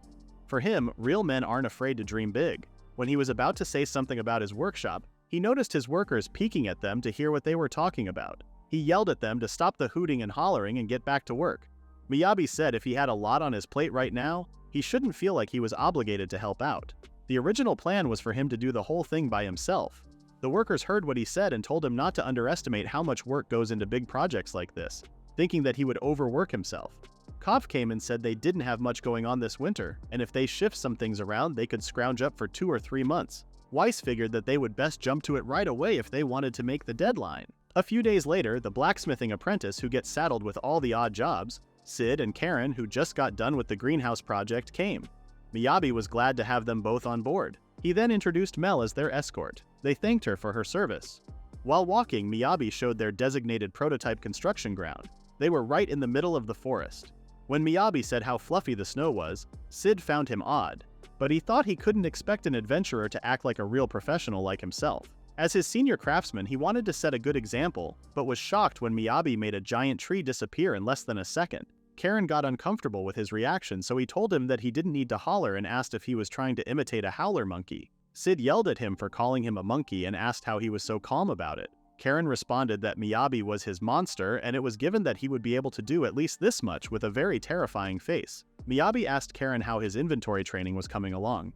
Karen said he could now store a whole month's worth of lunchboxes at once. Miyabi was so impressed by his improvement. Karen said he was right all along because even just collecting little pebbles and weeds from the side of the road was enough to expand it. Sid realized that how he acted like a freak in public was part of a training regimen. He asked if the tree had vanished because he had stashed it in his inventory, and he confirmed it had. Miyabi explained that while training expands your inventory, it would also improve your gathering skills. He asked if they would like to take a whack at it. After working so much, Sid and Karen let themselves lay on the ground and questioned why they even came here. Sid then remembered that they were here for the subway but made no progress. Miyabi responded that he had just finished digging the tunnel. He said he would get the digging out of the way now and showed them the tunnel. Sid once again was shocked and asked how he could dig something like this in just one day. Miyabi ignored his question and said he wanted to get started on the train car tomorrow. He then remembered something and said they were going to spend the night there. Spawning a cute little house inside the tunnel, he asked Karen and Sid if they would like to join them. When everyone went to sleep, Sid admitted that he had underestimated Miyabi. Karen had told him before that Miyabi was a total monster, but Sid didn't believe him. Sid wondered why he was on the renovation project because it never really came up. Even Weiss respected him. Thinking about Miyabi's abilities, Sid didn't want to accept Miyabi's genius mind. He was carrying the name of Black Steel on his shoulders and wouldn't let Miyabi hog the glory. The next morning, Miyabi woke up hearing noises coming out of the house. He saw Sid working and asked what he was doing. Sid said he was putting up the distance markers. Miyabi was confused, so he explained that he couldn't just eyeball it if he wanted a valid prototype, so he was getting the rope prep out of the way now to save them time later. Miyabi conceded the point, but he was still confused. Sid said he still couldn't picture this whole train car thing, but he just didn't want to waste time here and get to the good stuff. Miyabi tried to say something, but he said he would not lose from now on, so he didn't say anything. Mel asked if they were supposed to be keeping score, and he responded that he was just motivated and that she shouldn't rain on his parade. Karen woke up and asked if they were focusing on the train car itself today. They didn't have much time for testing, so he wondered what his plan was. Miyabi said there were a lot of hurdles to overcome, but ultimately, the point of a prototype was checking to see whether the technology is feasible or not. So they just need it to go and stop. If they could prove that much, they would be in business. In summary, Phase 1 was resolving the power source. They were going to taste the vehicle Mole X. It was based on construction materials courtesy of the Angelum Production Guild. Karen asked what the thing was attached to the back, and he said it was a block that was going to be the main source of propulsion. By encasing it in a metal housing, they could force the airflow in just one direction. He then told him to stand back a bit, and he tried to give it a firm nudge to move all this iron. Barely, but ended up being thrown along with the base construction to one end of the tunnel. If it wasn't for Mel who saved him, he would be dead by now. Karen was equally panicked for him, and they both thought he was a total goner. Mel told him that he was fine and that he should go get his toy. He learned the lesson of starting at low power outputs, and then gradually increasing output as needed. In his second try, he was very careful and managed to move the train a few inches. Both scared and happy, they hugged Mel. Karen asked what they were going to do now. They were doing okay on the go criteria, but they still can't bring it to a stop. The first method that came to his mind was the simplest. He was going to reabsorb the magic he put in. Karen figured that with no-go power it wouldn't go. They tried that option, but it didn't stop immediately. Miyabi figured this would happen, so he wasn't as surprised as Karen. The 4Y lose power to friction from the wheels, and causes the wheels to lose power. Unless he keeps feeding it power, it would grind to a halt pretty quickly. Right now, it had all the utility of a bicycle. But if he ramped up the speed, controlling it starts to be a problem. He knew he needed to design some brakes, but his secret was that he didn't know a damn thing about mechanical engineering. He wondered if there weren't any production recipes for modern technology in the game, and how the old-time trains designed their brakes again. He tried to calm himself down by saying he might be overthinking this. He knew the friction slows it down, so he might be able to just exploit that. But that was another failed idea. He pressed a stick against the tire to increase the friction and it should work the same as brakes. It did stop eventually, but the psychological damage it did to Karen and Miyabi was a lot for sure. Sid came, and even as a person who didn't know this subway thing, he noticed that slowing it down like this was kind of dangerous. Miyabi started to brainstorm some ideas. Normal brakes on trains and cars were too difficult for him to conceptualize right now, but he might make it work when he considered bikes. He started drawing the ideas to see if they would be doable. The thing he drew was too vague to even be called an idea, and he wasn't really sure if it would work. It was what he used every day, so this was all he could think of.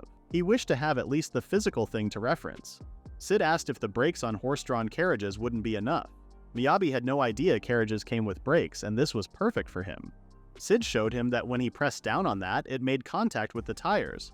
While Miyabi was amazed by this, Karen was also impressed that Sid knew how a carriage worked. Sid said there weren't too many of them out in the countryside, but in downtown Angelum he couldn't swing a cat without hitting 5. Miyabi wanted to talk about his incredible powers of observation first. Karen couldn't picture what he meant at all, but he said no ordinary person could do that. Come to think of it, Miyabi found it odd because he never made a conscious note of it. It was as if it wasn't even there. For him, carriages were no different from set dressing, part of the background. Not just horse-drawn carriages, but the architecture and all the little touches too.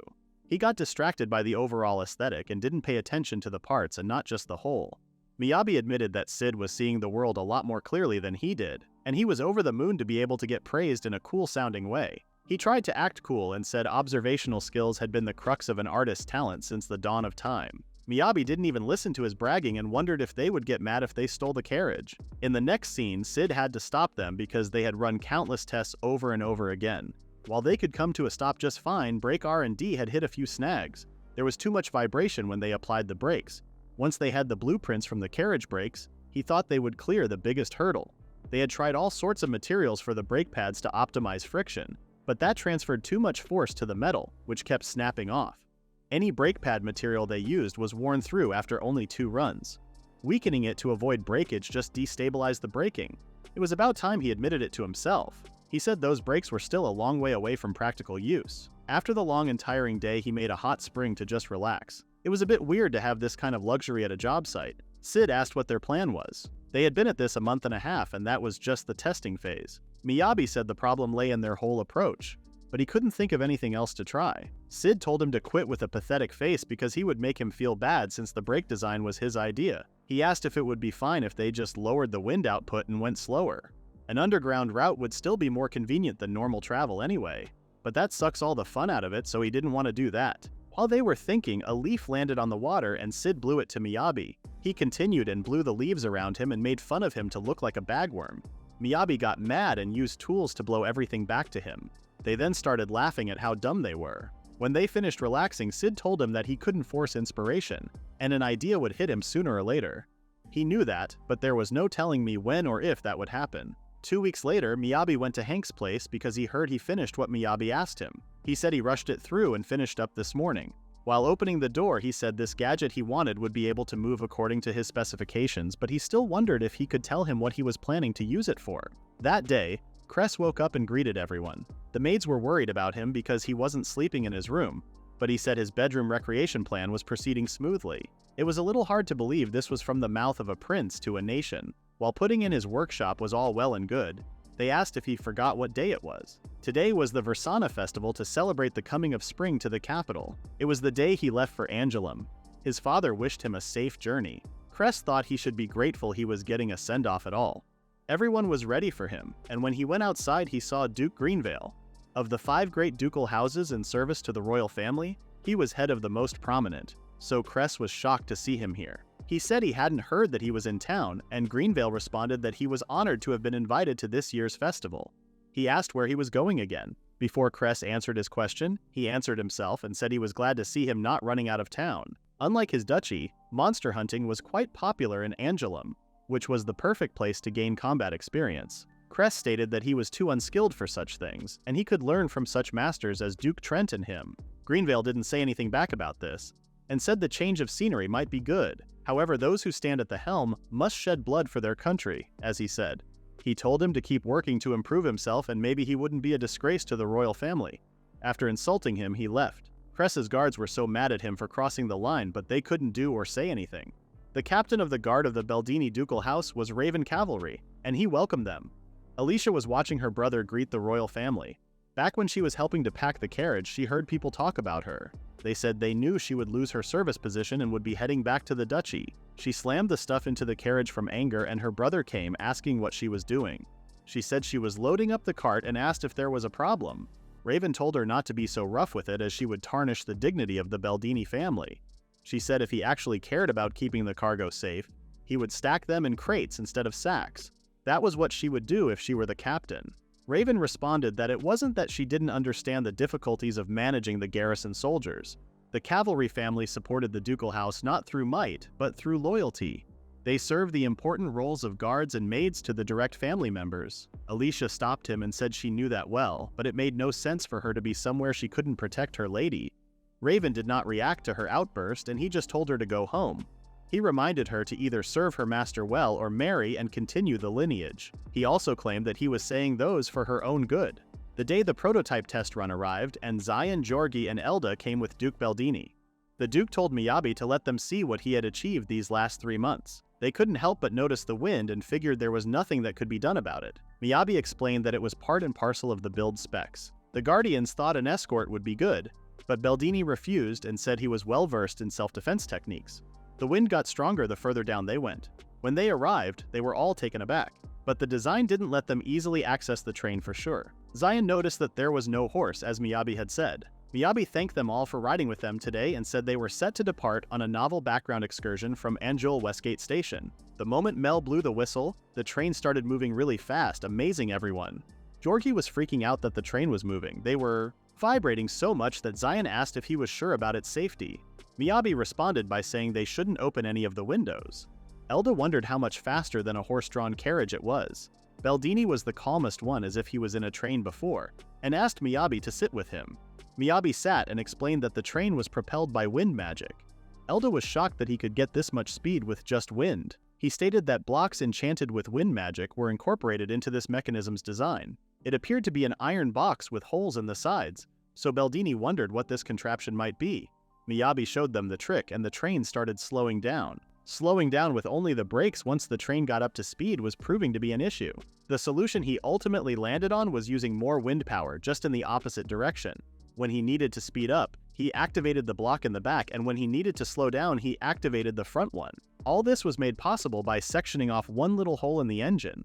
He made it sound so simple, but you would need help to operate both the lever mechanism and the brakes. By applying reverse thrust as well as mechanical braking, they have built-in redundancy. The audience was still in shock even after getting off the train. Miyabi obviously couldn't blame them because all speed standards of this world were set by horses.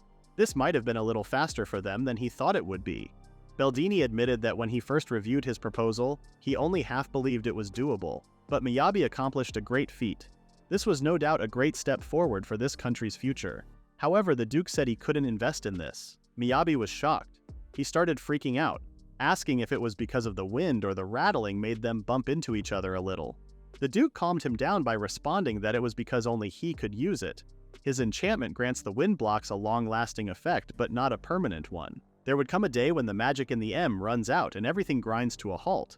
It was the same concern he had with the greenhouse project. Miyabi asked what this meant. He said whether it was producing more hot water than could be carried or moving the heavy mass of a large iron box, this was completely unsustainable unless someone had magic power to rival him. He asked what would happen when he wasn't around to handle the upkeep in 10 years or in 50 years. This would become little more than a dusty relic, so there was no point investing money in something like that. He added a condition to the terms of the contract. All further construction must be done by Karen alone. That is the end of the recap at Chapter 34. Please read the pinned comment about the next part.